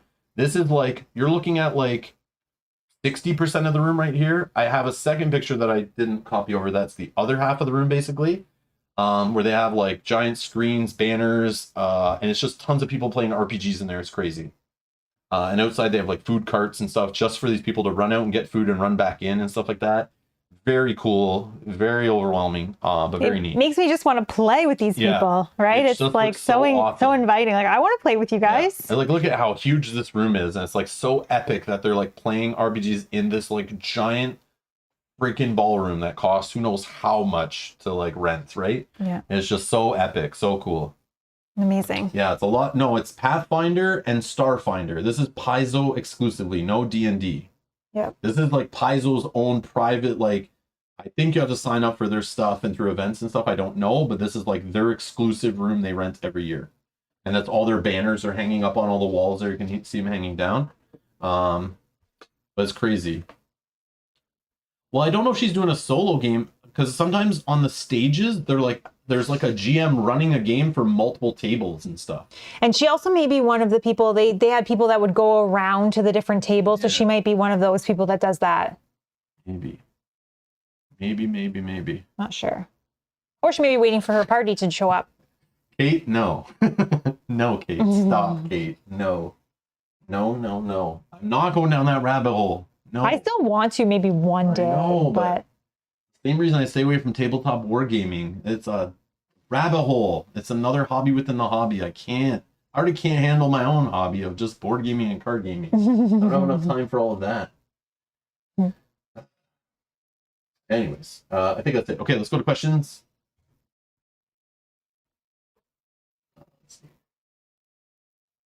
Stacy's asking, do you get a press badge, Rob? Yes. I've been getting a press badge, I think, every single year. I get approved. No problem. I always think every year I'm like, I miss a year or I cancel last minute and I don't go.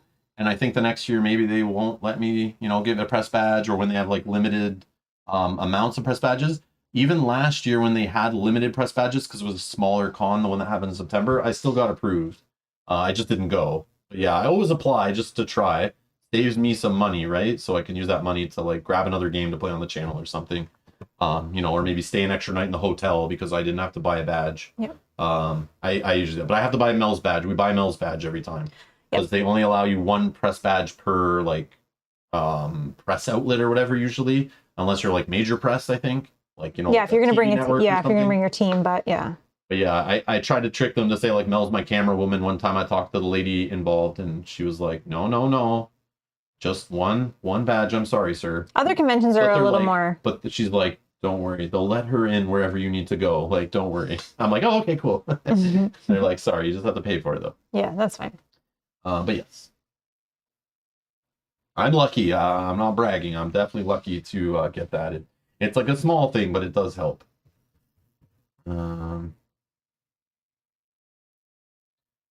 See any other? Yeah, there was a few. Stacey got another one there. Hold on. We'll get your question.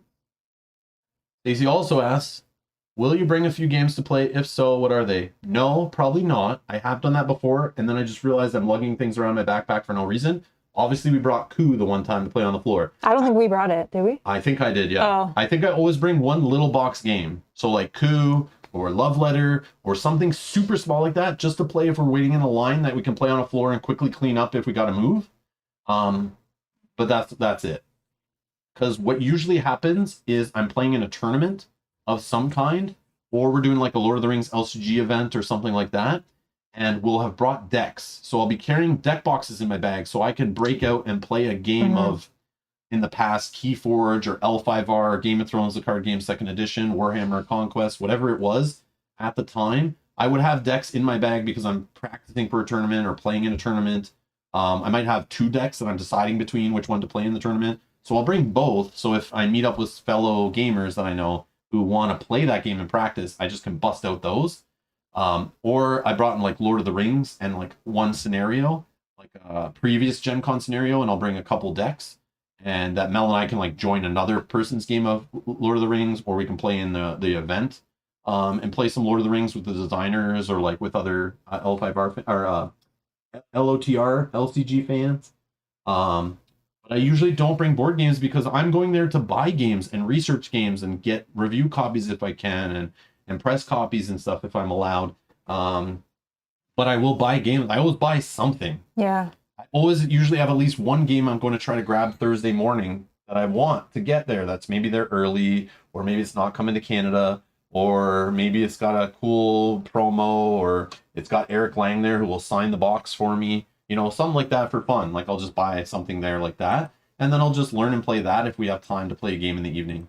And usually when I meet up with somebody or I meet a fan of the channel, they usually have a game. So if we're sitting there in the evening and we're bored and we just ate, and we're just like, we're debating going back to our hotel, but then we're just looking for people to hang out with, and we bump into somebody around the tournament, like they're out of the tournament, we're out of the tournament. Sometimes we'll just go over to the side and just play a game on the side that they brought.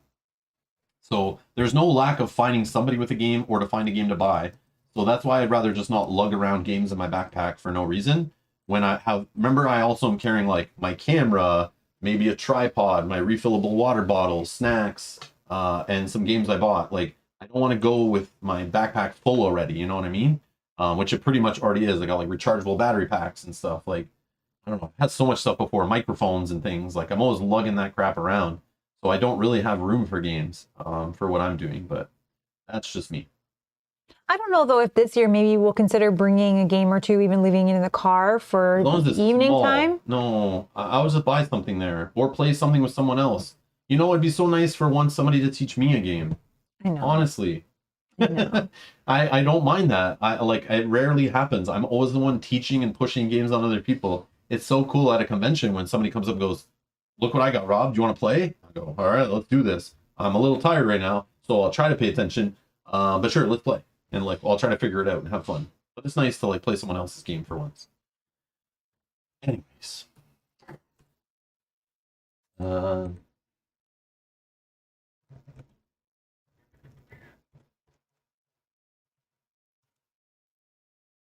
Justin says, what is the top of your list for things to look for, the new hotness? I don't know yet.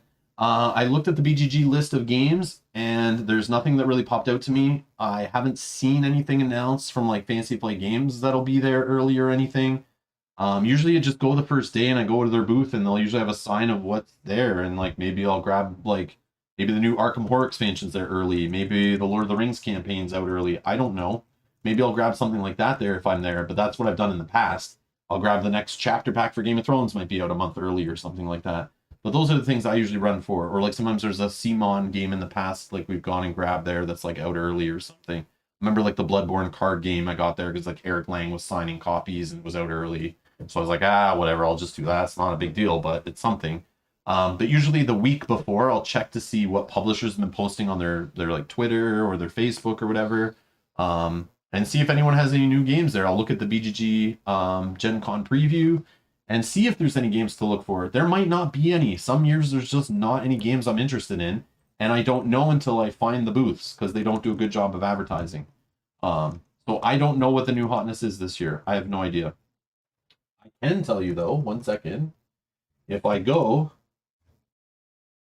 like this list is not complete, but if I go to the Gen Con list, like I said before, and again, I've linked this down in the video description, the Gen Con 2022 preview.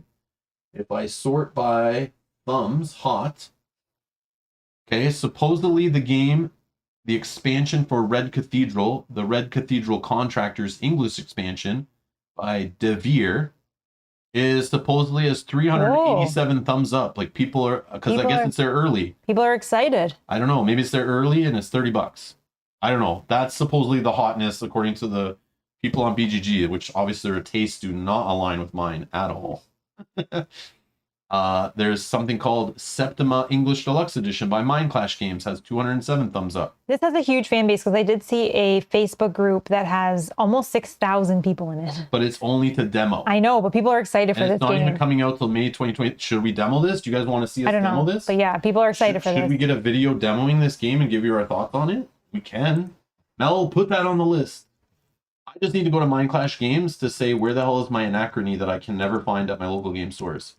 And I'm going to say WTF. Like, does it say where they are? Not here. It doesn't say where they are. Okay. It says... I'm just going to make the note now, but... Yeah, it does here, I thought. Okay. I can look it up. I just didn't know if it said it on the page. More details, maybe? It's all good.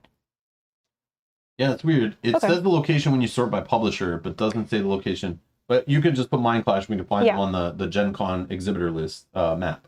Okay, will do. Raw 25th Century Games English Retail Edition by Rainer Knizia. I've never played Raw, but supposedly 177 people want a new version of it, which isn't out till October, but you can demo it. Starship Captains by Czech Games Edition is there for demo, coming out Q4 2022. This supposedly people want to demo very bad. This game, Ark Nova? Ark Nova? I don't know what this is. Never heard of this game. Is $75 there, and it was released in April 19th, 2022, but this is like a game they're having trouble keeping in stock. It's like super hot, which we do have now, but I don't know if we'll get time to play it before we go to Gen Con, but at some point we'll do a playthrough of it on the channel.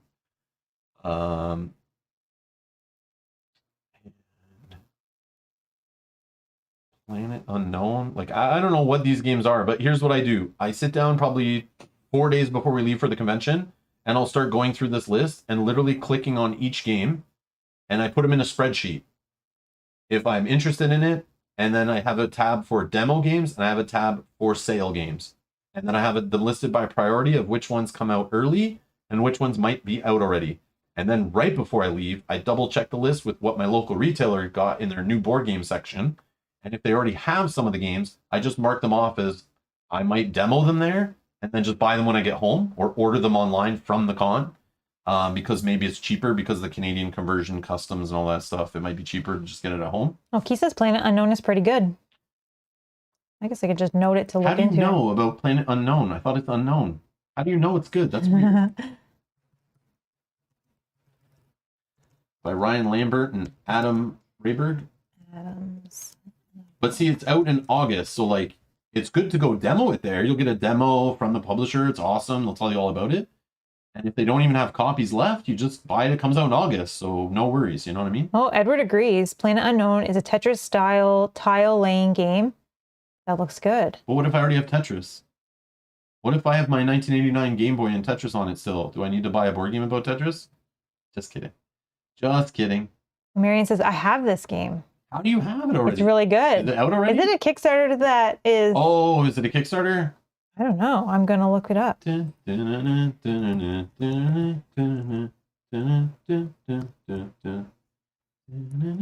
I think it was a Kickstarter.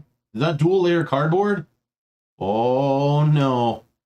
Yeah, it was a cardboard tracks. You guys, stop. Yeah, it was a Kickstarter. Oh, okay. Well, they're gonna have it there for $80. Well, that's more than their Kickstarter network was. and route building, open drafting, pattern building, but it's probably more there than it is at retail stores. I know. You know what I mean? But maybe it's not a game available at retail. This is the kind of research you have to do when you're planning your attack. This is what I'm talking about. Because the board game industry is confusing AF. It's not easy. Like video games, you either like pre-order them or they're out and you buy them in physical or you download them. Oh, we can pre-order from our local game store if we do like it. For only $63 Canadian. Mm-hmm. See, I wouldn't pay $80 US. It's sold out right now, but $80 US converts to like probably over $100 Canadian. So I would, if I bought it at the convention, I'd probably overpay for it by like $40. But at least we can try it there to know if it's something we would want to This purchase. goes to my example of do your research. Do your research. It's not always cheapest buying it directly from a publisher. I have noted this one as well. As we've learned from Kickstarter games. Okay. What else we got for questions? Let's see.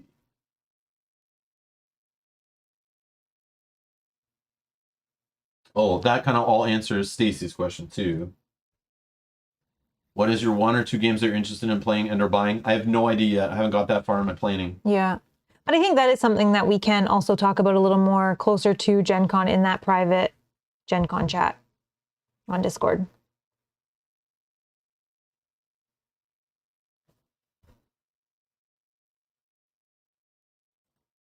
Oh, Compy was also saying a tip. The zoo is really close to the convention center. I recommend checking it out. Only if you have time. If you're there a day early or a day late after the convention. But if you're looking at getting away from the convention, you can go check it out. But that is something I see people recommend. If you're there a day early, go check out the zoo. The zoo is awesome. I've heard that. We've never been, but we've been there early, and I meant to go do it, and then I just didn't. I found other things to do, and I just there's never enough time at Gen Con. But yes, I've heard the zoo is cool. I have heard that. You're not the first person to say that, Compy. Compy, that's a good tip.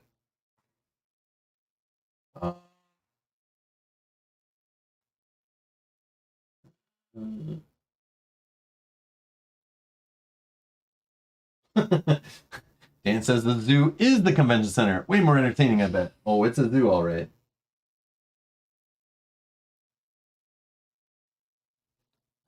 Oh, yes. Oh, yeah, we didn't talk about this. But yes, I should have mentioned this in your backpack to charge your phone. One thing about being downtown in Indianapolis, it's either the buildings, it's the 70,000 people all connecting to the same cell towers. But if you didn't know, your cell phone will, and this works with like radios, everything, will use more power if they need to amplify themselves to get a proper signal.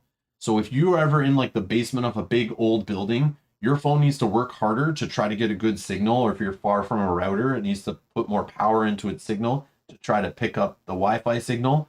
And this is what happens at Gen Con.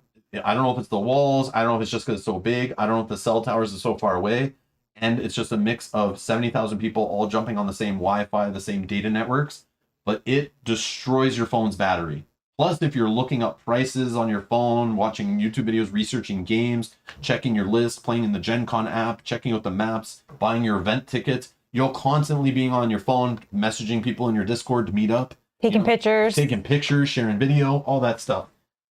You will kill your phone's battery. Bring one of those rechargeable battery packs. Fill it up at your hotel or whatever, and charge it up each night. Bring it in the day. You will need it. And most of them can charge your phone like multiple times throughout the day. So you can, I've even seen people where they have like a cable coming out of their backpack. And I've seen backpacks, I think I have one that has the hole to put your cable out the hole, so you can have a USB cable coming from your backpack plugged right into your phone while you're walking. Mm-hmm. And you can sit there like, well, use it while it's charging. So bring one of those. Those are important. That's why when I was saying like the water, the snacks, I was like, there's more than I need to put in my backpack. Yeah. And I couldn't remember. I knew there was something else, but bingo. Stacy does say a few more minutes to get a power pack on Amazon Prime Day. Oh, yeah. Yeah, so if there's something that you still need. Yeah, go get your discount on your battery pack. I did buy one like last week. Yeah. I didn't know Prime Day was coming though. Yeah, we were prepared. I bought a new one to power like my camera and my phone and all that at the same time. Yeah. So Belle's going to use our older one, and I'm going to use a new one.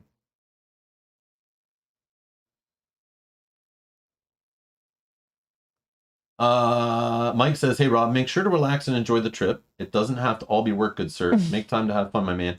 I try. So that's the difference this year. Like I said, we didn't sign up for a national tournament or a continental tournament or a world's championship for a card game or something that's going to take multiple days of filming and playing and testing and all that stuff. So I don't have that stress. So I honestly have a day and a half to 2 days back to go in the dealer hall, to look around, to meet up with people, to buy things, to demo games, and all that kind of stuff. So for me, it's like the first time the convention truly is going to be 4 days, I think.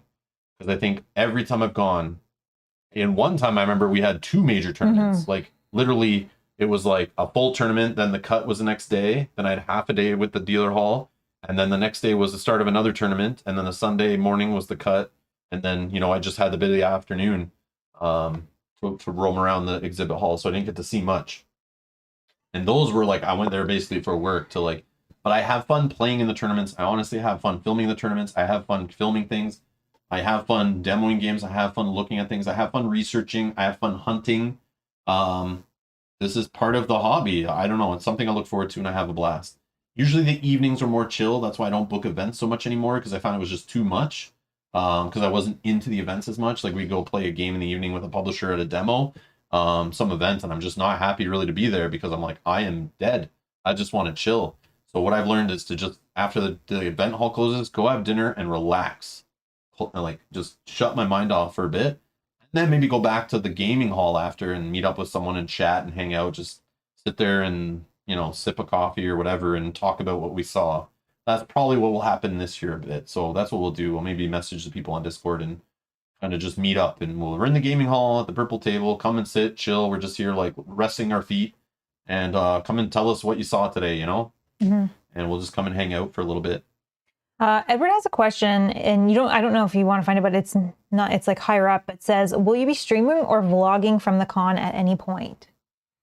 Where is this? That is... I see that. I scrolled up. Can you see? Oh. See Edward. You have to scroll up a little bit more. Yeah. Just kind of... Oh, Edward asks, are you bringing Flesh and Blood decks this time around? No, I'm not. I haven't played Flesh and Blood in a while. I just got the latest like Blitz decks and stuff, but I haven't even opened them yet. I have the Classic Battles deck too, but again, I'm staying like super commoner format. I am not chasing stuff. So like, I guess I could bring like a commoner deck, but I don't think I will. I'm trying to avoid just getting into the card game stuff right now. So I'm going to just chill with that stuff. But I guarantee I'll find a game there to play if we need to. But again, I play so many games at home. It's like going to Gen Con to like play games. I like demoing games, but it's usually you're just playing like a turn or a round or, you know, maybe one game and just to get a feel of the game. But I'm there mainly for research purposes, right? But let's see. Is it up further? Oh, there it is. Yeah. Will you be streaming or vlogging from the con at any point? So I live in Canada. My cell phone provider is in Canada.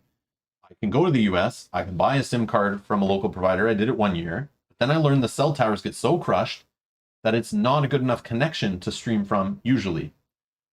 I probably could find a provider down there that has better connection because I do see some people do stream from the convention. And last year I watched some people streaming from the convention, but their streams kept cutting out and they were choppy and they were bad frame rates and the sound kept going out of sync because I could tell the connection was so bad.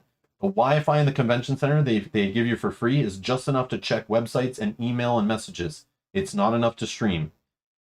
From my cell phone, I have roaming down there, but I think I connect to like, I think I connect to AT&T, but it's like the connection is so bad. It's like so rammed and overwhelmed down there. It's not enough to like, I try to watch a YouTube video sometimes, it's like chopping up. So the upload is definitely not as good. Maybe this year it's better. Again, I haven't been down there since 2019. And maybe there's less people there this year, so the connections are good. But because my data plan is in Canada, when I'm roaming, I only have a certain amount of data before I start getting throttled or charged extra. So I don't stream for that reason. If I lived in the US, I would have bought one of the like, you know, a phone plan and went unlimited and crazy upload and went nuts. But my Canadian plan there's no real easy way to get like unlimited, reasonably priced data while I'm there to stream. I did do a little streaming one time from Origins, but they had good Wi-Fi there for me to be able to do it. And I was able to stream from a tournament just for like one game just to try it. But even that wasn't the best like bit rate and connection and stuff. It was kind of lame. So I do plan on bringing a camera if I go. I do every year and film some stuff. Some of it I don't post because it's just like, it's either noisy, not up to my quality standards, or it's, you know, maybe wobbly. I got a new camera to bring there. If you saw my video of my top 10 list of adventure games, that was actually me testing a camera I want to bring there to film with. I'm not sure I'm fully happy with it for walking and its stability and stuff. But I have some other kit and tech I want to bring down there to try to see if I can film some more videos this time instead of just using my phone or a big lug. Like at one time I had a giant camera with a big mic on the top and all this stuff. And it was so heavy and I had a big tripod attached to it and stuff. Yeah, it was a pain. It was a pain and it was so heavy and so annoying. I also brought it to Origins one time. It was so annoying. So this time I have like a smaller camera, more travel friendly kit, similar to the kits I used to bring to film tournaments. I used to bring a whole bunch of like action cameras and stuff to film tournament coverage.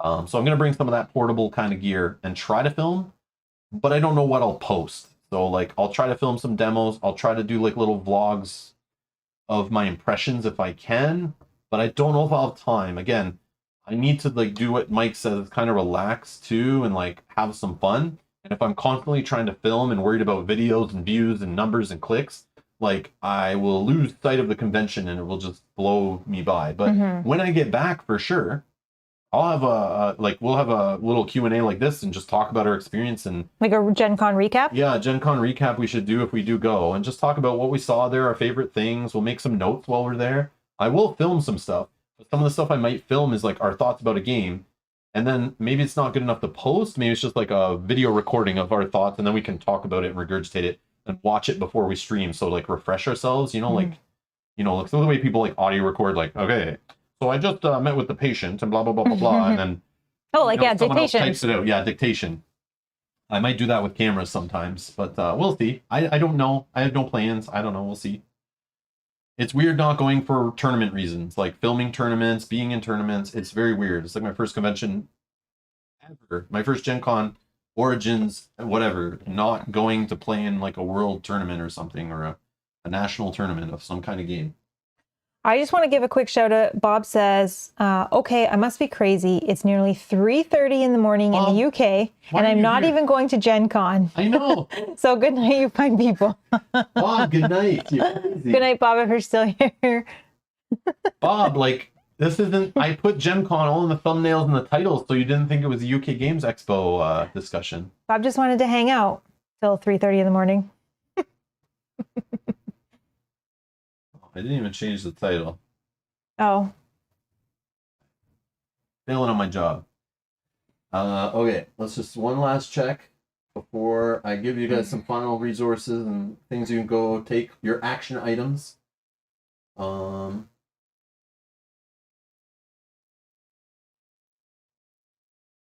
Stacey's asked, do you know if people can have beer in the gaming hall?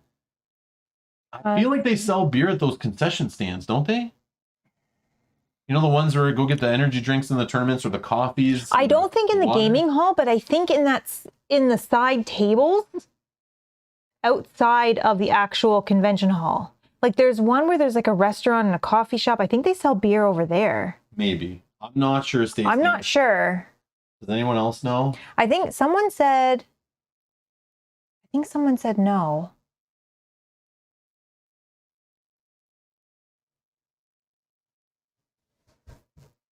I'm not sure. And maybe not. And maybe that's why it's specifically geared to Marion says no beer in the gaming hall. Okay. So just flasks? You got to pack a flask in your gaming bag? I just see Stacey come in there gaming with like one of those like work helmets with the two beer cans with like hoses. What? What's the problem? This is my hydration helmet. I'm just here to play some games with my hydration helmet on.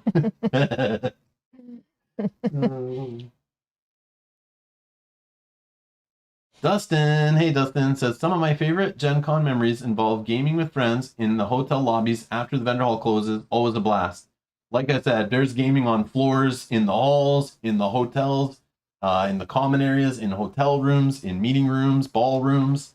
The gaming hall, all over the place. There's gaming in the restaurants. People are playing card games in restaurants at night, having beers. Like, yeah, you can game everywhere. It's totally acceptable. The whole city knows we're there. Yeah. It's accepted. They love it. Or have to deal with it.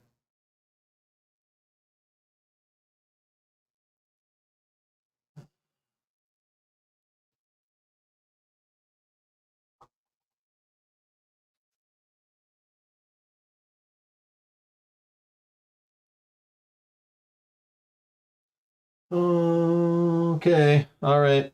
All right. So final things I'm going to say, these are all linked in the video description. But I do want to bring up one. Actually.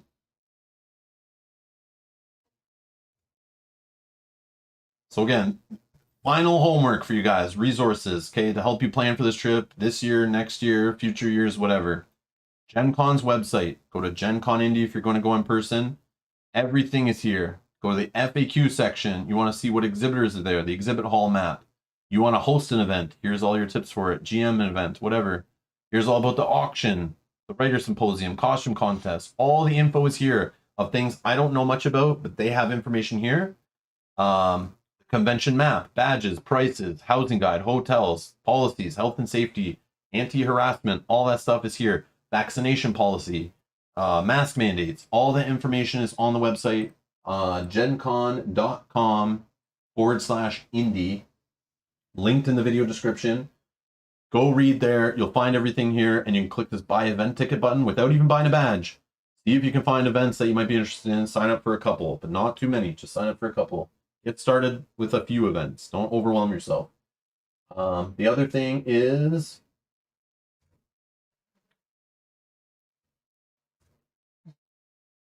don't forget the Gen Con app, okay? The Gen Con app, do not forget, it's a thing. Download it. On Apple, Android, whatever. You can look up events in here. You can get the map. You can sign in. It'll show you your events. Probably has your badge in there and all that stuff. I don't know. I haven't signed into it on here, but you can do your schedule. So you can sign in. It'll show all the schedule of all the events you've signed up and paid for and all that stuff, I'm assuming. I used this last time, I think. I don't know what Messages does, but events. And then the map is there. This is invaluable. When you're trying to find out where your next event is, you just have a number on your ticket, a room number and a hotel name, and you're like, damn it, where is that? The map is interactive, and it's on your phone, built into the app. Use it. Okay? Mm-hmm. What else? The Fans of Gen Con Facebook group. Let's see if I can find that.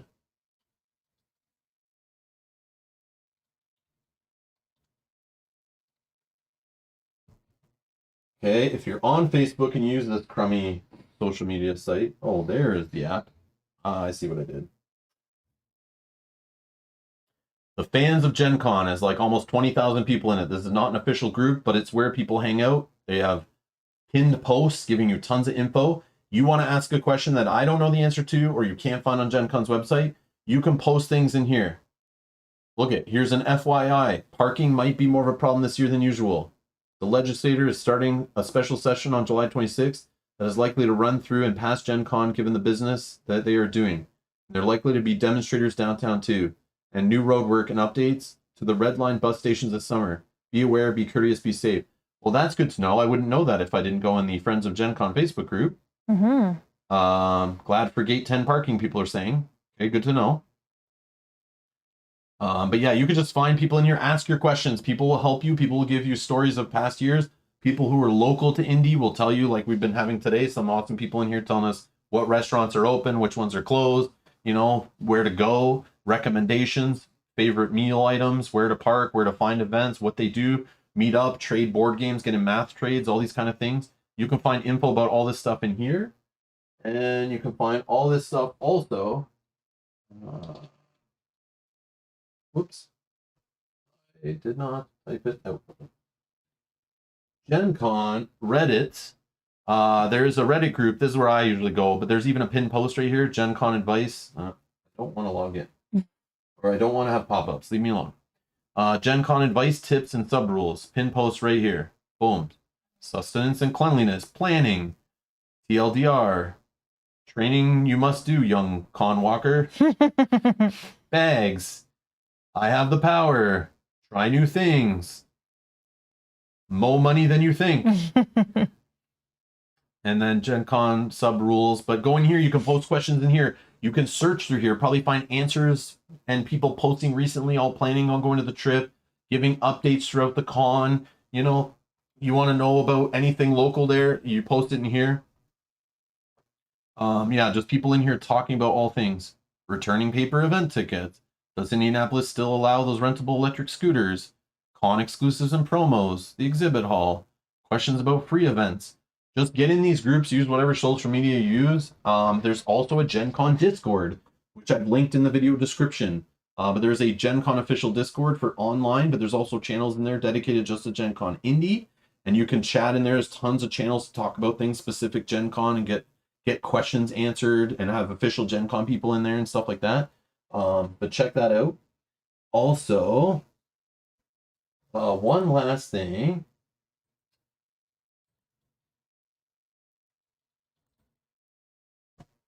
Right here. I don't often shout out other YouTubers. I don't know why. I just don't. We do every now and again. I do every now and then. But this YouTuber, I didn't realize she only has 952 subscribers. No, I thought she had more than that for sure. But I've never met Nelly in person. I've seen her We've there seen at her. Gen Con. Okay. I never had the time to go stop and talk to her, so it seems busy. But little Nelly is a nerdy girl who, when I first was going to Gen Con, I was back doing YouTube videos in the early days. I went, you know what? Let me search on YouTube, see if I can find any videos about this crazy Gen Con I just found out about that's going to have a Game of Thrones tournament. What else happens there? I found her channel, and she does vlogs. And she, back in 2013 or 2012, when I was first looking into Gen Con, it was 2013, yes, because I only found out about Gen Con like 2 months before I went. And I remember looking up her videos, and she only makes videos around Gen Con time, and she does these vlogs, okay? And if you notice, she does vlogs. This is Nelly right here.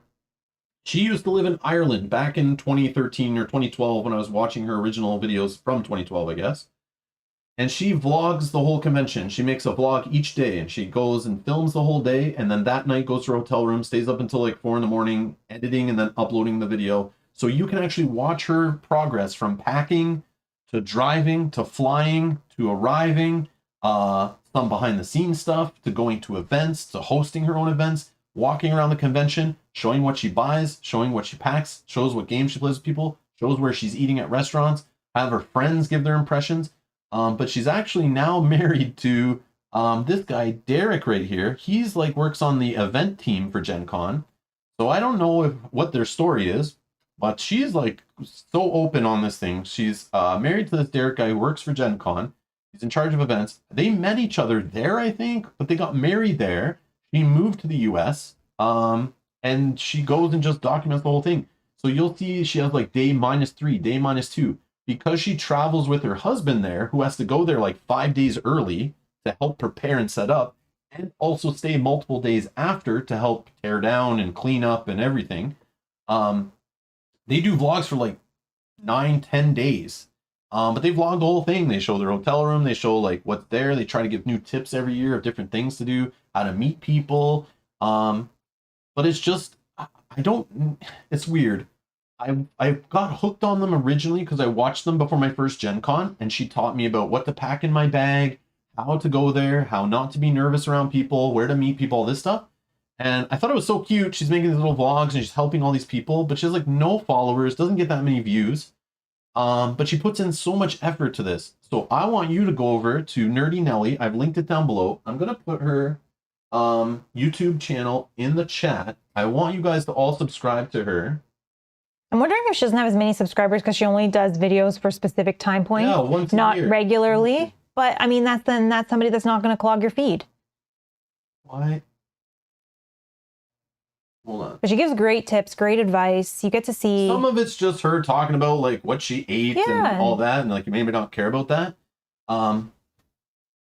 But more about it, it's nostalgic for me. Because when I first found her videos, it helped me see what the rush was like, see what the Gen Con was like, get some behind the scenes on it. She would give her history, her adventure, how she got her tickets, how events worked, all that stuff. And it helped me prepare for the first Gen Con. Then I would just now watch them every year to get me excited for Gen Con. So she goes there a couple days before I do. So sometimes I watch her vlogs leading up to it. It gets me in the excited mood. Mel and I are going to watch last year's ones, like before we leave for this one. Just for fun, to get all hyped up and nostalgic and stuff like that. But it's just something that like I've now tied to Gen Con. And Nelly, if you're ever seeing this, I doubt you will, but thank you. Thank you for making these videos, and just you have now been, your videos are like tied to my Gen Con. When I couldn't go to Gen Con that one year because I changed jobs and couldn't get vacation off, of course I get to watch Nelly going. Of course I had tears in my eyes. I couldn't go there. I was missing it. It's like an addiction. I love Gen Con. It's amazing. And she has a passion for it. She's super open, talks about being sad at the end of the day, saying goodbye to her friends she only sees there in person, but she like plays with online or chats with online all year. And I feel that. Like I go to Gen Con and like being there, it's like a very unique place, a very special place. And I feel that, and I get those feels from her videos. It's corny, but like, yeah, I appreciate what she does, because she is like her videos and Gen Con are like connected for me. It's like something that was like, I don't know, she just helped me understand what Gen Con was and helped get me there. And I appreciate the work she did for that. So here I am making a video trying to help people understand Gen Con and prepare for Gen Con. So I'm like paying it forward. But she was the first one that I ever found a video of giving tips for Gen Con trips. Back when she lived in Ireland and flew all the way across the world just to go to this convention. That's when I knew there was something there. When this girl's coming all the way from Ireland.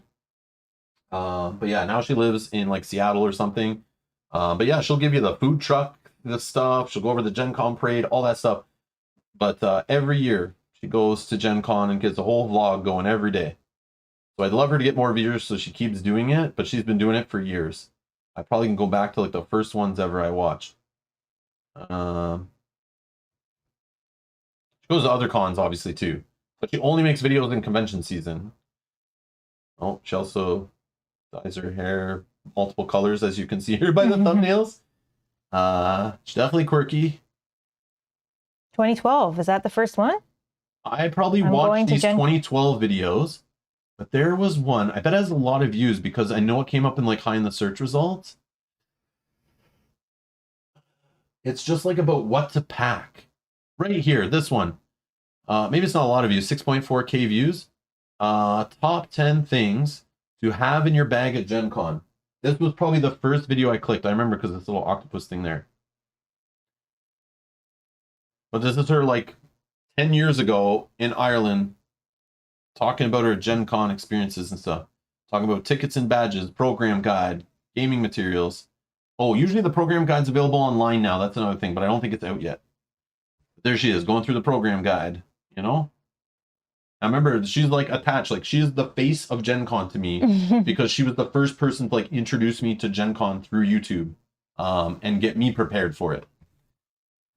So yeah, I just want to throw it out there. I have nostalgia feels for Nellie's YouTube videos, so I just want to pay it forward. So if you're interested in watching someone vlog the whole convention, go watch her. She like films things I never even knew happened there. It's neat to see because she goes with like RPGs are her focus too. She like plays RPGs. Her husband plays like RPGs. They go there and try them out and stuff. So you can get that side of it also, which is neat. She also seems to every year try just random cool events well. Like every year she'll try something new and cool. Yep. And then talk about it. A lot of them I won't try, but she shows me a side of Gen Con that I know I don't see there because you can't do everything. I think this one here that's on the sidebar, the Gen Con beginners, I think that's the one that we watched more recently. Like she has no shame. She does her whole makeup on there, explains like her whole getup, everything. She is like so open and honest. It's a good time. Good time. This is the kind of YouTuber I like. Open and honest stuff. But yeah, just throwing it out there. I mean, it's in the video description. If you're looking for this in the future, it's also pinned in the chat or in the chat there. But yeah, but I thought I'd just pay it for it. Yeah, I always watch those. So we were watching one like even last night. I was just watching one from like 2 years ago or something. Just getting in that Gen Con mood, prepping for this stream. But yeah.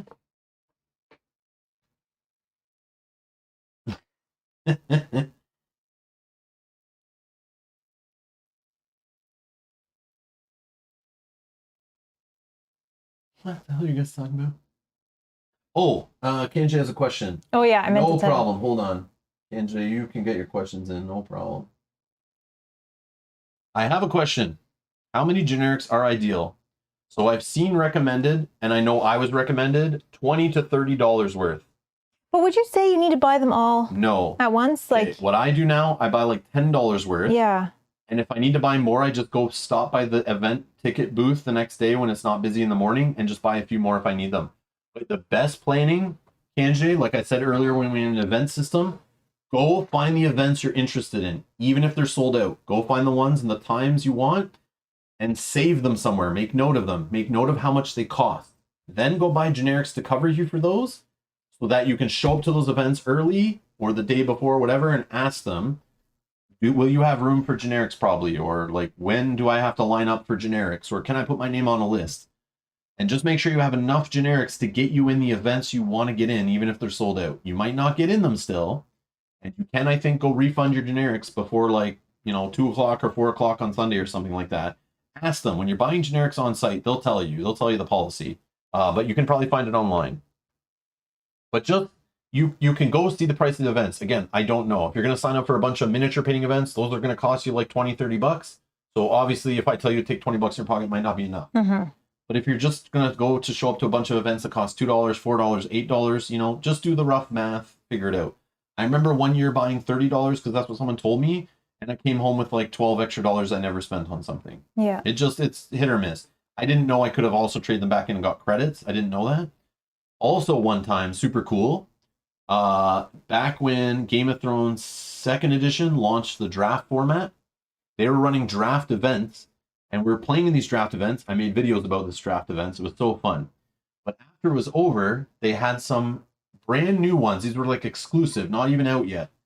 And they had a whole box of them. And I asked Nate French, who's like the designer, he's at the height of the card game department or something at FFG. I said, Nate, do you guys have any more of these packs? I would love to take some home and do some drafts at home early before they come out later this year. Make some videos and stuff. And he said, go talk to the guy at the booth. So he went over to the guy at the booth and he whispered to them, and we did some backroom dealing. And the guy is like, listen, you have to pay for them, but we can't accept cash. If you go get $30 in generic tickets, consider this all yours. And it was like a case of them. I just had to go run. I ran over to the booth because they were closing soon. I ran over to the booth, got the $30 generics, ran back to the FFG event desk, gave this guy $30 in tickets. He gave me this giant box of draft decks. We took them home the next weekend after Gen Con. We were drafting privately in my house. It was so fun. Without the hustle and bustle of Gen Con, we just had our own private, got them like 3 months early, and we're playing like private Game of Thrones 2nd edition drafts. Oh, that was like, that's a memorable moment. That's a memorable moment. That was so fun. But yeah.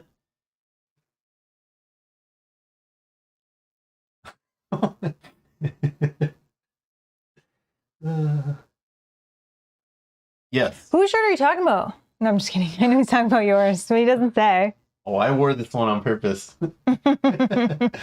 Hashtag blue shirt gang. I also got to say that we have Nellie's best friend in the chat as well. What? No way. So please tell her we love her videos. Oh, it is. Now that I see the picture, you are in her videos. Now that I see her picture, right? Marion, are you the one in her videos that's like telling us all about awesome places to drink beer at we were watching the other day? That was in that one. Yes, I think now that I'm seeing your photo here. Yeah, oh my gosh, that's so funny. No way. That's so funny. Small world, holy crap. I wish you knew that the whole time. So that's okay. That's Marion, so you work for Gen Con, don't Maybe you? that's why you had so much knowledge. Oh, I didn't even, I thought you were just local. You're the beer lady. Oh my gosh. Marion, you could have said that stuff at the beginning. That's amazing. You were here to help us. Like, we're all good. Yeah. That's awesome. Oh man, that's how you know so much stuff. Yeah, I just thought you were local and... Okay, yeah, you don't have to say anything. I'm sorry for this. Okay. Well, anyone who now watches Nellie's videos will know what we know now, so that's cool. It's not your show, I know. It's all good. It's all good. No, but that's awesome. Well, we're just trying to pass info on to fans of our channel that were asking us about Gen Con, who wanted to know more about it to go for their first time and stuff. So they were asking us if we just do like a video or a Q&A or a live stream or something just talking about Gen Con. And we've done it in the past, but it was more just like a side thing in our regular Q&As where it would just come up. But this year we felt like, let's do something dedicated. Maybe we can spread awareness and like kind of like maybe people don't even know about it. So we have like 15,000 subscribers that watch us play these board games. But like you can go to this convention if you live in North America, like pretty easy and play some crazy games. So that is cool. That's awesome. Marion, welcome to the stream. Yeah, thank you. Marion, you're awesome. Oh, don't be nervous. Oh my gosh. We appreciate you so much and your knowledge that answering so many questions. I'm not nervous. I am shocked. I'm like surprised. I'm like, now it all makes sense. But that's cool. Small world. I'm like thrown off that it's like wait a second. I didn't even realize by the photo because It's like when all of a sudden it all just makes sense, and I'm like, I'm blown away right now. That's fun. That's so cool. Well, please tell Nellie that we appreciate her videos very much. Tell Nellie she's awesome. Yeah. I need to say hi to her at a convention, but like I don't want to weird her out. But it's like, hey, like you are like your videos in Gen Con are like nostalgic to me. You're connected because you taught me about Gen Con. So that's cool. Yeah. Tell her she's awesome. Yep. You're awesome too.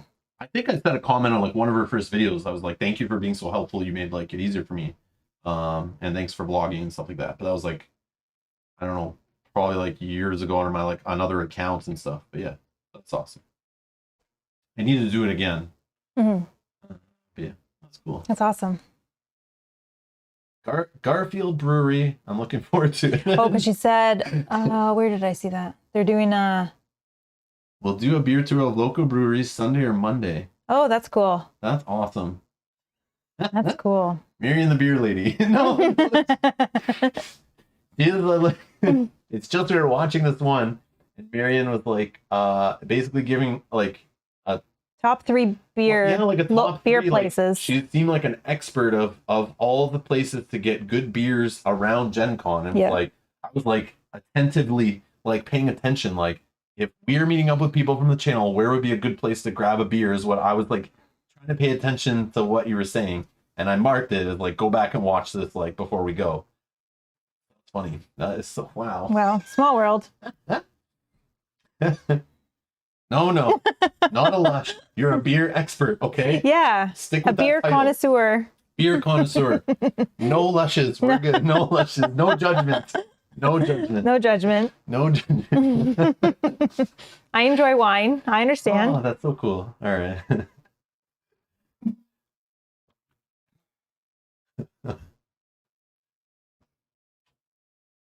That's awesome. Cool. That's awesome.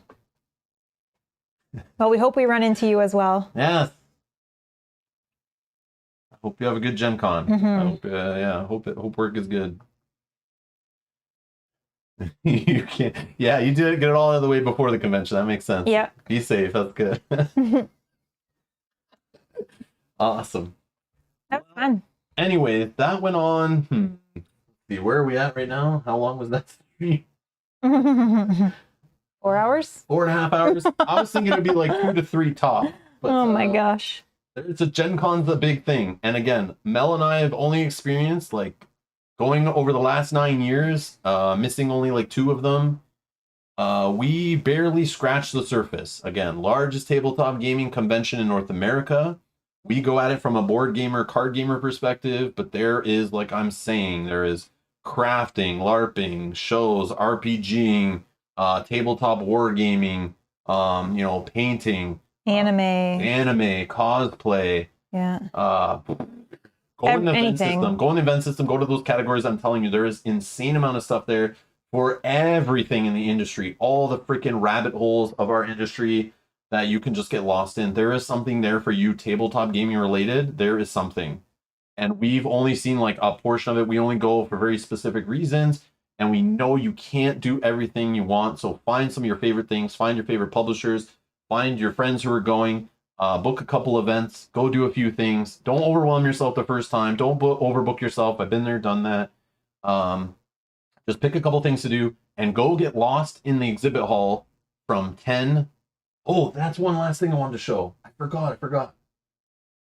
Oh, yes. I forgot. It reminds me, another thing. I need to warn people about crowds. Okay, but also I think it's cool. Ready? Whoops, what just happened? Okay, this is a little video of me filming at Gen Con 50, so back in 2017. Okay, it's a little video I made, not the greatest quality, not the greatest camera. That's all I got, okay? I deleted my Rush from last year. I couldn't find it. I changed hard drives and computers, and I think I had to delete all my like cutting room floor footage from last year's convention. So I had this on YouTube so I could find it. But this was back in 2017. It sold out. It was Gen Con's 50th anniversary. It was a crazy experience. The energy was freaking electric that first morning. They do the opening ceremonies, and I was filming it. Mel was maybe filming this part from up above. I was filming like the opening ceremonies from down below because I was like tall. I can see over everybody. so I could film it. I don't have the sound on, but this is just to show you. This is what it looks like almost every morning before the dealer hall opens. There is like 5 or 6 entrances all around the corner. There's ones around the corner. There's ones at the end of this hall. There's an escalator here. See all these people on the second floor? These are people who don't want to be in the crowds, but want to watch the crowds. And what happens is they open the gates. There's press everywhere filming this. It's a big event. They have these opening ceremonies here. There's what's his name again? The Atkinson guy. That's like from Magic the Gathering fame. This guy like worked for Hasbro or Wizards of the Coast or something. He's now like owns Gen Con or something. He's a crazy guy. Peter Atkinson, I think is his name. Peter, yep. Peter, right? He has like a background in Wizards of the Coast or Magic the Gathering or something. That's where I heard his name from originally.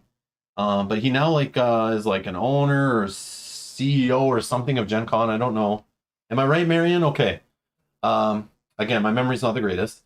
Lots of info. But they do this big opening ceremony. They roll dice, give money to charity. But they do a big countdown to when the exhibit hall doors open. And of course, do not run. Do not run. Mm-hmm. They chant it. And then everyone gets to walk in and you go to your booths to try to get your favorite games, get your promos, you know, try the demos for things you want. But this is a big deal. People start lining up at like 8 in the morning for the opening at 10 a.m. So get there early. But it's just a sea of people and it's every day. Every day people are lining up like this to go in. They do this opening ceremonies only the Thursday morning, I believe. But of course they do not run, you know. And there's security at the door checking badges and everything, and they'll be checking wristbands. So be safe. I'm assuming this still happens even with the masks and everything, right? I would assume so, yeah. I don't know how it was last year though. I mean, we could probably, I'm sure somebody posted. Again, we haven't been since pre-COVID, so I don't know if this kind of stuff still goes on. I don't know if there's more separated or lineups and social distancing. I don't know. I have a feeling it's not, but I just want to show you guys. This is like the crowd. This is the craziness. This is so cool. This like blew my mind when I first saw this on video. Videos don't do this justice. Am I right, Mel? Yeah, they don't. Like when you go there in that crowd and you're waiting and the electricity of everyone cheering and clapping and screaming and repeating and counting down. Oh my God. I have to say though, the first time I was in this crowd, we were kind of in the front. Oh, we were like right by the door. Right by the door. I got there early. We need to get certain games. I was scared. Oh, yeah? Yeah, like inside, all these people are behind you, and in your head, you're thinking, if I fall, I am in trouble. I know that's probably not the case. These people are not, you know, trying to buy the latest PlayStation, but it's still very terrifying. Yeah, yeah. And very overwhelming. Yeah, not like Black Friday deals where everyone's trying to kill each other for a TV sale. Right. People are respectful and walk safely and everything, but everyone's kind of bumping into each other. But once you get in the hall, see, there's the dealer hall doors that aren't open yet up for the exhibit hall or whatever. Oh, we got a new subscriber. Danielle Backus. Thank you so much for subscribing. Welcome. Thank you. There's the doors opening. Look at there's like see people getting excited. Oh my God. You can tell just in their do not run. Yeah. Do not look at this is the sea of people. Look at that. Everyone's speed walking to go get your favorite game. Gotta go get that promo, get that limited copy. Oh my God. Like it's exciting now. Everyone with their small backpacks. See that? And they're over the shoulder bags, being respectful. Nobody has those giant board game backpacks. This guy has a sign. Like, what is this? This guy's looking back up. Look, Mom, I'm on camera. Look at me. But yeah, I linked this video down below if you want to see it with sound and hear everyone chanting. This was the year the L5R tournament was happening. 750 players at Fantasy Flight Games tournament area. We were part of that. Yep. That was the tournament that took like 3 hours to get started. It was insane. But all the L5R fans were out here and somebody yelled for the Empire, and they're all doing the chant. Yeah, it was super cool. But you can hear it in the video. For the L5R crowd. It's funny. This is also only one of the sets of doors of the multiple that are all this busy. Yep. There's like 5 or 6 doors like this that are all letting people in at the same time in different areas. That's why I said plan your attack. Go wait by the right door that you need to that's closest to the publisher you're trying to get to, so you don't get there late and get in the end of the line and maybe miss out on a game or a promo that you're trying to get. There's a lot of people when you watch it like that. Oh, Marion said I'll be running around or in GMHQ. Stop by anytime. Awesome. We may have to do that. Mm-hmm. We may have to do that. Oh, there's our Patreons. Look at how little our Patreon list is back in the day. The original OG Patreon. Aw. Good times, good times. Brings back memories. Yes, it does. Oh, Makes me excited. It's just been since 2019 we haven't been, and it feels like so long. It's like 3 full years, right? Mm-hmm. Right? Till 2020, that's 1 year, 2021, and now 2022. So yeah, Yep. 3 years have gone by since we've been. And we've been going on every year basically since 2013. So yeah, I can't wait. Oh, Marion says we will not have these opening ceremonies at this front door this year, but we will have an opening ceremonies at the. Oh, okay. Oh, that's actually a good idea. 500 ballroom. Okay. Yeah, that's a good idea. And they're probably going to be live streamed, right? If they're in the ballroom, that's smart. If that's the case. Okay, that's cool. No worries. Yeah, for anyone who wants to watch opening ceremonies, go to the 500 ballroom for the opening ceremonies. Oh, he's the chairman of the board of owners. Okay. Oh, awesome. That's cool.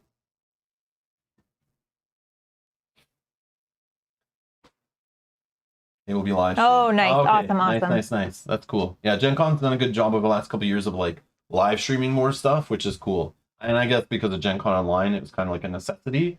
But it's just good that they do it, right? It just gets it out there, and for people who don't go every day, can still see stuff and get information. Mm-hmm. So that's good. Anyways, it has gone late here. We're gonna get out of here. Thank you everyone for watching. Thank you for your questions. Thanks for hanging out and chatting. Thank you to all our Patreons and YouTube's members for donating to the channel. Hit that like button if you found this helpful. If you're watching this in the future, leave your comments down below, your tips down below. Somebody might watch this video in a couple of years planning for a Gen Con, and maybe there's some new tips or things that have changed. Drop them in the comments below. It might help people out. We might do one of these next year if it's relevant, if it's needed, if things have changed. If we go this year, we'll definitely get more info and more updates on like the mask mandate, the vaccine, how it's changed since 2019. So we could do a post Gen Con kind of update, how things were different, or at least in next year's Q&A. We need to do next year's Q&A in like January. Oh, it's like a real prep. Yeah, like, because a lot of the stuff we talked about hotel system, the wish list for events, this was too late to talk about that stuff. But I know it's YouTube. This video will be here. It's searchable. Someone will find this next year when they're searching for Gen Con. And hopefully it'll help you prep for a future Gen Con too. Because Gen Con's 22 days away. So you can still get a badge. You can still get events. You can still book hotels. You can still go for this year, 2022. The dates are set up till 2026.